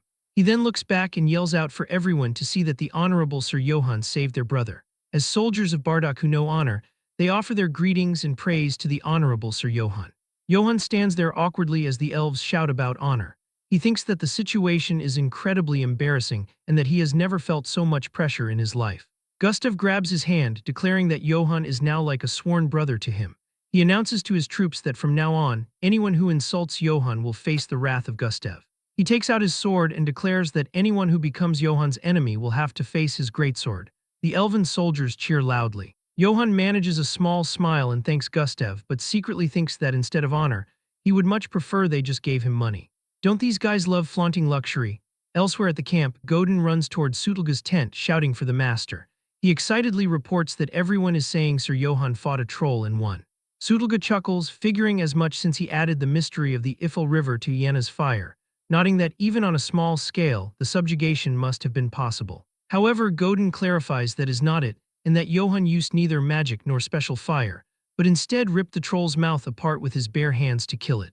Sutelga laughs, saying right, the mystery of the Ifel River, but he stops in absolute shock. He grabs Godin's shoulders and screams in disbelief, asking how it is possible for a human to kill a troll by ripping it apart with his bare hands. In the forest, Johann and Valian stand over the massive corpse of the troll as Valian thinks that it is unbelievable. She observes the internal damage, noting that the muscles and ligaments were torn, the bones were shattered, and the internal organs were destroyed. Finally, even the entire jaw was ripped off. She concludes that the beast died because it couldn't recover from such an excessive, rapid attack. She also asks how he managed to keep the corpse in such an intact state. She explains that her sisters usually have to hack away at trolls with the flames of purification until they become nothing but black charcoal. Johann thinks about how they kill one and realizes he thought it was like in a game. Valian offers her congratulations, telling Johann that from today on, whenever someone introduces him, the title Troll Slayer will accompany him.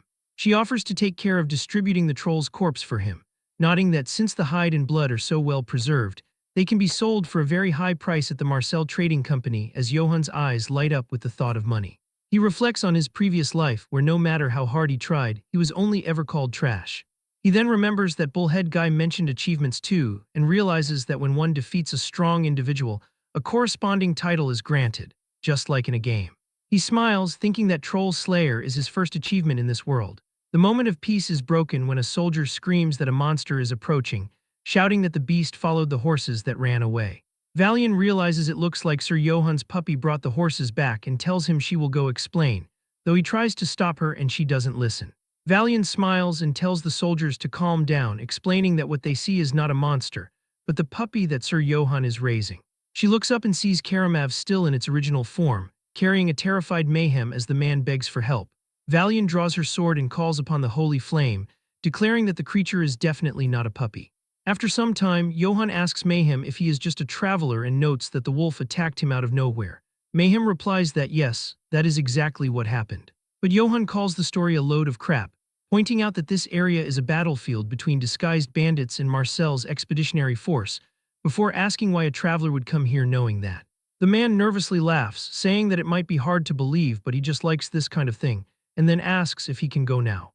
Gustav steps forward and asks his honorable brother Johann if he can have a talk with the fellow, to which Johann agrees. Gustav walks over and immediately stabs his dagger through the man's hand, pinning it to the ground. The man screams in agony. Gustav tells the traveler to listen well, stating he doesn't care who he is, but since he is in a bad mood, he's going to cut off his fingers one by one starting now. The man breaks instantly, confessing that he is Lieutenant Brandon Mayhem, a member of the Imperial Army's Special Operations Unit. Gustav is impressed, nodding that Sir Johann's intuition was spot on and admits he was actually just guessing, making Johann realize Gustav stabbed the guy without even suspecting him. Johann asks if, besides the name and affiliation, he found out anything else, to which Gustav reveals that he found a gold mine, the exact location of Baron Einbeck's command post, which leaves Johann shocked.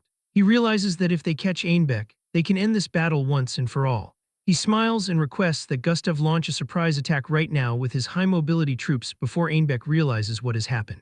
Gustav agrees enthusiastically, calling Johann his honorable human brother, and stating that his unit is basically Johann's unit since it is a great honor to fight alongside the Troll Slayer. Johann tells the men to prepare quickly so they can end the expedition with a single strike. Gustav shouts at the soldiers to prepare quickly as the glorious end of the defense battle for Marcel is right before their eyes. A few hours later, at Baron Ainbeck's disguised bandit command base, the silence is shattered by the sound of charging hooves.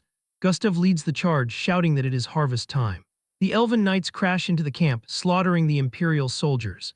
Soldiers scream in confusion, realizing it is a surprise attack and shouting for everyone to run. Gustav orders the knights to find Ainbeck and declares that they don't need the rest, so they should kill them all.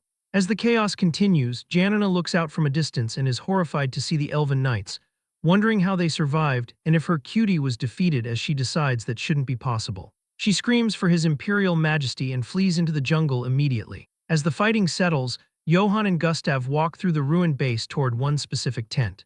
Gustav says it is here and that there is a gift for him inside. An elven soldier reports that the man Sir Johann spoke of is inside the tent and has been thoroughly beaten up, so Johann thanks him and steps inside. Baron Ainbeck is shocked to see him and stammers, asking if he is seeing a ghost. Johann towers over him and declares that he has come to judge him. The camp is a flurry of activity as soldiers begin packing up their gear, while an officer orders the troops to fall back and withdraw. The Agante Holy Knights of St. Galanto Monastery report that they have successfully eliminated the bandits and are preparing to head out. As Johann tells them, it was an honor to fight alongside them. He declares that they will never forget the service and dedication of their brothers and sisters. Johann offers a wave as the Holy Knights march away into the distance. After some time, he and the Elven Knights start returning to the city of Marseille. They have also captured Baron Ainbeck, who is currently bound and being led away with them. Meanwhile, Ainbeck sighs and stares at Johann's back, mentally wondering how that bastard is still breathing. He clearly spiked Johann's cup with a lethal poison called Nico's Tears, wondering if he should have wasted the entire vial instead of just a portion. He is further irritated by the Elven Knights following Johann as he remembers them beating him. Specifically, Leon hitting him with a chair while yelling, "What, you poisoned Sir Johann, you traitor scum, die already." And Laurent kicking him while shouting, "You're getting deleted from here." He looks back and wonders why those damn people are following Johann. Leon sees him and asks what he is staring at, calling him an insect, while Laurent asks if he is looking to die. He insists to himself that his plan was perfect and everything was supposed to work out. The scene shifted to several months ago at Gozen Castle in the 8th territory. Someone threw a glass at Baron Ainbeck and it hit him on the head, but he didn't react and offered a greeting to Lord Jessen, saying, "I hope you've been doing well." Lord Jessen Eitz, Johann's father, looked down from his seat and asked if the noble had finally brought the war funds he owed. Ainbeck gave a scroll to a servant, and that servant gave it to Jessen. Jessen opened the scroll to see what was written in it, but he saw that there was nothing written on the scroll. He looked up and asked, "What the hell is this?" He asked why Ainbeck was handing him a blank piece of paper. Ainbeck told him that His Imperial Majesty needed Baron Jessen Eitz's help once again. Jessen told him to cut the bullshit and asked if he thought he would let him use him again. He was visibly angry, recalling how he had fought in countless wars following Ainbeck's orders while he was used in past wars and tossed into a miserable corner of the north, knowing Ainbeck had kept every single reward that should have been his. Jessen asked if he thought by saying the Emperor needed him, he expected him to believe that now, and told him to get out of there before he split him in two with an axe. Ainbeck asked for help once more and told him to just put his seal on this document. He explained that it was a blank document with the Eitz family seal, claiming it would serve as a symbol of loyalty to the Emperor. In return, he promised that the Emperor would personally grant Jessen the title of Count, and Ainbeck swore this on the name of the noble Auvergne family. Jessen mocked Ainbeck, nodding that it had been 50 years since the Auvergnes fell and that Ainbeck was still clinging to his pathetic pride. Despite his clear hatred for the man, he stamped the seal onto the blank document. He threw the paper at Ainbeck, warning him that if he stole credit again, he would rip out Ainbeck's tongue and feed it to the dogs. Ainbeck picked up the paper and said that Sir Jessen's loyalty would be a massive help in advancing the Emperor's cause. A wicked smile appeared on his face. After that, under a crescent moon, a man reviewed the document and said that Sir Ainbeck forged this quite well. He observed that it was a well-crafted letter conspiring for rebellion. This man was none other than the Imperial Guard Captain Karamav. He realized that Ainbeck intended to frame the northern families for treason to carry out a massive purge.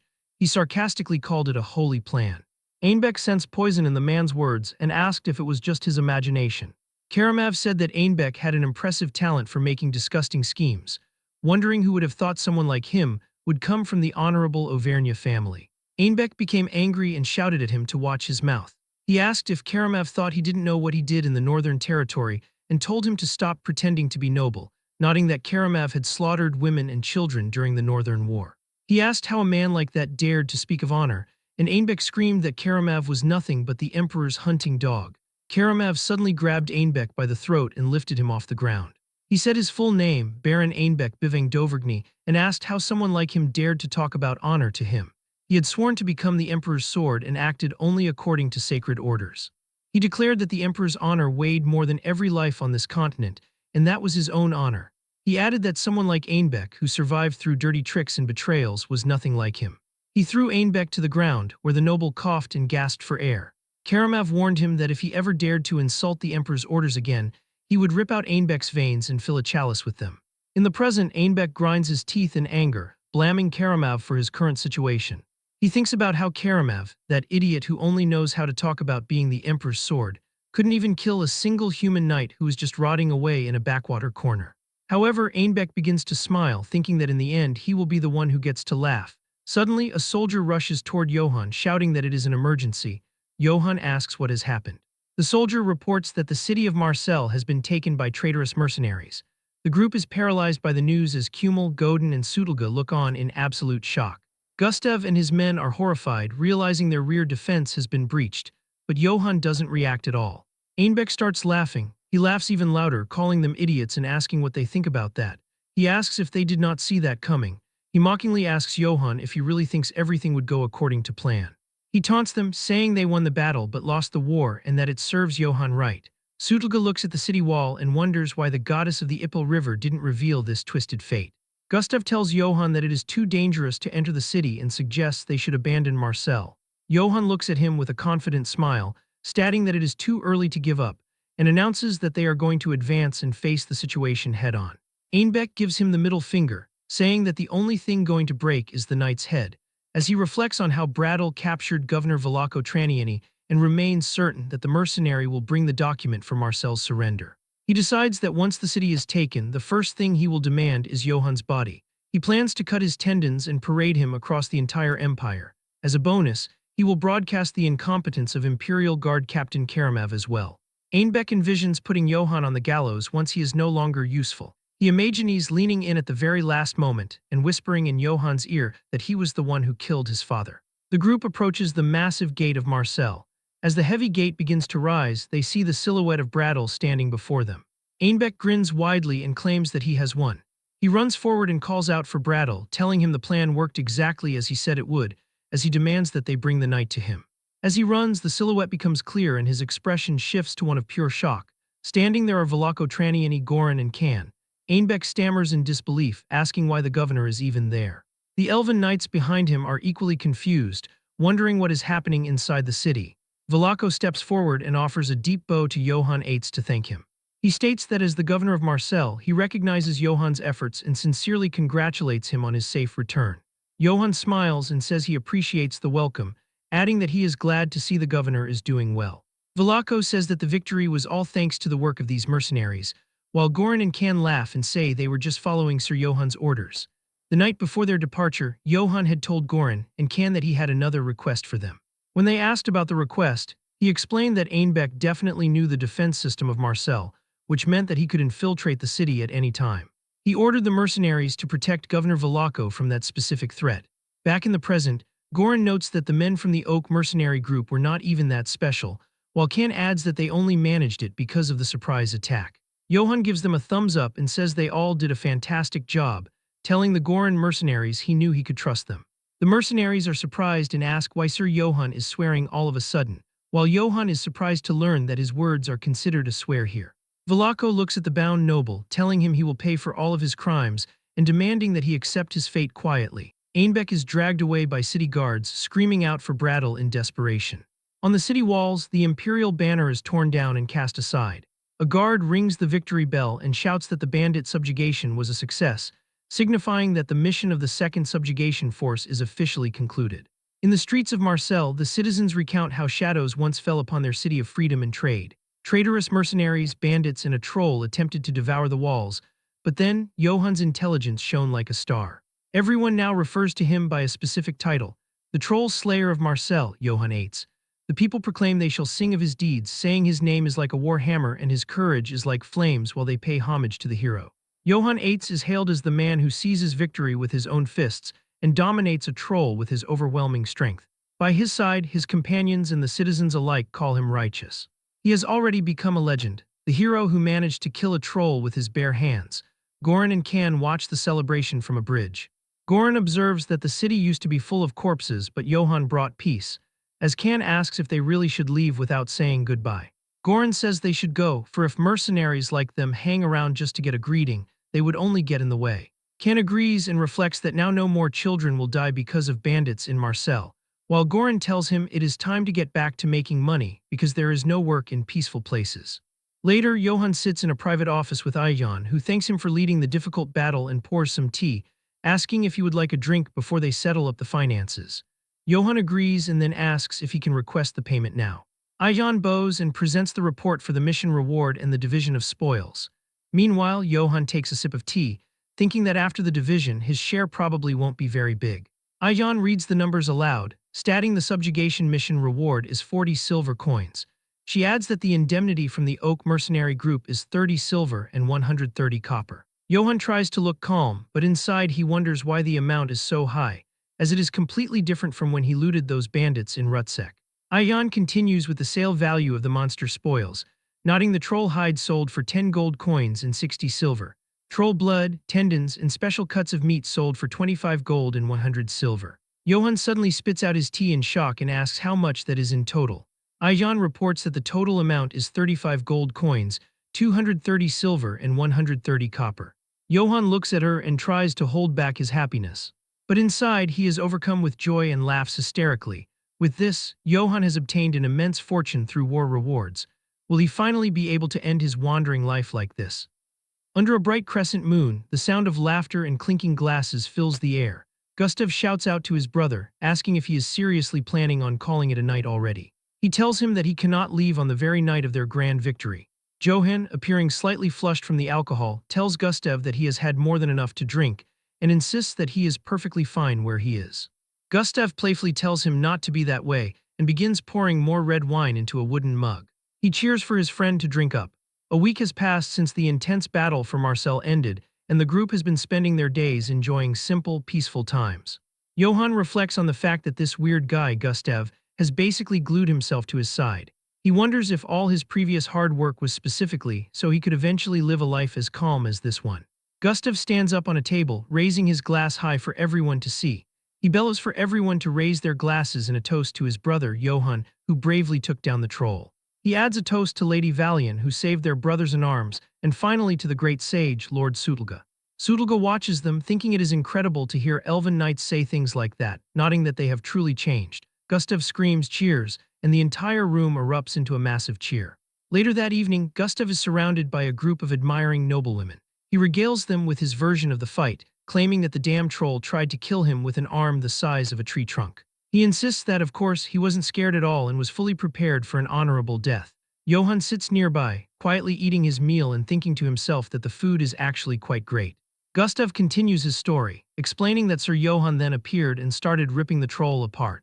He describes the swamp being stained red with blood and claims that his friend Johan stood over the corpse, as he remembers Johan saying that the troll was dead and himself asking if he was telling the truth, but Gustav does not tell that part to the girls.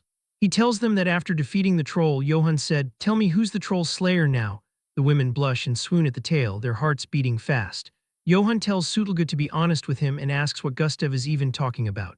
Sutelga tells Johan that he has accomplished an extraordinary feat this time, explaining that this incident won't just affect Marseille, but it will shake the entire empire. The sage looks Johan in the eye and asks what he truly wants: wealth and glory, or perhaps power.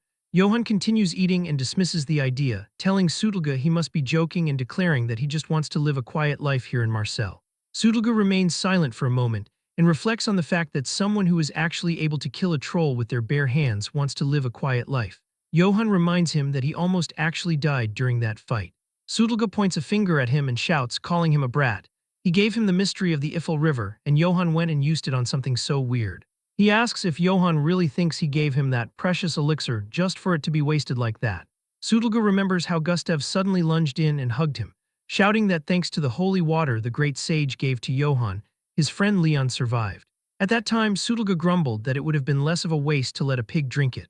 Johan calmly explains that he couldn't just let them die, nodding that someone was dying right in front of him, and he believes if he can save someone, he should.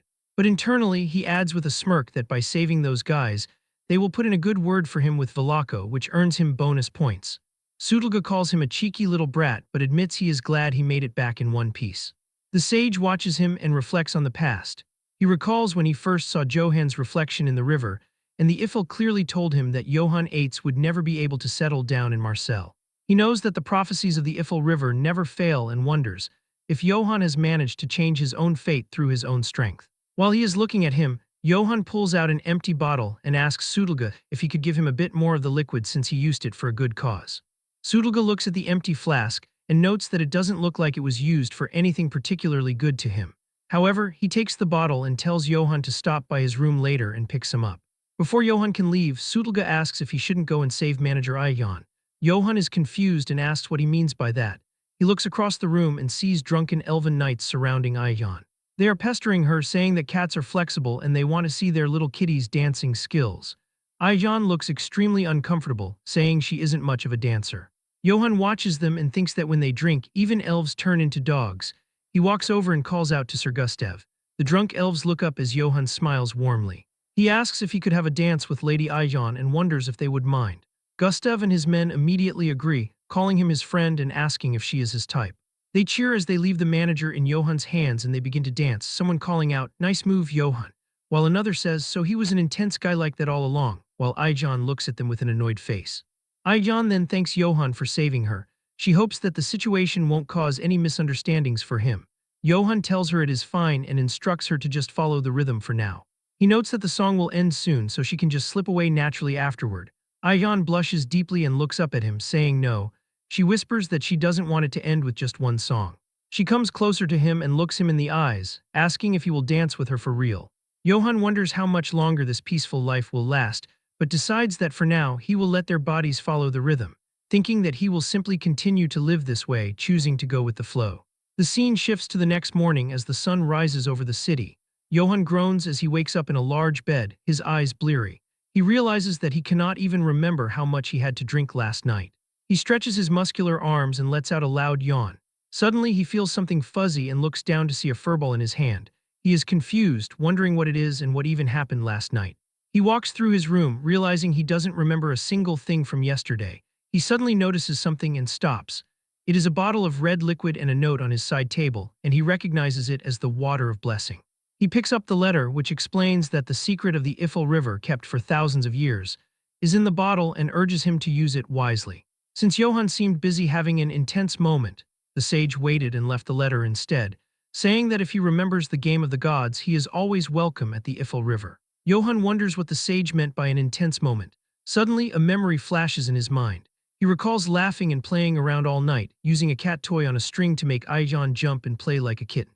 He realizes he definitely drank way too much and feels like his head is going to explode. He opens up the bottle, thanks Sutulga, and drinks the 1,000-year-old secret of the river just to cure his hangover. He notes that the effect is incredible and his hangover disappears instantly. But suddenly he hears a loud noise from outside. Johann walks near the window and looks out from there. His relaxed expression vanishes. He sees thick plumes of black smoke rising into the sky. The city of Marseille is engulfed in a massive, raging inferno. Citizens are gathering in the streets, looking at what is happening. Johann stares in shock, asking what this is and wondering if the city is truly on fire. Amidst the chaos in the burning buildings, Velako Traniani stands with a grim, determined look on his face. After some time, Johann stands amidst the gathered crowd of Marseille, looking at the flickering embers in the air. He asks himself what the hell is going on as he observes the citizens whispering in the dark. His gaze shifts upward to where Baron Einbeck is trapped inside a heavy metal cage, suspended high above the ground with many more people also inside other heavy metal cages. Johann wonders why the noble is there in such a state. He then notices a dark liquid coating the floor of the cage and asks if that smell is actually oil. Velako stands upon a high wooden stage before the crowd, looking down with a somber expression. He calls out to the dear citizens of Marseille and addresses the visitors as well, offering his sincerest apologies to everyone present and explaining that due to administrative negligence on the governor's part, a shadow of chaos has temporarily fallen over their city. The crowd murmurs as Velako reveals that certain nobles, acting under the emperor's orders, have committed treason. They attempted to seize the property of the citizens, their safety, and even tried to take total control over the entire city. The governor raises his voice, shouting that this is absolutely unacceptable. He promises right then and there to lodge a formal protest with the emperor regarding these actions. Furthermore, he mentions that those responsible for this incident are still lurking somewhere within the city. The people look around in fear, asking if the traitors are truly still among them and wondering who these people could be. Velako announces that he is giving them a final warning, demanding that they leave this city within 3 days. His eyes glow with a fierce red light as he warns that if anyone remains after that deadline, they will meet the same end as the traitors standing before them. Oil drips from the cage as Velako lights a flame on a wooden torch.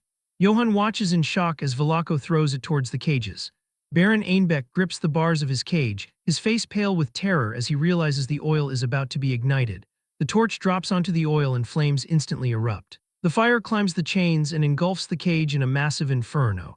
Einbeck, in his final attempt, starts begging for them to wait and to spare him, but it is too late. The fire finally reaches his cage and starts burning him. Einbeck feels himself vanishing into the flames. He reflects on how his body and his ambition and everything he worked for are dissipating in vain. In his final moments, a memory of his mother appears to him. She smiles and calls him her little angel, telling him that mommy only needs him. Einbeck thinks to himself that if only for once, if he could go back to that moment, things could have been different. He watches his past memories burn away, reflecting on his fleeting life as he is reduced to ash. Velako stands before the raging fires, declaring that if there are any traitors present here, they must remember his words. He states that for the governor of Marseille, both favors and grudges will always be duly repaid. A guard approaches Johann and informs him that the governor wishes to speak with him in private. Johann is taken aback, wondering why this is happening all of a sudden in this kind of situation. He looks at the governor and wonders what Velako is up to now. Later, he arrives at the governor's office. Velako greets him, acknowledging his arrival and thanking him very much for his efforts in the Battle of Marseille. He smiles and asks Johann if they shall sit and talk. He notes that unlike the last time they met, he has prepared something special. He pulls out a bottle and asks how Johann would like a glass of top-shelf whiskey. Johann looks at the silver chalice and thinks to himself that he does not have good memories with alcohol. However, he realizes he cannot refuse for the sake of etiquette and decides it is better to just accept it for now. He tells the governor yes and thanks him. Velako asks him how his life in Marseille has been so far. Johann replies that he has no complaints, believing that the city is currently more peaceful than it was before. Velako says he is glad to hear that, but notes that the condition of their front line is important. Johann is confused and asks what he means by the front line. Velako smiles and says it is obvious, explaining that he is referring to the front line of the coming war between Marseille and the emperor. Johann is stunned, asking, "Wait, what?" Velako explains that Johann's strategy and strength are unparalleled. Furthermore, he also possesses exceptional strategic thinking worthy of a commander and a charisma capable of influencing anyone. Velako asks Johann if it was an ambition that brought him to Marseille in the first place. He tells him that to fully utilize those skills, he shall become Marseille's front line. Johann hesitates for a second and tells him he begs his pardon, but he prefers a simple, stable life over battles, declaring that he has no intention of leading a front line against the emperor. Velako repeats the line, simple, stable life over battles, and tells Johann not to give him that bullshit. He explains that Marseille is the largest commercial city on the continent, where pro-imperial and anti-imperial factions have waged endless conflicts over their interests, but the emperor's ambition has destroyed that entire balance. Furthermore, he tells him to remember the countless massacres committed in the north, pointing out that one of them was Johann's very own territory of Ates. Velako growls that as long as the emperor lives, the peace Johann mentioned will no longer exist in this empire. Johann remains silent, sweating as the governor pours more whiskey. Velako asks if he now understands why they must prepare for war. He drinks his whiskey and slams his cup onto the table, declaring that it doesn't matter how much money is spent or how many people die, because none of that will be relevant anymore. He looks Johann in the eye and admits that while he may not be able to become emperor himself, he has the power to create one with his own hands. He tells Johann to follow him and promises to make him an emperor. Johann is left speechless, his face pale as he processes the offer. The scene shifts to a bright sunset outside the city walls. Johann is overseeing the preparations for a journey. A guard reports that they have loaded provisions for 2 weeks, and Johann asks if the weapons and luggage are ready. He checks the flexibility of his new, high-quality armor. He has equipped a custom set consisting of a spalder for 3.5 gold, a bracer for 3.5 gold, a breastplate for 1 gold, and a gauntlet for 3 gold, totaling 11 gold coins. He thinks that even though he has only equipped one side of the armor, it is heavy but fits perfectly and gives him a sense of security. He tearfully hopes the expense was worth it, noting that 11 gold is the price of a warhorse. Godin approaches him and says they are ready to depart. Johann tells him right and commends him for the good work. He then shouts for everyone to go. As they start leaving, Johann looks up and sees Velako standing on the road. The governor offers a formal bow, and Johann returns the gesture with a respectful nod. As they finally leave the city gate, Godin looks at Johann and asks where they are going with the troops all of a sudden, asking if they are going to war or something. Johann falls silent for a moment, remembering his talk with the governor after Velako's proposal to make him an emperor. He smiles and decides that he is out. Velako is stunned by this and asks why, seeing it as an opportunity to obtain massive wealth and glory with the direct support of Marcel. Johann closes his eyes and reflects on how he learned from a young age the hard way that money is needed to survive in this world. However, watching Velako made him realize he can't live just for money. After some time of silence, Velako tells him that he is misinterpreting things. He leans forward, his voice turning even more grave as he warns Johann that the world is standing on the edge of a precipice. He believes it is only a matter of time before a massive, all-consuming war erupts across the lands. He insists that even if Johann attempts to flee from the battlefield and seek a quiet life, it will be futile. In the end, no matter where he hides, the knight won't be able to avoid the fight. Velako asks where Johann plans to live his life in these times of absolute chaos. Back in the present, outside the city walls, the sun begins to set. He looks back at Godin and tells him that their destination is a place full of romance and adventure. He thinks about how his plan to settle down in Marseille was destroyed by Velako, but he chooses to move forward anyway toward a world full of adventure and romance. Godin exclaims how exciting that sounds. The scene moves to Boson Castle in Count Jarfan's territory. Someone asks if the name of the guy who killed the troll in Marseille is Johann Eitz. He scoffs at the title of Troll Slayer, nodding that the man has spread word of a quite impressive feat, and wonders if Johann is just an arrogant kid full of bluster or someone who truly possesses that level of power. He grins and declares that he will find out when he sees his face. This individual is revealed to be Count Jarfan. 5 days have passed since Johann left Marseille. He is completely caked in sweat and dust, and because of that, naturally, the bugs have started to crawl out too. He takes a bite and thinks this bread is so hard. He is starting to think it could actually be used as a weapon. It is not new to him as he is used to all of this by now. He looks back and sees 2 beast girls, thinking that what he finds really hard to stomach is the pungent stench of these furballs. He reflects that it is not a human smell, so he just cannot get used to it. He wonders if he will really be able to endure this journey. For now, he decides he has no choice but to shake off the dust and keep moving forward. He looks at the letter in his hand and thinks about it. The story went back one day before he departed from Marseille. Ayan approached Johann and said she heard he was looking for mercenaries, which he confirmed was right. They entered inside a shop and she told him it was perfect timing because the Gatana merchant group was just about to introduce a mercenary unit. She clapped her hands and told them to greet their new employer with respect. Johann saw a group of beastmen and women. One beastwoman looked at him and asked, "Who the hell is this guy?" Johann looked at them and thought that he had expected them to be rough since they were from the merchant group. But even among them, these guys looked especially brutish. Ayan asked if they could all introduce themselves first, but warned them not to try and flex their strength. One introduced herself as Dyke, Hyena Kin and the squad leader of 10, and said it was a pleasure, while another introduced herself as Shuka, a Weasel Kin and a squad leader as well. He introduced himself as Johann Eitz and told them that he would be the one hearing them, adding that he was counting on them. Internally, he thought he did not care who they were as long as they fought well.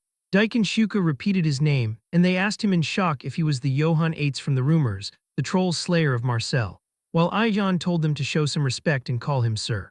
Dyke and Shuka wondered why a knight who killed a troll with his own bare hands would need to hire them, thinking that perhaps he had some weird taste. Johann explained that it was not uncommon to run into bandit bands in remote areas, nodding that when it comes to facing them, numbers are still an advantage. Dyke said that made sense and told him they should work well together. Johann said he was counting on them as well, and the contract with the Gatana mercenary group was concluded. After that, Dyke told her squad that he was an important guest who would be with them for a while. She warned them that anyone who showed their teeth would lose all of them. Ayan said she heard he was leaving Marseille tomorrow. Johann chuckled and said that was just how things turned out. She said it was a shame he was leaving just when they were starting to get close. She mentioned she had a gift for him and asked if he could lean forward a bit. She stood on her toes and placed a necklace around his neck. Ayan told him that it was done, and Johann asked what that was. She explained that it was the Troll Slayer emblem, and it was a gift for him as a representative of the Gatana group. Johann looked at the emblem, thinking how cool it looked. Ayan then asked what his destination was. Johann stammered that he did not have one. She asked if he really decided to set out without a destination but decided that was fine. She told him that she had already thought of a place for him. She pulled out a paper and told him a letter had arrived for him. Johann took the letter and asked what it was, and she suggested that since he had received it, it would be better to visit whoever was looking for him. He looked at the letter and was surprised. Back in the present, Godin asks Johann what that paper is. He asks if Johann forgot to show him and explains it is a letter he received while in Marseille, saying someone wants to meet him because he killed a troll. When Godin takes that letter and sees what it is, he screams in shock, asking if it is a letter from Count Jarfin. Johann asks if the man is famous, and Godin shouts in frustration that, yes, he is incredibly famous in the southern territories. He explains that Count Jarfin earned great merit in a monster subjugation campaign. He notes that just like Johann, the Count has killed a troll before and built his fame and fortune on that. And Godin adds that Count Jarfin is the only one in the region who can grant knighthood. Johann reflects on the concept of knighthood, thinking that it is a ceremony where a titled noble recognizes another person and elevates them to the status of a knight. He understands it functions as a guarantee and a type of sponsorship, giving the individual a chance for rapid advancement and solid support. He realizes it is a massive promotion. His face becomes red as he thinks that the Count is more important than he thought, and that if he plays his cards right, he might actually get knighted. He decides it is perfect since he can get money and a knight's title all at once. Dyke, walking before them, tells everyone to stop as she notices something. She calls out to Johann and warns him there is a checkpoint ahead but that there is a strong scent of blood. Johann thinks this is not a good sign. He orders everyone except those responsible for protecting Godin to stay vigilant, and the mercenaries shout, "Yes, sir." Near the checkpoint, a guard tells another to look over there as a wagon is coming. He asks what the hell that smell is and notes the traveler looks like a knight. The lead guard tells him to shut up, saying knight or not. A knife to the throat kills anyone the same way and tells them to get ready to loot him. As Johann and the others get near the checkpoint, the guard shouts for them to stop and identify themselves for an inspection. Johann states he is Johann of the Eight's family and asks what they are all doing here. Suddenly, there is movement in a bush nearby, and Dyke and Shuka realize that there are people hiding behind it. The guard lies, saying they are conducting a simple inspection after receiving orders to control the area. He says if Johann gives them a small gift, they will let him pass without any inspection.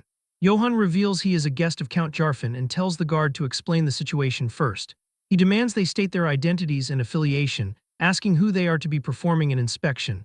Otherwise, he has no intention of cooperating. The guard thinks about what an annoying guy he is and calls for the crossbowmen as many enemies appear from the bushes. The guard calls Johann a shitty knight and says he should have just shut up and handed over the money. He yells that Johann tried to humiliate him in front of his men. He says he will spare Johann's life but tells him to hand over everything he has. He repeats that this is just an inspection and tells him not to take it personally. Johann says if the man insists on shedding blood, he will not stop him. But he warns him that for the sake of his subordinates, it would be better to avoid a massacre. The guard calls him a bastard and asks if he will not drop the act until the very end. He asks if Johann thinks they have never seen knights acting important before and orders his men to fire the crossbows. As they take their aim, Johann quietly calls for Karamov. Karamov appears in his divine wolf form and tears through the guards with ease. The guards scream in pain as they are slaughtered. The lead guard is shocked, asking what is happening. But before he can do anything, Dyke swings a massive morning star into a guard's face, asking what he thinks and saying this is what is going to happen to him. Another guard orders his men to advance. Shuka moves with incredible speed and quickly defeats all of them in a second. Other beastmen also charge forward, calling each other animals and telling one another to cut the enemy to pieces. They slaughter the remaining guards with ease. Johann watches the battle and thinks for some reason this reminds him of when he was chased by the wolves of Akate. He recalls how they attacked him in a group all day long, and while fleeing desperately from the encirclement, he managed to escape by hiding in a caravan. He realized back then that, unfortunately, he could never make it through a blockade, but now he observes that in just 30 minutes, everything was resolved with a single order from him. Shuka reports that they have all been subjugated and Johann tells her good work. A male mercenary finds a necklace on a corpse. His companion asks if he thinks it was his, suggesting he probably looted it. The first mercenary says it doesn't matter because it is his now. Dyke and Shuka look at the scene with disgust and say that those guards are not even worthy of being called animals. They have found many bodies of civilians and realize where the smell of blood was coming from. Johann approaches a bloodied survivor and tells him to say who they are and what they were doing here. The man cries and stammers that they are deserters. He explains they were attacking Count Jarfin's Boson castle, but things went south and so they fled. Johann is shocked and asks what he said about attacking the castle. The man asks if he did not know and reveals that Count Jarfin is currently at war. Johann stares in disbelief at the news. Johann is shocked to learn from a captured deserter that his potential patron, Count Jarfin, is currently embroiled in a full-scale war. He shouts, asking who the Count is fighting and demanding to know which family they come from. The terrified and bloodied soldier struggles to speak, coughing up blood as he identifies himself and his group as deserters from the Abner family. Johann repeats the name Abner, mentally nodding that he has never heard of that family or place before. He demands more information, asking the dying man to explain the current situation at Jarfin Castle. The soldier explains that the Abner family has surrounded the castle with a massive force. However, he reveals that they were led by a terrible commander whose incompetence caused the soldiers' morale to plummet. He describes how their supplies were eventually cut off, leading the entire army to starve. The man confesses that he and other exhausted soldiers deserted their posts and began looting and killing just to survive. But when Johann asks for the specific size of the Abner troops, the man coughs violently and begins to choke. He cries out to the gods and begs for forgiveness as his hand goes limp and he dies. Johann looks at the corpse and closes the soldier's eyes, stating that the man should have asked for forgiveness from the people he murdered. Later that night, Johann and Godin sit by a campfire. Godin asks what they are going to do next, pointing out that they will have to cross an active battlefield to reach Count Jarfin. He wonders if the Count invited them specifically, hoping Johann would participate in the war as the famous troll slayer. Johann thinks that Godin's reasoning makes sense. He realizes that if he joins the conflict and achieves great feats, there is a high chance the Count will grant him a knighthood. However, he needs to meet the Count to discuss the war and what the reward will be, but he worries about how he will even manage to get inside Jarfin Castle with the Abner army blocking the way. As he contemplates his next move, he recalls the words of Velako, who warned him that even if he runs from a battlefield, he will not be able to avoid the war in the end. Johann thinks to himself that there is war everywhere he goes and wonders if the governor's grim prediction was right. His thoughts are interrupted by Dyke, who reports that a group of merchants is approaching. Johann initially tells his team to let them pass, but she notes that the group is quite large. Johann looks out and sees a massive line of wagons so long that he cannot see the end of it. He reasons that it is natural for merchants to show up when a war has broken out. He deduces that if that is the case, then the caravan must be heading to either Jarfin or Abner. He recalls when he joined Eldons's caravan to pass through a blockade in the past and decides that if he joins this group, he might be able to enter Jarfin Castle without any issues. He orders Dyke and Shuka to escort the rear while he prepares to introduce himself. As they approach, a guard from the merchant caravan shouts for them to halt and identify themselves. Johann announces that he is Johann of the Eight's family and asks what the caravan's destination is. But the guard is suspicious of Johann's identity and questions why a knight from a noble family does not have a crest or a banner. Johann breaks into a sweat, struggling to provide an answer. He knows a wandering knight like himself would not carry those things, but he cannot explain his true circumstances. The guard assumes Johann is a bandit knight and draws his sword, stating that this is his last chance for mercy. Dyke and Shuka quickly move forward, telling the guard he is being rude to a noble knight and asking if he wants to die. Just as the situation is about to turn into a bloodbath, a commanding voice shouts for everyone to halt. The guard and Johann look up to see who it is. A portly, richly dressed merchant named Doris enters the scene. He calls his guards miserable fools and asks if they are blind to the knight's emblem. He identifies it as the Troll Slayer emblem granted to Johann in Marseille. Doris's tone immediately becomes friendly as he bows and asks the Sir Knight to forgive their rudeness. He explains that his men are ignorant and could not recognize a great knight. He introduces himself as being from the Argonne Merchant Company and invites Johann to a banquet to apologize for the inconvenience. Johann accepts the invitation, and soon the camp is filled with the sounds of a celebration. Inside a lavish tent, Doris thanks Johann for accepting the invitation, stating that the banquet is simple and hopping it is to his liking while dancers perform and musicians play. Johann looks at the piles of meat and fine food, thinking to himself that calling this simple is ridiculous. He tells Doris that he likes it very much and thanks him for the invitation. As he drinks, he notes that there does not seem to be any poison in the food, but he feels safe knowing he has the water of blessing just in case. He plans to wait until the conversation reaches its peak to ask Doris about their destination, believing that regardless of where they are going, establishing a good relationship with a merchant will be useful somehow. Doris suddenly asks if it is true that Johann defeated a troll with his bare hands. Johann begins to answer, but he is interrupted by a boisterous voice. Can, his former mercenary ally, stumbles into the tent drunk and asks Sir Johann if he remembers him. Johann is surprised to see Can and says he was sad they did not get to say a proper goodbye. Can acts drunk and is overjoyed to see him again. Doris is confused, asking if the mercenary is an acquaintance of Sir Johann. Johann confirms it, stating they even fought in a battle together. He then pours Can a drink, asking if he was hired by Doris. The mercenary thanks him, saying it hits the spot. Can's expression suddenly turns dark and serious. He asks Johann if he happens to remember Sir Gamson. Johann recalls that Gamson was the man who tried to steal his sword and horse and ended up being beheaded by Can. He wonders why Can is calling that traitor Sir Gamson. Can then loudly proclaims that Master Doris is someone even more noble than Sir Gamson was. Doris tells him to stop saying that because it is embarrassing. Can looks Johann in the eye and swears that Master Doris will treat him with exceptional care, much better than Gamson did. Johann realizes this is a coded warning. He smiles and tells Can that his loyalty to his employer is truly impressive. He flips Can 2 gold coins as a tip, saying his attitude should serve as an example to many. Can thanks him, but internally he is shocked by the amount of money he received. Johann asks Can to give him a moment alone so he can have a frank conversation with Doris. Can smiles and begins to leave the tent, telling Johann to have a great chat. Once he is outside, his fake drunk expression vanishes and he tosses the glass away. Inside, Johann remarks that Doris truly seems to have a noble personality for Can to speak so highly of him. Doris is flattered, saying it is just the basic duty of a human being to be kind. Johann then puts his hand on the merchant's shoulder, his friendly smile disappearing.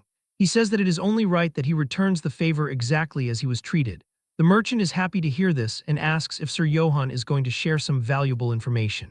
Johann sets his cup down. He leans in toward the merchant and menacingly declares that actually, Gamson was a backstabbing son of a bitch.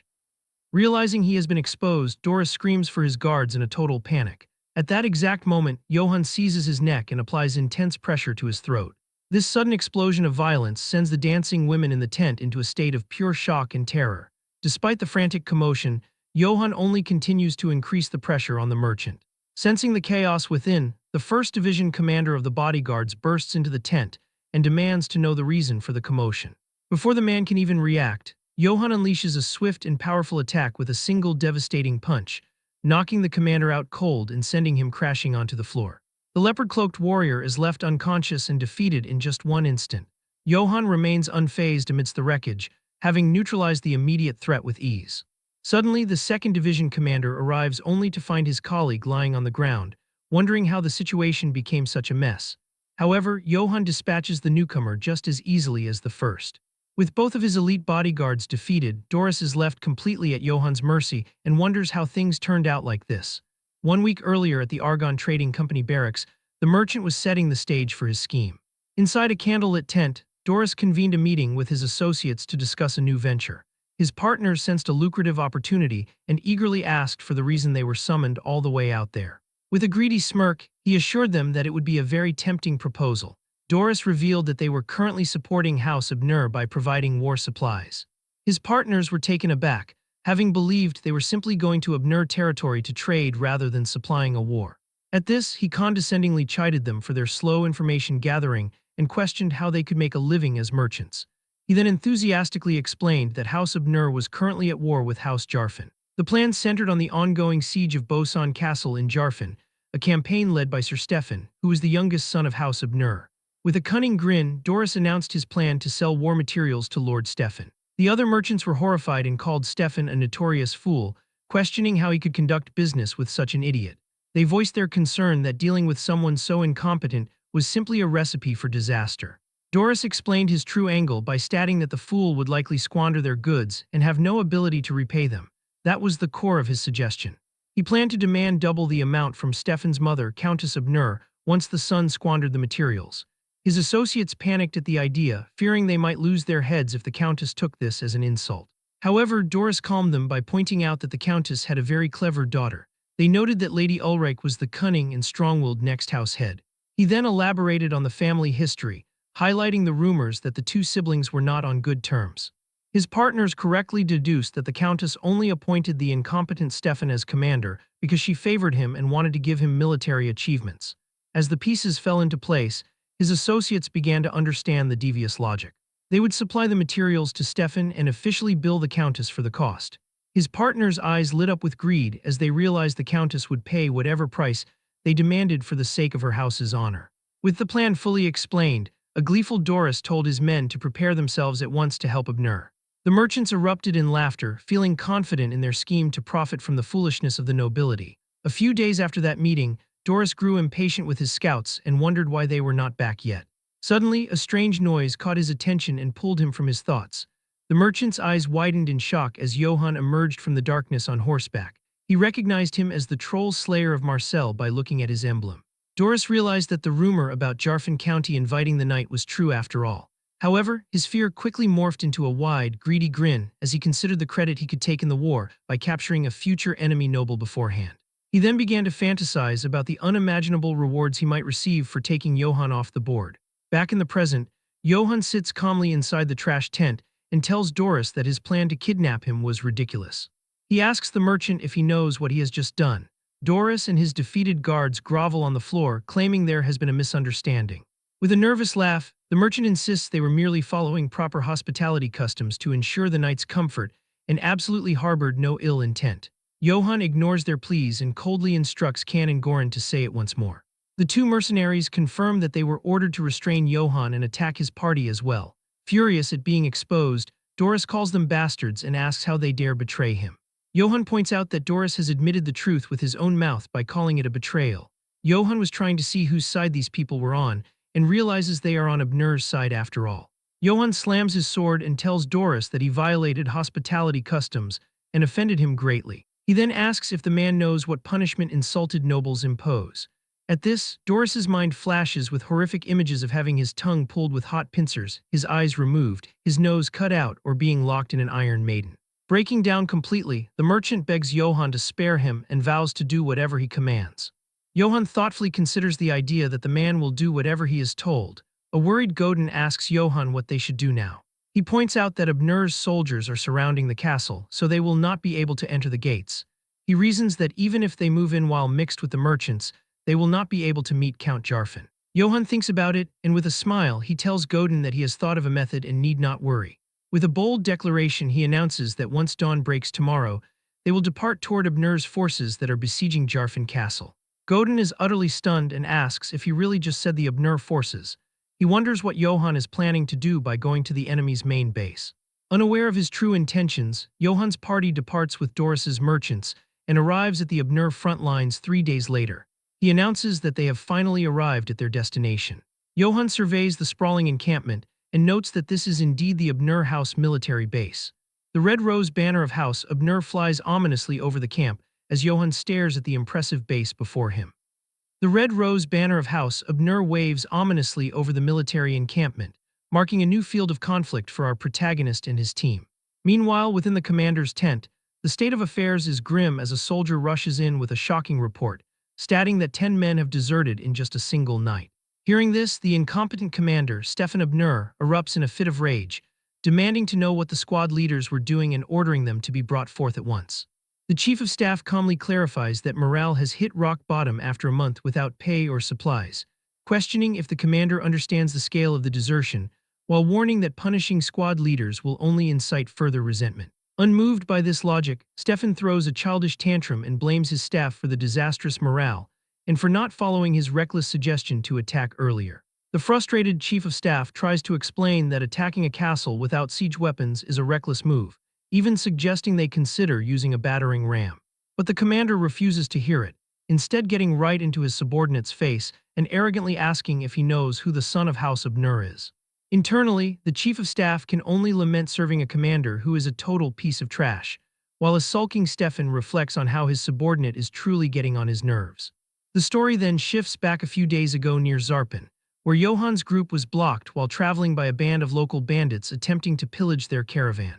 It is soon revealed that these attackers were actually deserters from the Abner army, a direct result of their commander's poor leadership while laying siege to Count Jarfin's Bosan castle with a massive force.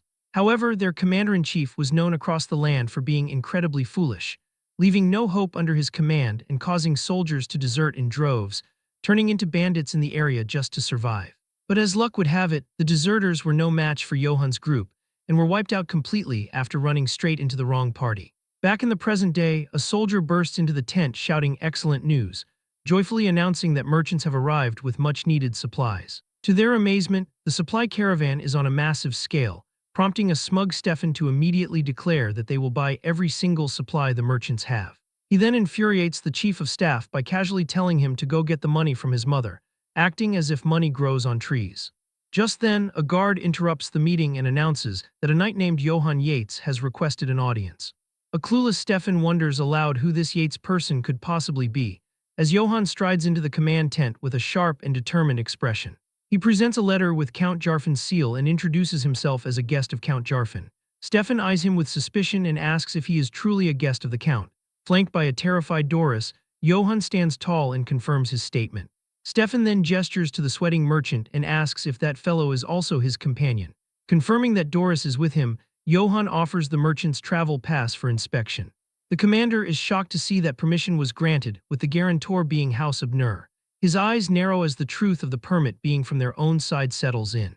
With the stage set, Johann springs his trap and accuses Doris of violating hospitality customs by intending to kidnap him and hand him over to their side. He boldly declares that he has seized the merchant and that ownership of all these supplies now belongs to him. The chief of staff breaks out in a cold sweat, witnessing the merchant's idiotic scheme blow up in their faces. He frantically tries to whisper to Stefan, telling him that he must absolutely refuse this request. Trying to sound authoritative, the commander declares that they are currently at war, and he cannot allow supplies to be given to the enemy. Johann calmly counters the argument, suggesting they can simply purchase the items from him for a reasonable amount of gold, or he can just go meet Count Jarfan empty-handed. Thinking it is a good decision, the foolish commander agrees and assumes they can pay with their own funds. However, the chief of staff informs him that they have no money. Cornered and embarrassed, Stefan lashes out and refuses, demanding to know what proof exists to support the claim that the merchant attacked him. Johann simply calls out to Doris, presenting his living proof. Under immense pressure, the merchant confesses that it was indeed his own doing. With his bluff called, Stefan of Nur can only grit his teeth. He then explodes in a rage and screams at Doris not to lie, ordering his men to the merchant while claiming that anyone can see Doris has the face of someone being threatened. He then points at Johann and shouts that they have never heard of someone like him and have no reason to trust his word. However, since the war is urgent, he decides he will simply take the supplies and the merchant by force, dismissing Johann's claims as lies to be dealt with later. Just as the chief of staff exhales in relief, thinking that somehow they got through the ordeal, Johann ominously repeats the word lies, his voice turning to ice as he asks Sir Stefan of Nur if he has dared to insult his honor. The sudden, dangerous shift in tone catches the noble completely off guard. His pride wounded, the foolish man draws his sword and calls Johann a scoundrel, screaming at him and asking who he thinks he is to open his mouth. He continues his foolish charge and threatens to tear those eyes out right now. Yet Johann remains perfectly still, unfazed as the tip of the blade stops just short of his face. In that very instant, Johann's presence overwhelms the room. A small smile appears on Johann's lips as everything unfolds according to plan. Stefan freezes as Johann calls out to him, offering a menacing look while informing the commander that he will have to take responsibility for those words. The chief of staff can only watch in horror as his commander's arrogance dooms them. Feeling the weight of the trap closing in around them, he screams for everyone to stop him. But Johann knew that an arrogant young master like Stefan of Nur would react this way if his pride was even slightly scratched, and he moves to slam the chief of staff with brutal force. Getting the noble to draw his sword first was a simple move, and with a justification thus created, Johann can now run wild to his heart's content. Doris and the subordinates collapse to the ground. Pinned down, the chief of staff can only yell for his men to protect Sir Stefan at once. The surviving of Nur soldiers hesitate, shocked at what has just occurred. Before anyone else can move, Johann has the commander by the throat. With a blade to his neck, the terrified man cries out in pain and confusion, asking why this is happening and whimpering that it hurts. The Abnur soldiers look on, wondering why their leader is being held captive. Tears well in his eyes as Stefan asks if Johann is actually going to stab him. At this, Johann coldly reminds him that drawing one's sword first means taking responsibility with one's life. Just then, one of the Abnur soldiers stares at Johann's crest, and a sudden shock takes hold as he recognizes the symbol from somewhere. He shouts in terror, identifying their opponent as Marcel's troll slayer. Stefan, in pure terror, can only ask if he is really Marcel's troll slayer. The Abnur soldiers immediately express their respect for his great achievements and beg him to put down his sword. But Johann ignores their pleas and locks his gaze on the noble, demanding to know what will be done about the honor that was insulted. He then roars at the terrified soldiers, asking what they will do to restore his honor. Johann loudly proclaims to everyone that Sir Stefan tried to steal his rightful supplies and insulted his honor by calling him a liar. He argues that since the commander drew his sword first and challenged him to a duel, it is only right to grant him an honorable death. Utterly terrified, Stefan immediately stammers out an apology and says it was all his fault, his arrogance shattered as he breaks down completely, begging for his life. The chief of staff is horrified, noting that by apologizing, the commander is openly admitting to every accusation. Johann presses his advantage and asks if he will accept all of his claims, and sobbing, the noble readily agrees that everything was his fault. With the confession secured, Johann smiles again and loosens his grip. He addresses the entire room, ensuring everyone heard the commander admit to everything. He declares himself the winner who won honorably in a duel and announces that he will be taking Sir Stefan with him.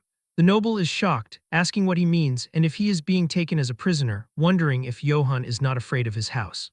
Johann cheekily reminds him that he just admitted to it with his own mouth, leaving a desperate Stefan to cry out for his chief of staff to say something. But the man can only watch in dejection. The defeated chief of staff tells his lord to please comply, admitting there is nothing they can do about this. Later, at the main gate of Bosan Castle, the guards curse the tiresome Abnur bastards. One of them, exhausted from the siege, spots movement in the distance. He is perplexed to see a merchant caravan coming straight through the Abnur camp. Just in case, he tells the men to stay on guard.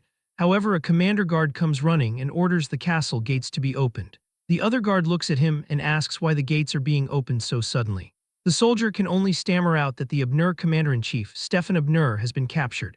The scene ends with the shocking reveal of a bound and defeated noble delivered to the very gates of Bosan Castle. Johann's party finally arrives at the formidable Bosan Castle, the seat of power for Jarfin County. From the high battlements, the castle guards look on with growing disbelief as the company approaches. Their initial shock turns into pure astonishment as they recognize the prisoner being led toward them, none other than Stefan, the commander-in-chief of the enemy Abnur army. One of the soldiers confirms the unbelievable sight of the defeated and bound enemy commander. Sensing a monumental shift in the war, the castle guard captain immediately orders the gates to be opened. The captain realizes he is looking at the man who has somehow brought this long and arduous war to an end. He can only stare at the mysterious approaching night and wonder just who he could be. Soon, Johann and his companions are escorted into the inner courtyard of the Grand Bosan Castle. Inside, the castle's inhabitants whisper among themselves, having already heard rumors of Stefan's idiotic capture right at his own command post. Overhearing the mockery of the crowd, the humiliated Stefan seethes with impotent rage. He lashes out with empty threats, asking the onlookers if they want to die while foolishly trying to pull rank, demanding respect as a son of the powerful House of Nur. When his demands are ignored, he huffs and arrogantly orders the servants to take him to Count Jarfin. Meanwhile, Johann quietly observes the prisoner's bizarre confidence, completely baffled by the man's audacity as he complains about his messy hair. Just then, Johann steps forward and formally announces that he is here to see Count Jarfin. Entering the grand audience chamber, Johann can barely contain his excitement, believing his long-sought goal of earning a knighthood is finally within reach. He lays eyes on the lord of Bosan Castle, the fierce and imposing Count Jarfin. A nervous Sir Stefan greets the formidable lord with a timid familial title, calling him Uncle Jarfin. Count Jarfin immediately reprimands his nephew, reminding him that this is a public setting where such personal titles are inappropriate. The Count looks down with pure disdain, admonishing his nephew for the pathetic display of being captured. He makes it clear that due to their family ties, Stefan will be treated as a guest within Bosan Castle rather than an enemy. The foolish young man completely misinterprets this as a sign of mercy, eagerly thanking the Count for his kindness. However, Count Jarfin clarifies that according to the customs of war, ownership of the prisoner belongs entirely to Johann, causing Stefan to panic and plead with his uncle, arguing that a precious Abnur noble should not be entrusted to a lowly person like Johann. At this, the Count coldly asks if his nephew is suggesting he violate the sacred customs of war and dishonor himself by robbing a knight of his rightful ransom. Terrified, Stefan immediately backtracks and stammers that his uncle has misunderstood him. The Count commands him to stop bringing shame upon House Abnur and tells him to finally act with honor. Thoroughly chastised, a weeping Stefan finally submits. As per medieval custom, a captured noble is the personal property of their captor, who can then demand a hefty ransom for their return. With the matter settled, Count Jarfin orders his chamberlain to lead the sobbing noble away, finally ending the pathetic display. At last, the Count turns his full attention to Johann and formally greets him as Marcel's troll slayer. Internally, Johann is thrilled, recognizing this as his chance to make a good impression and finally achieve his goal of being knighted. As a sign of his favor, Count Jarfin invites him to walk together for a personal tour of the castle. Once they are on the castle ramparts, the Count asks Johann if he understands the true reason he was summoned. Johann astutely replies that while the war was the initial reason, the Count's motives have since changed. The castle's strong defenses and well-trained knights suggest the war was never a major threat to Jarfin County. The Count confirms this assessment, admitting the war was a minor issue and that he was simply curious about the man himself. The Count then shares a painful memory of his youth when he too killed a troll, but tragically lost half of his knights in that reckless endeavor. Johann senses the deep sincerity and regret in the Count's voice. This is no casual story, and the suspicion is confirmed upon noticing the Count's armor is crafted from the hide of that very troll. Jarfin admits that upon hearing of a troll being taken down single-handedly, he assumed it was a lie, and reveals that his original plan was to expose this rumored hero as a fraud. Johann's heart sinks as panic begins to take hold, fearing the Count still thinks he is a liar and that all his plans are doomed.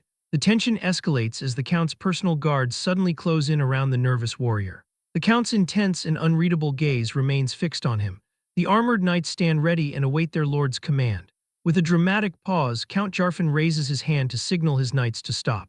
Then in a sudden flash of movement, he grabs Johann's shoulder, as a massive, beaming grin breaks across the Count's face, while he joyfully proclaims that Johann is without a doubt the real deal. A completely bewildered Johann can only stammer out a pardon in response to the bizarre turn of events. With the test over, the Count begins to enthusiastically list Johann's incredible achievements. He praises him for capturing the enemy's entire merchant caravan and effectively crippling their supply line. He then recounts how the young knight audaciously captured the enemy commander right in the middle of his own camp. Clapping him on the shoulder, Count Jarfin declares that Johann's arrival alone was enough to bring the entire war to a close. Overwhelmed by the praise, a flustered Johann tries to be humble, which only seems to amuse the Count further. Relieved to be in the Count's good graces, our protagonist recognizes the perfect moment to press his advantage. He formally offers the entire captured merchant caravan to the Count as a token of his respect. He awaits an enthusiastic response but is instead met with a tense and awkward silence. Confusion grows as to why the Count is not reacting. The jovial atmosphere vanishes as the Count's fist clenches tightly at his side. His voice booms with unexpected anger, asking if Johann takes him for a man with no honor. Johann is completely taken aback by the Count's sudden, violent shift in mood. Count Jarfin declares he will not accept the caravan as a gift, but will instead buy it for a generous price while providing a separate, handsome reward for Johann's achievements. Thrilled by this turn of events, Johann eagerly accepts the Count's terms. Count Jarfin then promises him the finest treatment his castle can offer and urges him to rest and recover from his journey. With mutual respect established, Johann thanks him for his immense generosity. While the Count is fiery, he is a good man, leaving Johann optimistic about securing his future. He desperately needs a powerful ally like Count Jarfin, while the entire empire is still hunting for him, and he is determined not to make an enemy of such a man before securing his knighthood. Meanwhile, at the main castle of Abner County, news of Stefan's capture arrives and is not well received. The shattered remains of a wine goblet on the floor serve as a testament to the recipient's fury. From her throne, a furious Countess Abner demands that the messenger repeat the news once more. Her face contorts with rage as she processes the humiliating truth that her son was captured in the middle of his own base. Shock quickly turns to murderous intent as she demands to know the identity of the person responsible. The Abner guards report that the captor was a knight from an unknown house named Johann Yates. Countess Abner's roar of fury fills the castle, and Johann's determination not to get on a Count's bad side is crumbling without him even knowing it. In a desperate rage, Countess Abner, the furious matriarch, turns on her soldiers, demanding to know what they were doing while her son was taken hostage. The chief of staff attempts to defend their actions, claiming they did their absolute best to assist the commander, but there was simply nothing they could do due to Stefan's own poor conduct. Refusing to accept any excuses, Countess Abner screams for her guards and orders the immediate execution of her incompetent advisors. Terrified, the men scream and beg her to spare them. As the guards close in, the advisors desperately proclaim they did everything possible to protect Stefan. Yet their cries fall on deaf ears, and the Countess watches with cold, unmoved eyes as her guards prepare to end their lives. Suddenly, a whip hurtles across the room. The leather weapon strikes the floor right before the guards' feet as a sharp voice commands them to stop. The Countess is shocked as her eldest daughter, Ulrich, steps in to halt the execution. Making a dramatic entrance, Lady Ulrich, the next head of House Abner, confronts her mother, calmly stating that the advisors did their best and that Stefan was captured due to his own fault. Lady Ulrich argues that they cannot afford to lose competent advisors over one man's mistake. Incensed by the challenge, her mother screams that with her son taken hostage, this is no time for logic. But Lady Ulrich coolly turns the tables, placing the blame for the entire situation squarely on the Countess, leaving the ruler utterly speechless under her daughter's direct accusation. Ulrich confronts her mother, asking why she appointed the useless Stefan as commander-in-chief simply to spoon-feed him military achievements. She points out the immense losses from military costs, reparations, and now the upcoming ransom, demanding to know how her mother plans to handle it all. Flustered and enraged, the Countess tries to deflect, questioning how her daughter dares to hold her responsible. Unfazed by her mother's outburst, Ulrich simply tells her to rest for a moment. With her whip in hand, she declares that as the next matriarch of the house, she will take responsibility and resolve the matter herself. In the aftermath of the war, while House Abner descends into internal conflict under a stormy sky, a much more pleasant conversation takes place under the sunny skies of Zarpin Castle. There, Johann receives a chest full of treasure which contains the goods exchanged for the captured merchant Doris. The knight can hardly contain his glee, marveling that all this wealth is now his. This newfound wealth easily exceeds the entire annual income of his former eight's estate, a fortune he never imagined earning in the past. But the castle steward reminds him that it is too early to celebrate since Sir Stefan's ransom has yet to be collected. In the high-stakes world of knightly ransoms, the rules are simple. Capturing an opponent is a high-risk, high-reward endeavor capable of bringing in a massive fortune. Conversely, being captured results in a huge financial loss for one's house. Having captured Stefan, the son of a famous house, Johann can now name whatever price he wants.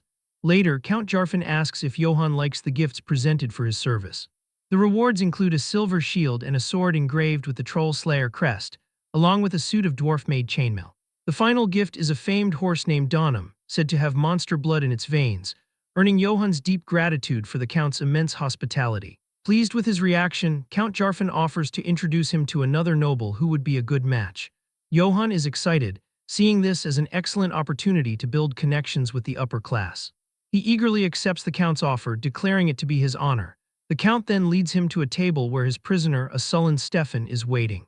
The meeting between the captor and the captive is understandably awkward, filled with mutual disdain as they glare at each other. Count Jarfin cheerfully excuses himself, leaving the two of them to have a pleasant time.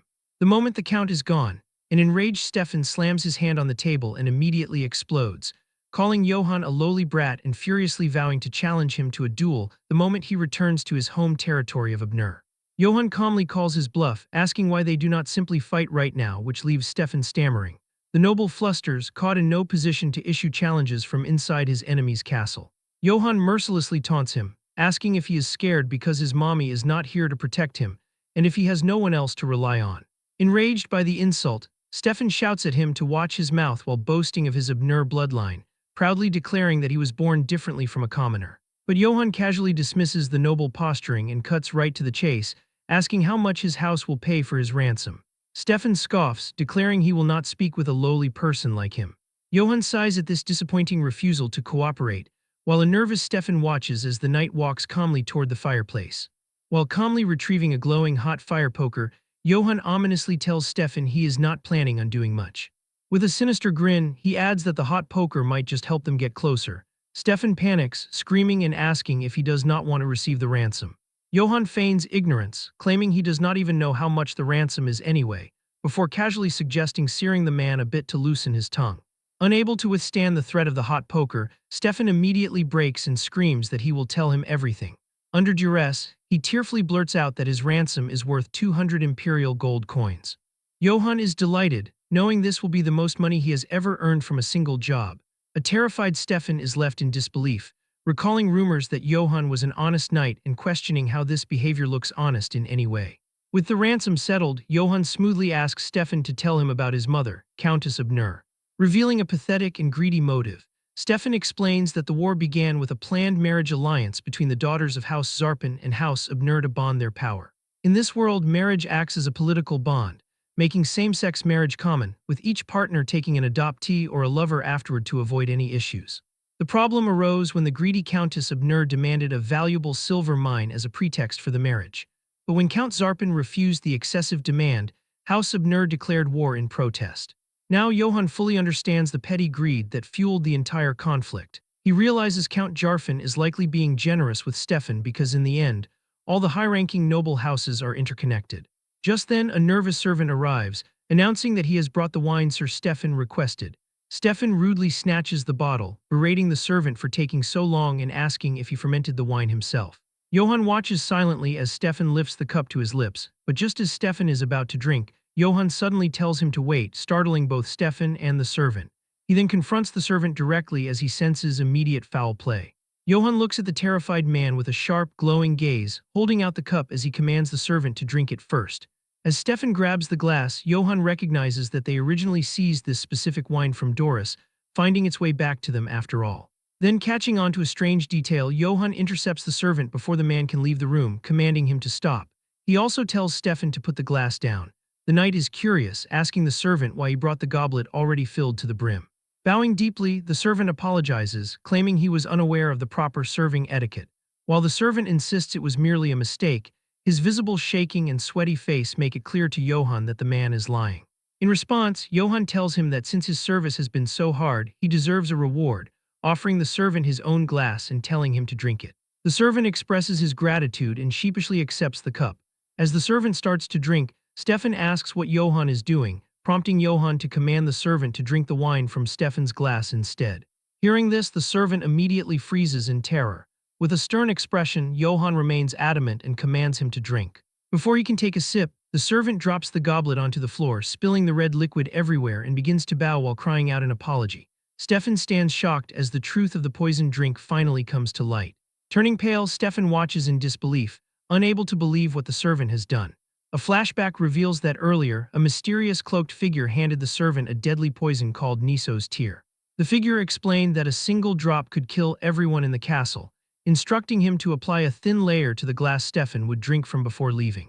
The mysterious figure gave the servant 1 imperial gold coin as an initial payment, promising him 2 more coins upon completing the task. The servant had convinced himself that the deed was acceptable, given that Stefan was the enemy in the war and his death would not be a significant issue. He believed that performing this single deed would solve all his problems and allow him to save his impoverished family. Back in the present, guards drag the weeping servant away as he begs for forgiveness. Showing no pity, the guards condemn him for daring to poison a noble's glass, making it clear that his life is effectively finished. Johann looks back at Stefan, who instantly grabs a chair to defend himself. Stefan frantically yells that it was not his doing and that he did not order the assassination. The noble admits he requested the wine but swears he never told the servant to put poison inside it. Johann asks what he is talking about, pointing out that the poison was in Stefan's own glass. He explains that the assassin was not targeting Johann, but was clearly attempting to kill Stefan. Recognizing that a servant would never act on his own, Johann reasons that someone must be pulling the strings, asking if Stefan has anyone in mind. Stefan falls silent for a moment, but suddenly screams that his crazy sister Ulrich is trying to assassinate him.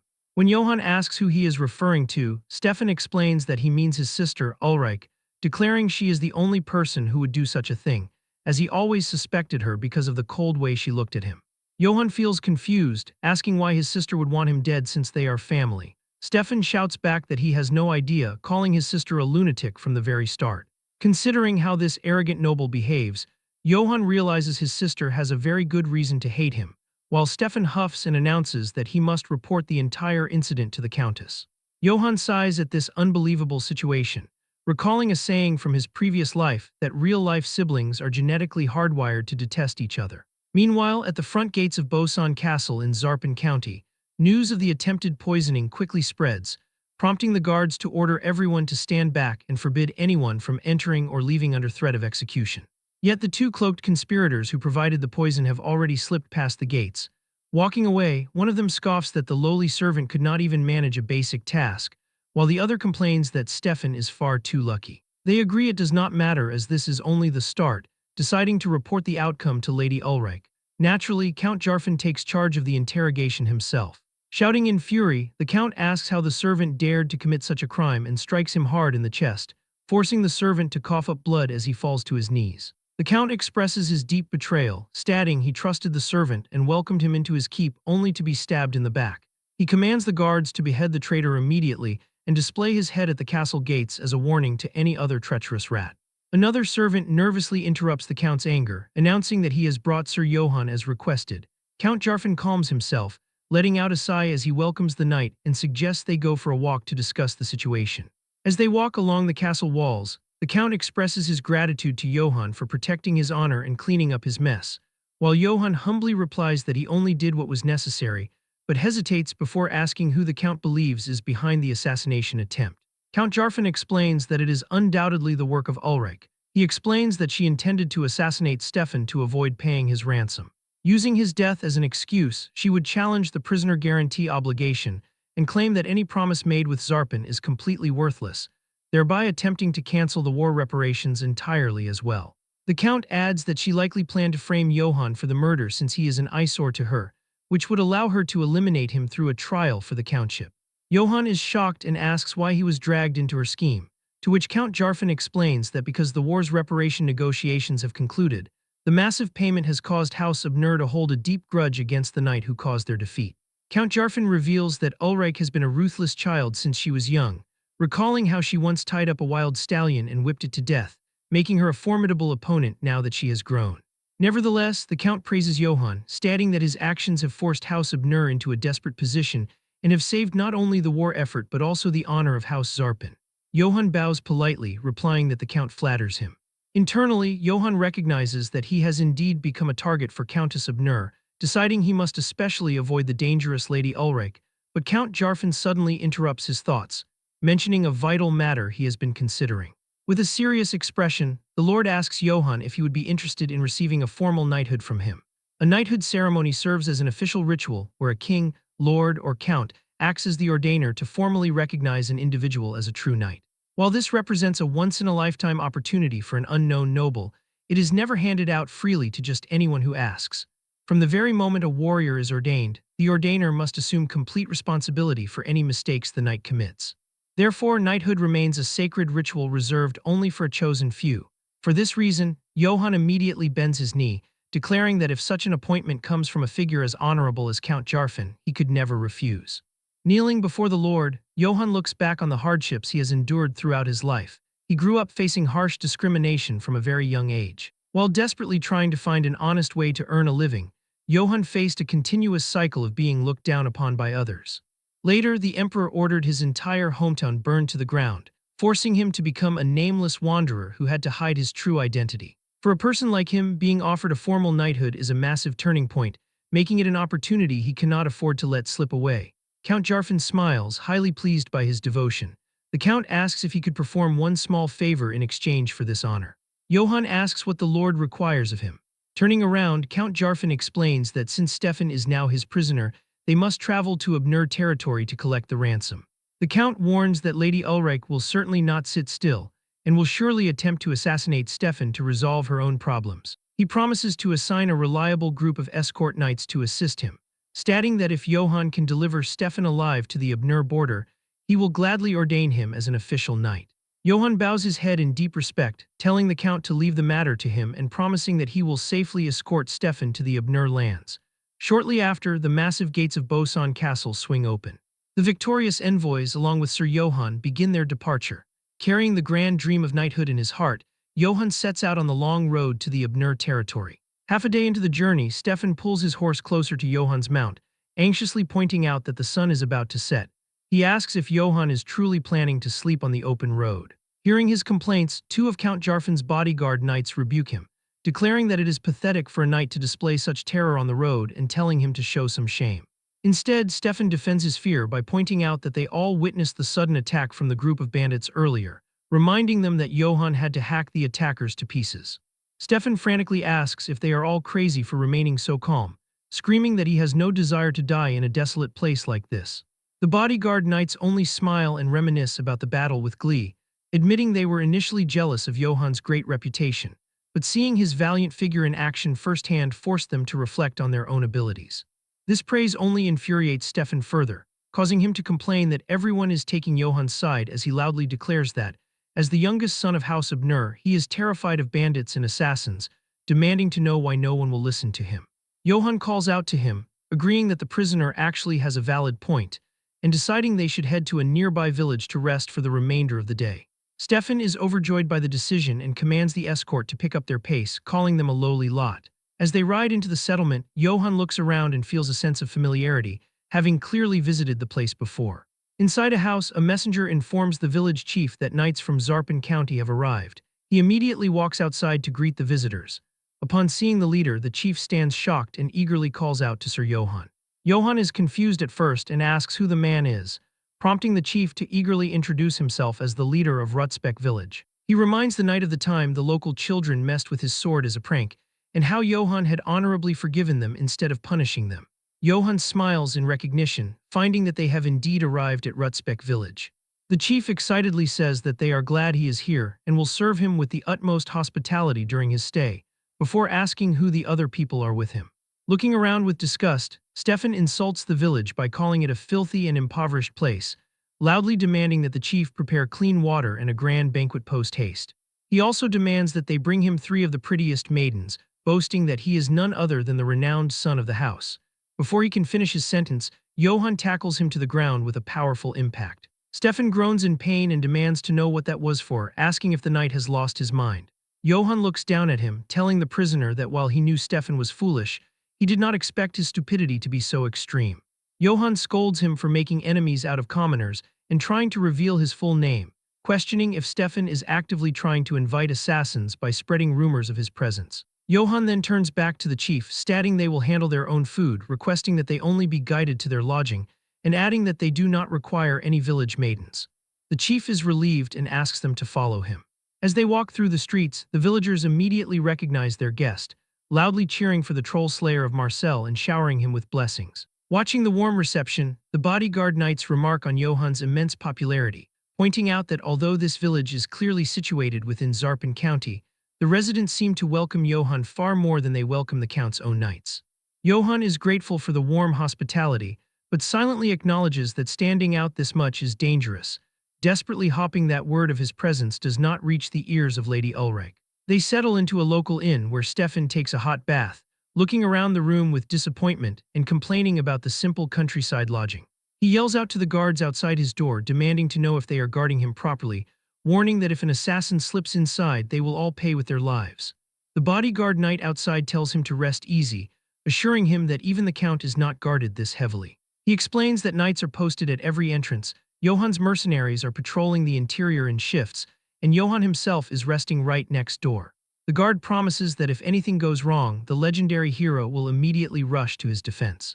Despite the reassurance, Stefan is still filled with anxiety, knowing that Lady Ulrich is a terrifying woman capable of doing anything. Suddenly, Stefan hears a strange rustling sound coming from the ceiling. Through a small opening, a rat drops down directly onto his head. The two stare at each other for a brief second before Stefan begins to scream in absolute terror like a young girl. Hearing the screams, Johann instantly punches through the wooden wall with a devastating blow. He bursts into the room and grabs the rat in his gauntleted hand, leaving the naked noble in utter shock. Johann looks at the rodent in his hand, finding it is not an assassin at all, asking Stefan how he could possibly be screaming so loudly over a simple rat. At that moment, Stefan shivers in fear, believing that Johann is far more terrifying than any rat or assassin. He starts to scream again.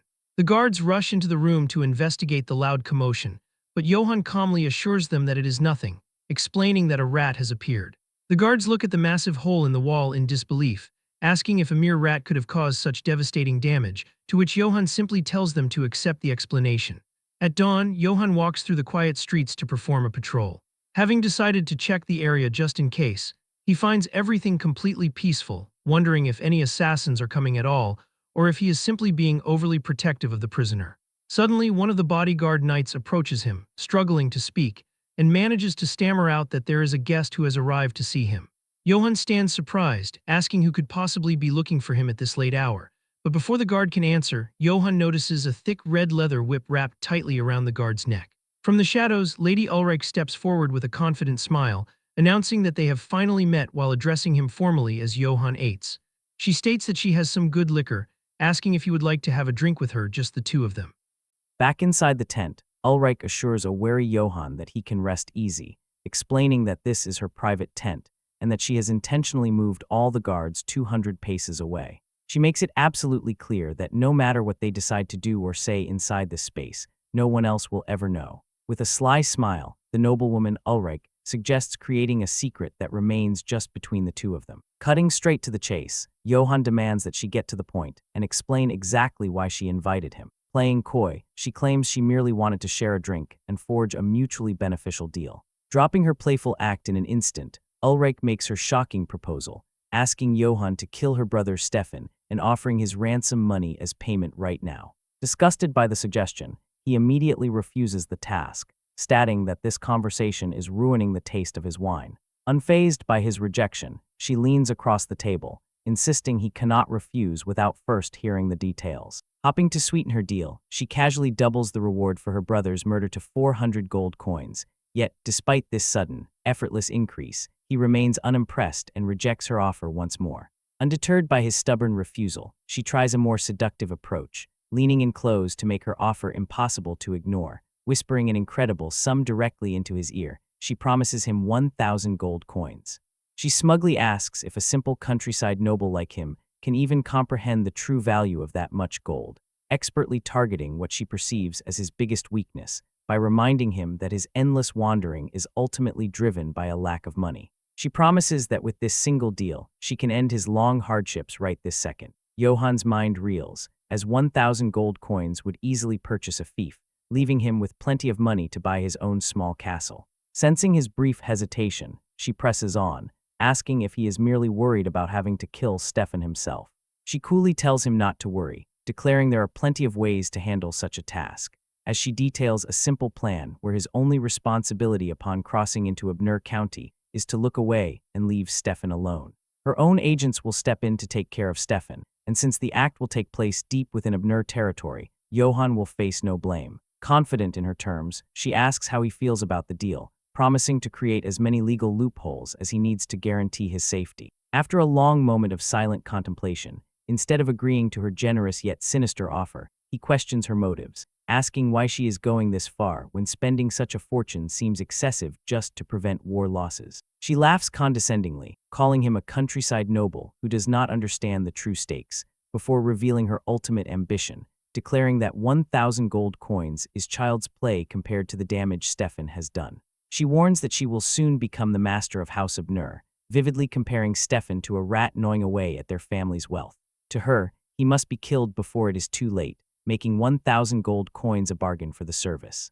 Sweat beads on Johan's forehead as he absorbs her surprising honesty. Cutting the talk short, Ulrich slams a document onto the table, ready to finalize their deal. She presents a certificate for 1,000 gold coins, redeemable immediately at any trading company, placing the massive fortune directly before him. With a confident smile, she tells him this is more than enough to save his pride, asking why he does not accept her offer. But after all her intense persuasion, Johan delivers a blunt, final answer, stating that he refuses.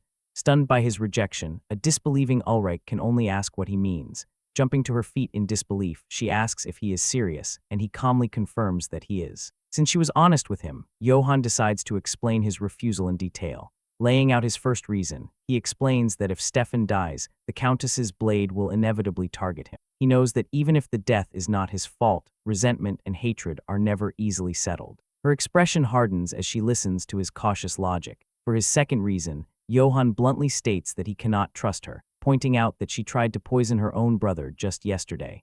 He lays out her entire scheme, deducing that if Stefan had died, he would have been framed as the culprit, a highly convenient outcome for her. She tries to play innocent, asking if he is accusing her without any evidence. But he ignores her deflection, focusing on the complete lack of trust and demanding what guarantee he has that she won't harm him after he takes the gold. He astutely points out that if she betrays him in Abner territory, he will have no way to retaliate. Ulrich dismisses his concerns as ridiculous, but Johan counters that he only strikes deals with strong, trustworthy people. Her patience finally gone, the annoyed noblewoman, Ulrich, asks if he is finished talking. He calmly replies that there is one last thing, reminding her of his strict orders from Count Zarpin to bring Stefan back alive, and stating that allowing the prisoner to die would stain his honor. Having heard enough, she explodes in frustration, scoffing at his sense of duty, and asking what use honor is in a place where no one is watching. Johan remains unbothered by her outburst, calmly telling her to listen to the very end, and as she fumes, he prepares to deliver his final reason. He begins by listing all of Stefan's terrible qualities, calling him clueless, frivolous, unlucky, stupid, arrogant, immature, useless, and incompetent, yet concludes that despite these flaws, the boy has done nothing to justify defying Count Zarpin's orders. There is also one silent, personal reason. Once this job is over, he will finally be knighted, and he refuses to let his grand dream be ruined. Utterly defeated by his stubbornness, she sighs, realizing there is someone even more frustrating than her own brother. With their negotiations concluded, Johan declares he is finished with his wine and prepares to leave. Watching him walk away, Ulrich mutters that the entire meeting was a waste of time. But just as he reaches the exit, Ulrich declares that his refusal ultimately does not matter. She reminds him that his entry into Abnur territory tomorrow remains inevitable, warning him that since he refused her offer, he can look forward to her hospitality. She makes a sinister promise to ensure he receives a proper welcome. Johann catches her veiled threat and sweats nervously, left to ponder what kind of proper welcome she could possibly mean. The next day, Johann's party arrives at the imposing main castle of Abnur County. There, the stern faces of Countess Abnur, a smug Ulrich, and their assembled vassals meet them, prompting Johann to grip his sword in anticipation of a fight, dreading the reception prepared for them, as a monstrously large, roaring warrior steps forward to face him. Sometime before, as they ride along the road, Johann casually informs Stefan that last night, Ulrich offered him 1,000 gold coins to carry out his assassination. Driven to panic by this revelation, Stefan screams that Johann is a money-crazed lunatic, warning that the Countess will never let him get away with such a crime. But Johann nonchalantly tells him to calm down, explaining that he turned down the offer. Utterly stunned, Stefan can barely comprehend that Johann would reject such a massive fortune.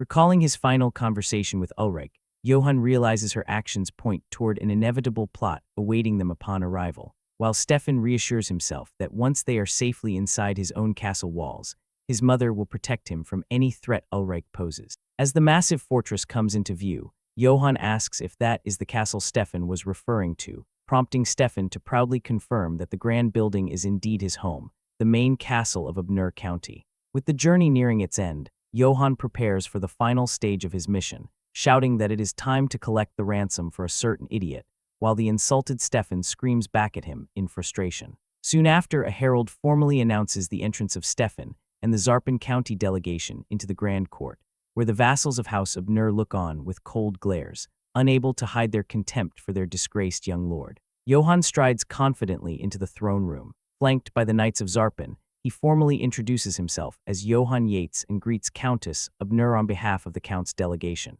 The Countess looks down at the sight of her beloved son returning in such a pathetic state, while a tearful Stefan cries out to his mother for comfort, completely humiliated by his captivity. Countess Abnur suddenly flashes back to memories of Stefan as an angelic child, fondly recalling how he used to eat flowers as snacks and chase after swans in the garden, while remembering his innocent declarations of love, a cherished memory that clashes horribly with the reality standing before her. Her sentimentality quickly shatters into fury as she glares at Johann, blaming this bear-like knight for ruining everything. She internally fumes at the stark contrast between Johann's smooth face and his rugged, powerful physique, blaming him for their humiliating defeat in the war, seething over the fact that he held her son hostage and made them lose the conflict. At this rate, she risks completely losing face in front of her vassals. In an attempt to shatter the heavy atmosphere, Countess Abnur takes an aggressive stance, asking Johann and the visiting knights why they stand armed before her. Surprised by her sudden hostility, Johann and his companions remain silent, as one of the Zarpin knights steps forward on their behalf to explain that Count Zarpin has officially permitted them to remain armed. Exploding in rage at their defiance, Countess Abnur screams that they dare disobey her in her own castle, furiously ordering her guards to disarm them at once. Abnur's knights step forward to seize their weapons, leaving the Zarpin knights with no choice but to comply despite seeing right through the trap.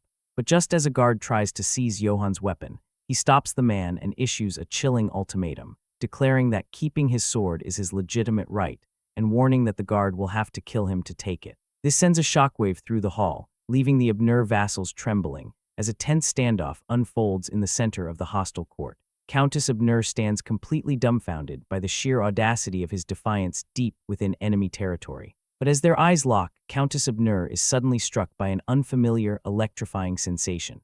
Her heart beats rapidly, not out of anger, but in response to his incredible courage, and her fierce rage instantly melts into a flustered, blushing silence, leaving her utterly captivated by Johann's brave, unwavering gaze. Smiling with a sudden infatuation, she asks if he is from House Zarpin despite being a wandering knight.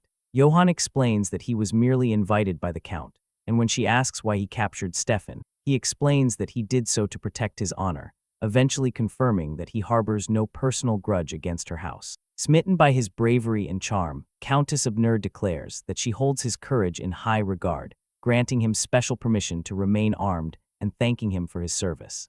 As Johann bows in gratitude, she gazes at him, completely won over by the highly appealing and likable warrior before her. But in an instant, this strange, blushing atmosphere is shattered when the vassal enno steps forward, declaring his honor insulted and demanding a duel with Johann to restore their family's pride. Countess Abner tries to calm him down, reminding him that the guest has already confirmed he has no grudge against their house, but enno refuses to back down, asking if she expects him to simply endure this arrogance, pointing a finger at Johann and challenging the famous troll slayer of Marseille to an honorable duel if he has any dignity. The Countess is horrified, questioning the wisdom of a duel against the victorious delegation, while a terrified Stefan whispers to Johann, pleading with him not to accept the challenge as he could die in the fight.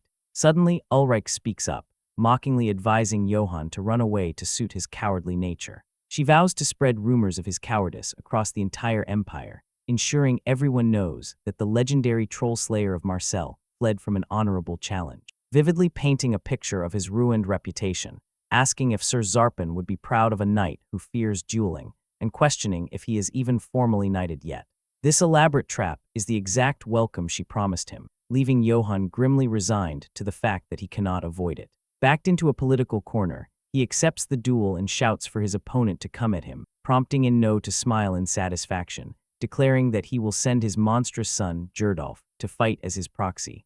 Ulrich watches her plan unfold with a smug smile, whispering that things have finally become interesting, while Countess Abner is swept up in the sudden drama as prep work begins for the duel to witness the skills of Marcel's legendary warrior. With both sides sensing how terribly this could end, they quickly arrange the combat at the Abner main castle's training ground. Johann enters the pit armed with a simple sword and shield, as a herald calls for the crowd's attention to introduce enno's champion, describing him as the noble butcher who has slain hundreds of knights in honorable duels. The champion is revealed to be the gigantic, roaring powerhouse named Gerdolf, a massive wall of muscle and rage who glares at Johann and bellows that he will kill him. The herald then announces his opponent as the arrogant knight, Johann Yates, before officially starting the duel. Gerdolf immediately lunges forward, bringing his massive weapon down to claim Johann's head and screaming that he will crush his opponent. Johann quickly raises his wooden shield, managing to block the strike, but the sheer force of the impact is shocking, destroying his shield completely.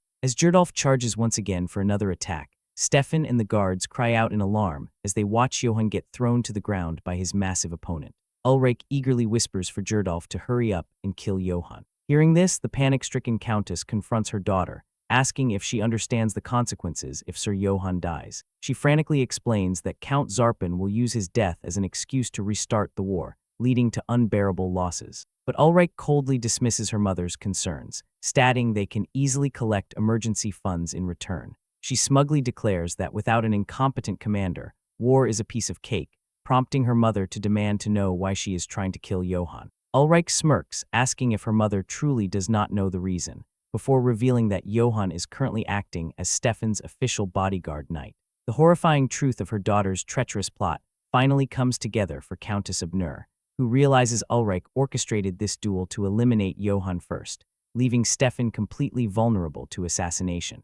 Reeling from her daughter's absolute ruthlessness, the Countess is left standing in shock, and in a desperate panic, she screams for the duel to be stopped immediately. But her cry comes too late as a loud impact echoes through the training ground, and the match is declared over. Ulrich lets out a satisfied sigh at her plan's apparent success. Instead, her smug smile instantly vanishes as Gerdolf lies unconscious on the ground, while Johann stands victorious.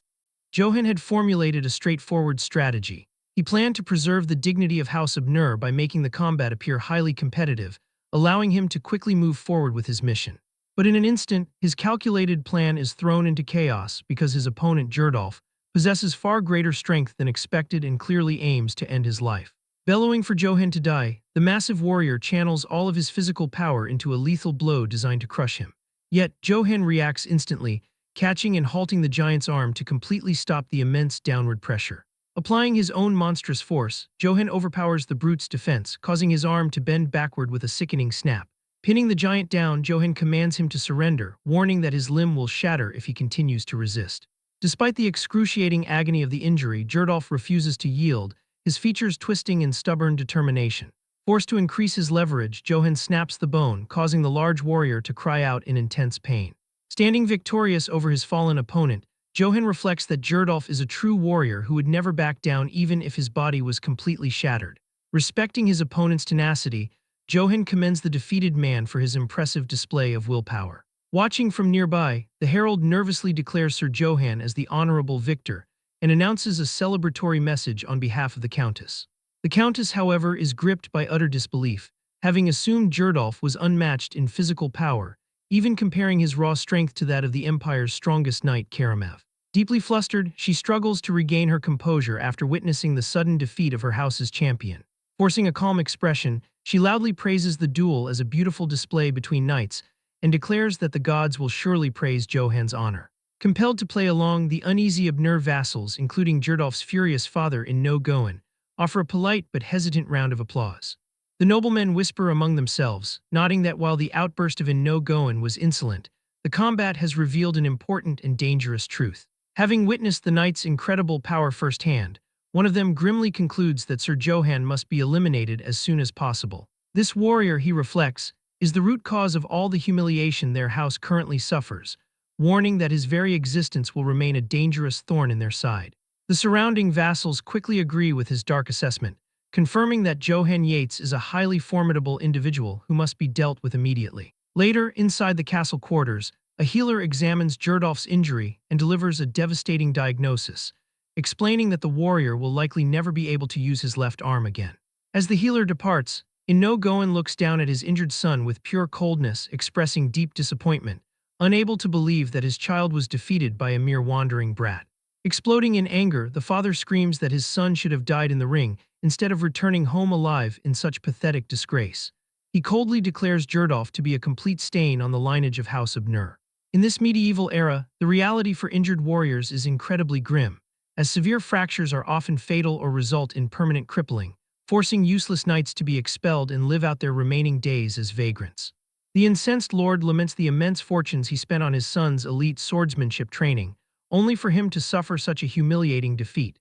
Calling him a useless bastard, the father disowns his son and commands him to never show his face again. Devastated by the rejection, Gerdolf can only weep and apologize for his uselessness.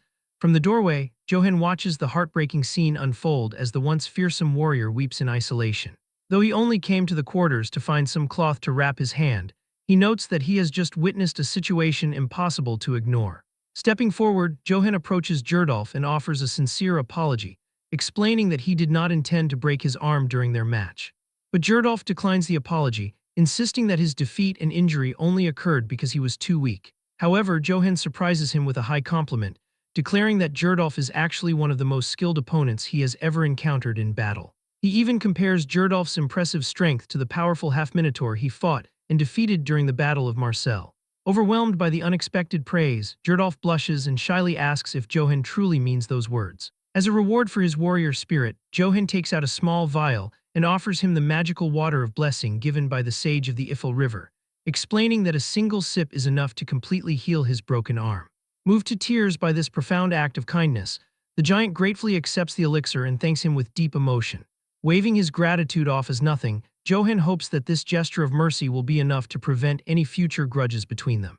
Elsewhere inside the castle, a frantic Stefan bursts into his mother's chambers, screaming that Lady Ulrich is actively trying to kill him. He desperately attempts to explain his sister's murder plots, but the Countess completely dismisses his complaints. Stefan is left speechless. Countess Abner coldly instructs him to address his sibling by her proper title, Lady Ulrich. Correcting himself, Stefan insists once more that she is trying to kill him, but his mother asks if he has any proof. Stefan admits that he has no physical evidence, but argues that she must know how deeply Ulrich detests him and wishes for his death. With a sad look, the Countess decides to make her son an offer. She proposes that he enter the Sarkaz monastery tomorrow, explaining that once he is within its walls, his sister will no longer be able to reach or harm him. Stefan instantly panics at the proposal, pointing out that the Sarkaz monastery is a silent sanctuary where initiates are forbidden from leaving until they die.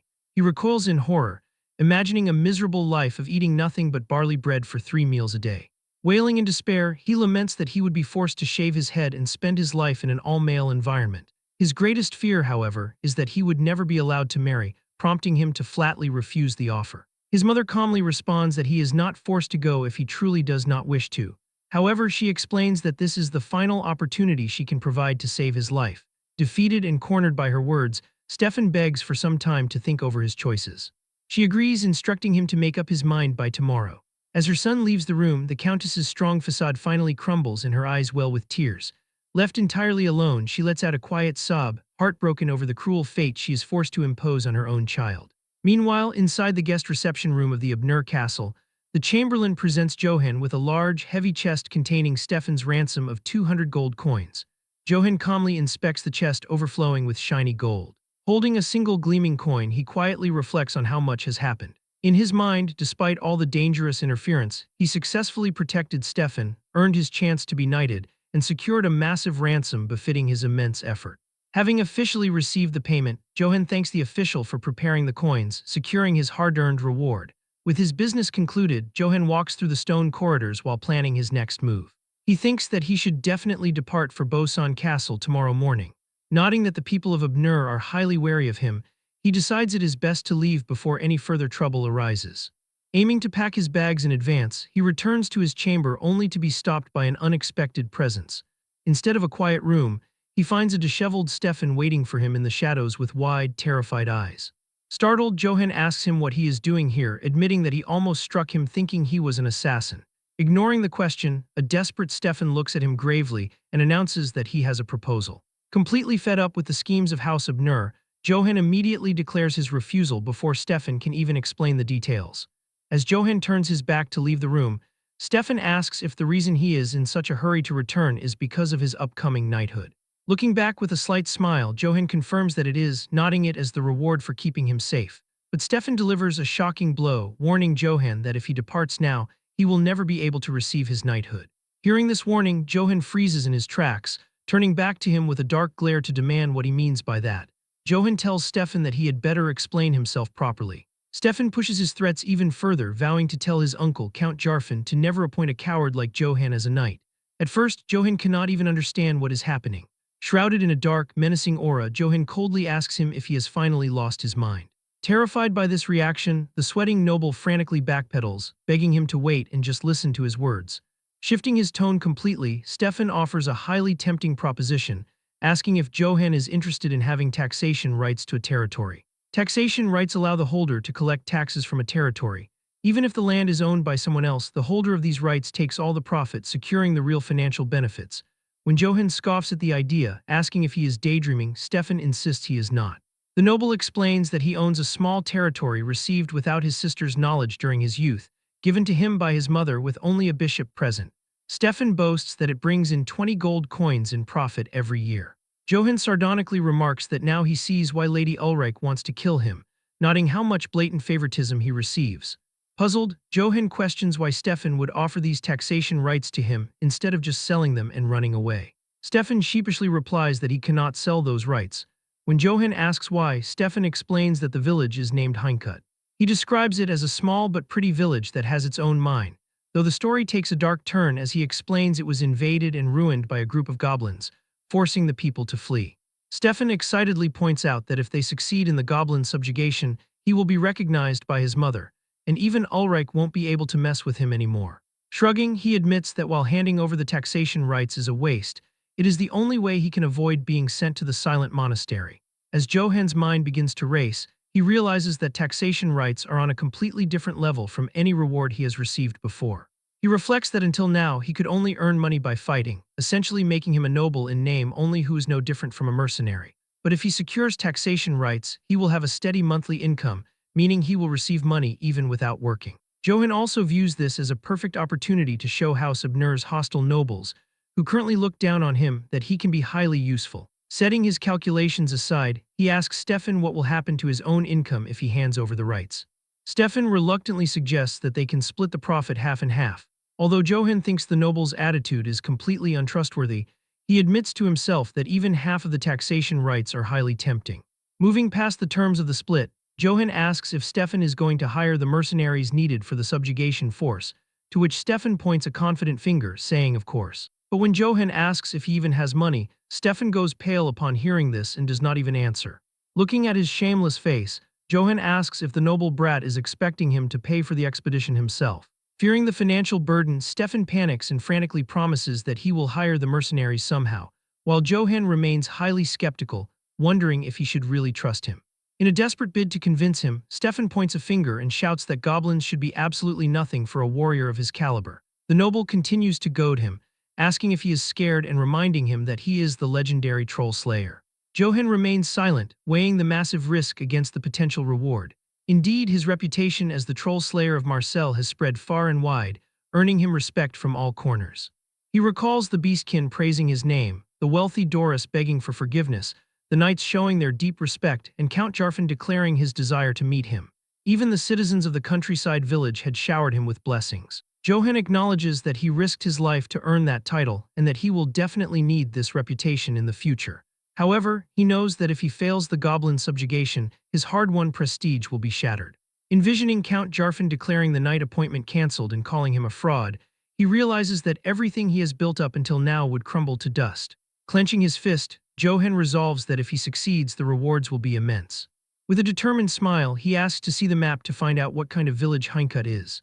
Later, inside the main hall of the castle, Stefan boldly stands before his mother's throne and declares that he will subjugate the Heincut goblins.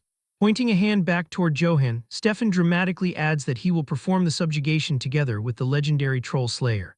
The sudden announcement leaves Countess Abner completely shocked, while the other vassals are left utterly stunned. Standing nearby, Ulrich mutters under her breath that her crazy brother has finally gone completely insane.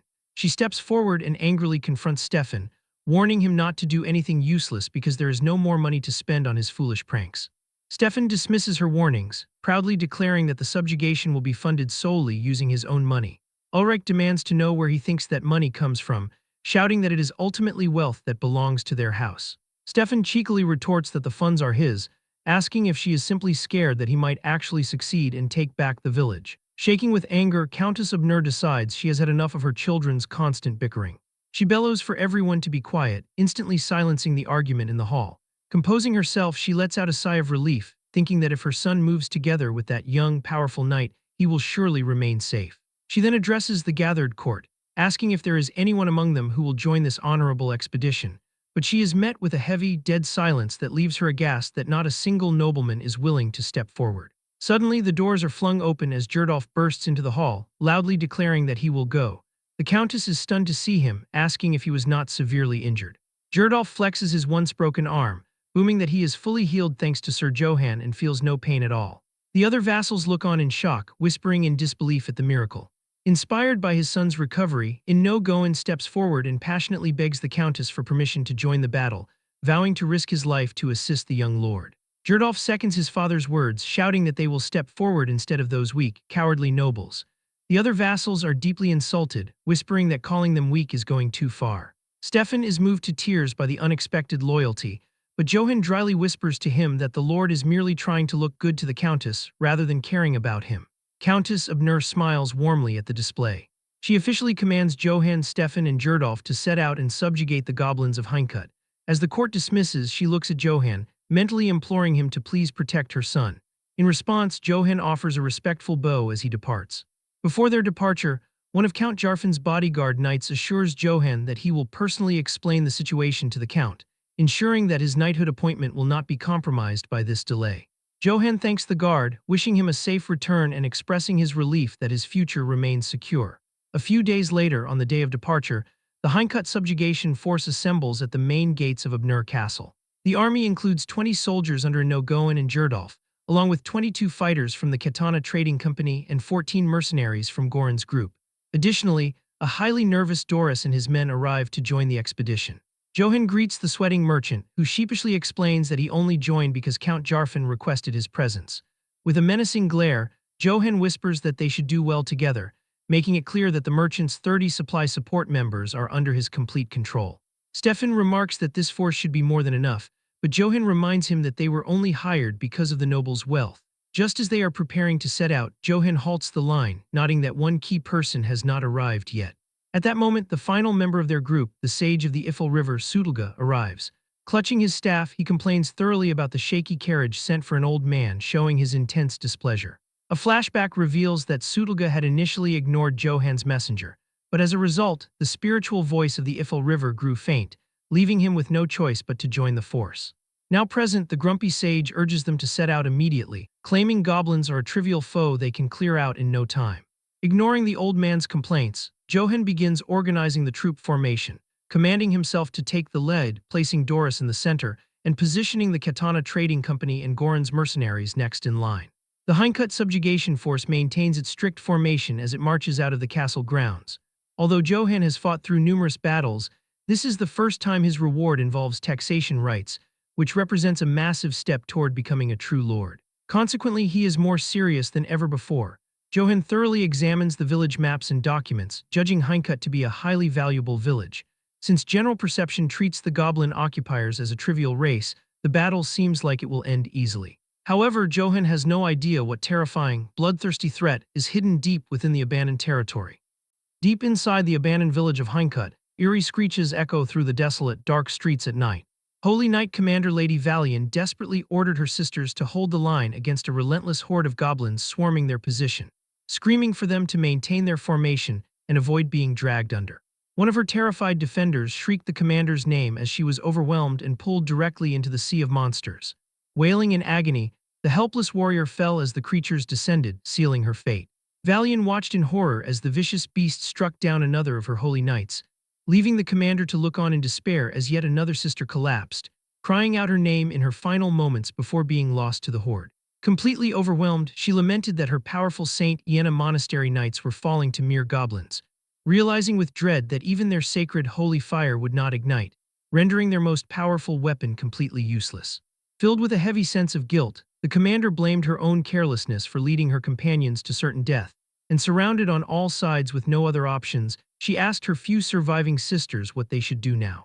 In a selfless act, the commander declared that she would act as a decoy to buy them time, but her remaining sisters refused to leave her behind to become a martyr. Furious at their defiance, Valian commanded them to follow her orders, insisting that her decision was not just for their sake, but to ensure that someone could escape to inform those coming after them that they had failed the purge. Under her firm command, the surviving sisters reluctantly accepted the order, praying for God's grace to be with Valian for her final stand as they retreated. Now entirely alone and facing a sea of monsters, the commander let out a weary sigh, accepting her grim fate. Refusing to go down quietly, she roared at the filthy beasts, vowing to purify them all herself in one last desperate charge. Beginning a prayer to Saint Iena, she knelt amidst the swarming chaos. Her prayers spoke of the lost souls longing for salvation and a helping hand from the monstrous swarm. Continuing her plea to God, she begged him to grant her the holy flame. Failing that, she asked for the strength to fight on, and if she could not be granted strength, the desperate commander begged only for a firm, unyielding will to face her end. But as the goblin blades descended upon her, her will to fight finally shattered. At her lowest point, she made one final, desperate prayer, begging God to grant her a miracle. Overwhelmed by the horde, she lay defeated on the ground, completely surrounded by her enemies. Paralyzed and defeated, she could only stare in shock, unable to move. As a goblin licked her cheek, her final thoughts turned to her sisters, hoping they had made it out safely. The creature prepared to deliver the final, killing blow as she prayed to God one last time, desperately wondering where her miracle was in her absolute despair. Suddenly, as if in direct answer to her prayer, Johann appeared on horseback, launching his weapon through the air toward the unsuspecting goblin. Flying clean, the blade decapitated the beast just before its edge could touch the fallen commander. Valian could only watch in stunned silence as her savior arrived unexpectedly. Having saved her life, Johann silently looked down from his mount, prompting the stunned commander to question if she was really looking at Sir Johann. The scene shifts to the outpost near Hindcut village. Inside that tent, Stefan asks the knight to identify the heavily bandaged woman sitting in their council. Johann explains that she is Lady Valian of the St. Iena Monastery, a powerful troll-hunting holy knight he fought alongside during the Battle of Marcel. The sage Sutulga muses on how strange it is that such a strong holy knight order was slaughtered by goblins, pointing out that it is highly unfortunate that their commander lost her arm. He adds that a severed limb cannot be restored, not even by the miracle water of the Ifil River. Recounting their journey, Valian explains that they heard about the village from a bishop and came to purify the land out of pure faith. Trembling, she recalls how something felt deeply wrong about the place, possessing an indescribably horrific aura she could not pinpoint. Johann reassures the traumatized commander, telling her that it is all right and that she can leave the rest of the battle to them. Sutulga proudly declares to her that they are the Hindcut Goblin subjugation team here to solve the village's problems. He wryly points out to the commander that unlike her noble purpose, this subjugation was started simply because someone got greedy, pointing a silent finger directly at Johann. The sage continues to ponder the strangeness of a holy knight order being crushed in such a way.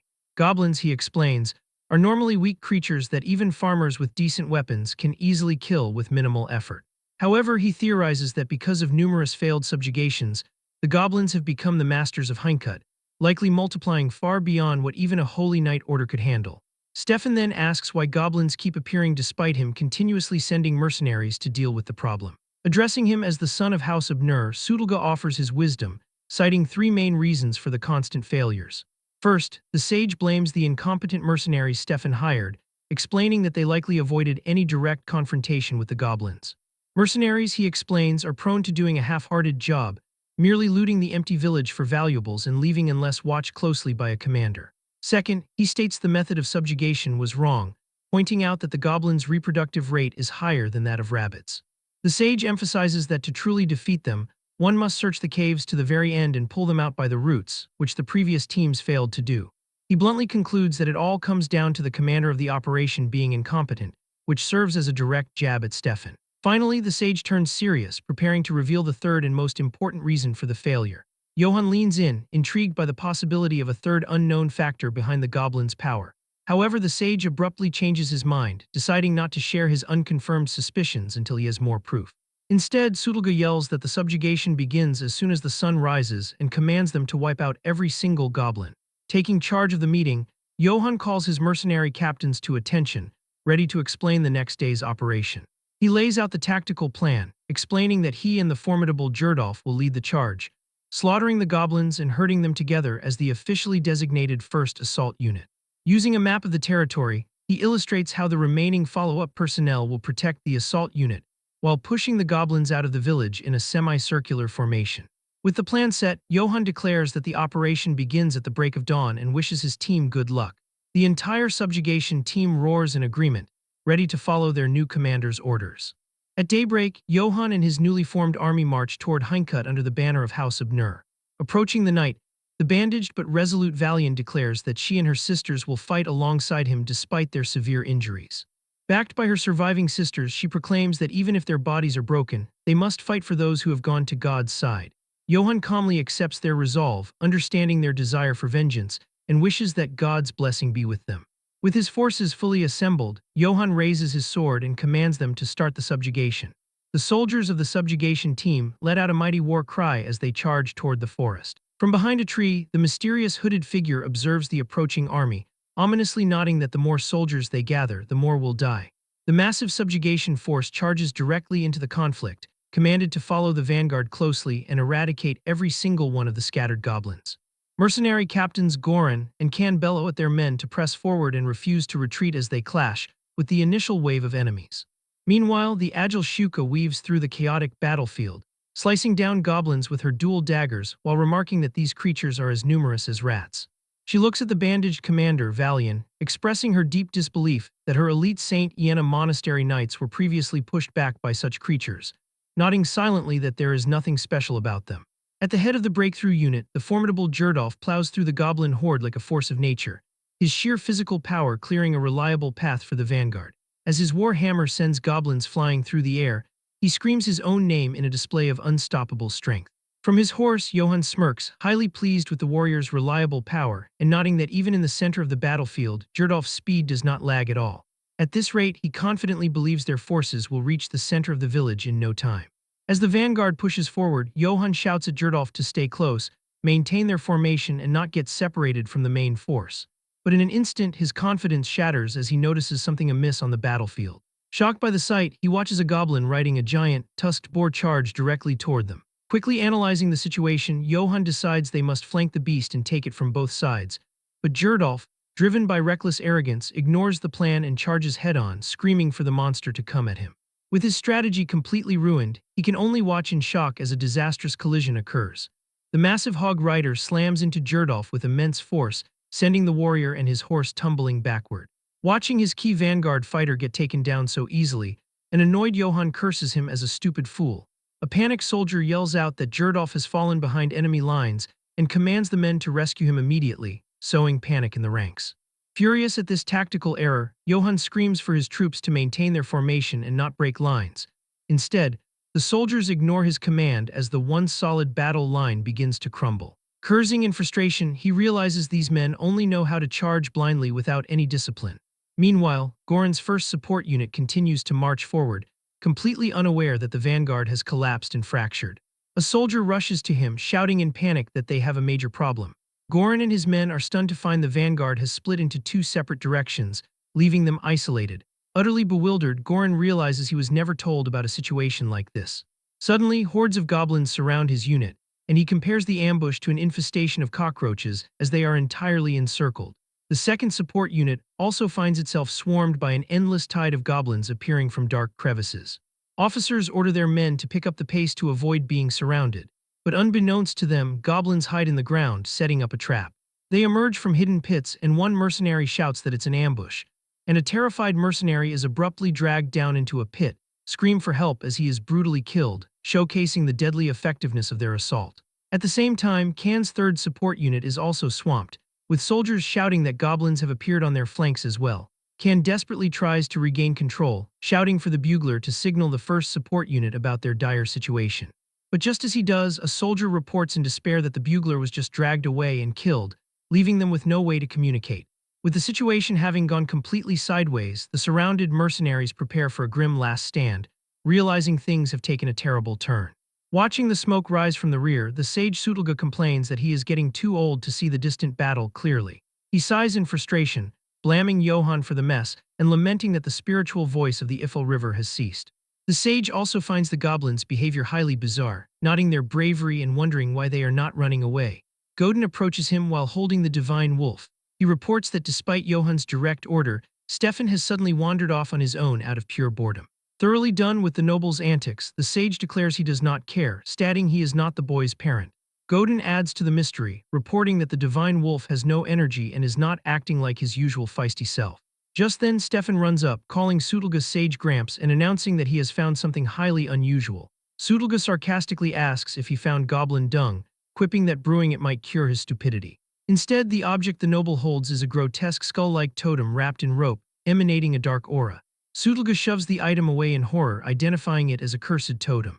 After smashing it, he commands everyone to break any similar relics they see. But Stefan points out a horrifying discovery, showing that the entire surrounding area is littered with countless other totems. Widening his eyes in sheer terror, Sutulga finally understands the source of the goblins' unusual bravery and the gravity of their mistake. He asks how many men are left there, and Godin reports that only 10 people, including the Doris merchant caravan, remain at the camp. With grim resolve, Sutulga declares they must mobilize everyone to destroy the totems right this instant. Back on the front lines, the surviving mercenaries stand exhausted but defiant. Kan roars at his men to stay sharp, warning that a moment of weakness will result in them being dragged away and killed. He rallies them with a practical creed, reminding them that they must stay alive if they want to get paid. But just then, Shuka, who is heavily exhausted, trips over and collapses to the ground, and the horde closes in on her instantly. She lets out a final scream of terror as a tide of goblins swarms over her. As a goblin grins and prepares to deliver the final blow, a defeated Shuka can only curse with disbelief that she is losing to mere creatures. But just then, appearing in a flash, Johann cuts down the creatures before they can kill her. He realizes with frustration that the number of goblins is only increasing and that he must return to the main unit immediately. Yet his retreat is cut off as another hog rider breaks through the chaos and charges directly toward him. The battlefield has become a scene of complete despair, with many of the soldiers taken hostage and hogtied. A goblin mockingly places a fallen soldier's helmet on its own head and blows a horn to summon even more reinforcements. Johann can only watch as one of the bound, weeping soldiers is killed. Utterly fed up with the chaos, he grimly mutters that the situation is highly irritating. He dismounts and calmly pats his horse Philip, telling him to stay back and be smart because he can no longer look after him. As the hog rider shrieks and attacks, Johann decides to abandon tactics for overwhelming force. In an incredible display of strength, he meets the charging beast head-on, digging his feet in and stopping the massive boar's charge with his bare hands to send its rider flying into the air.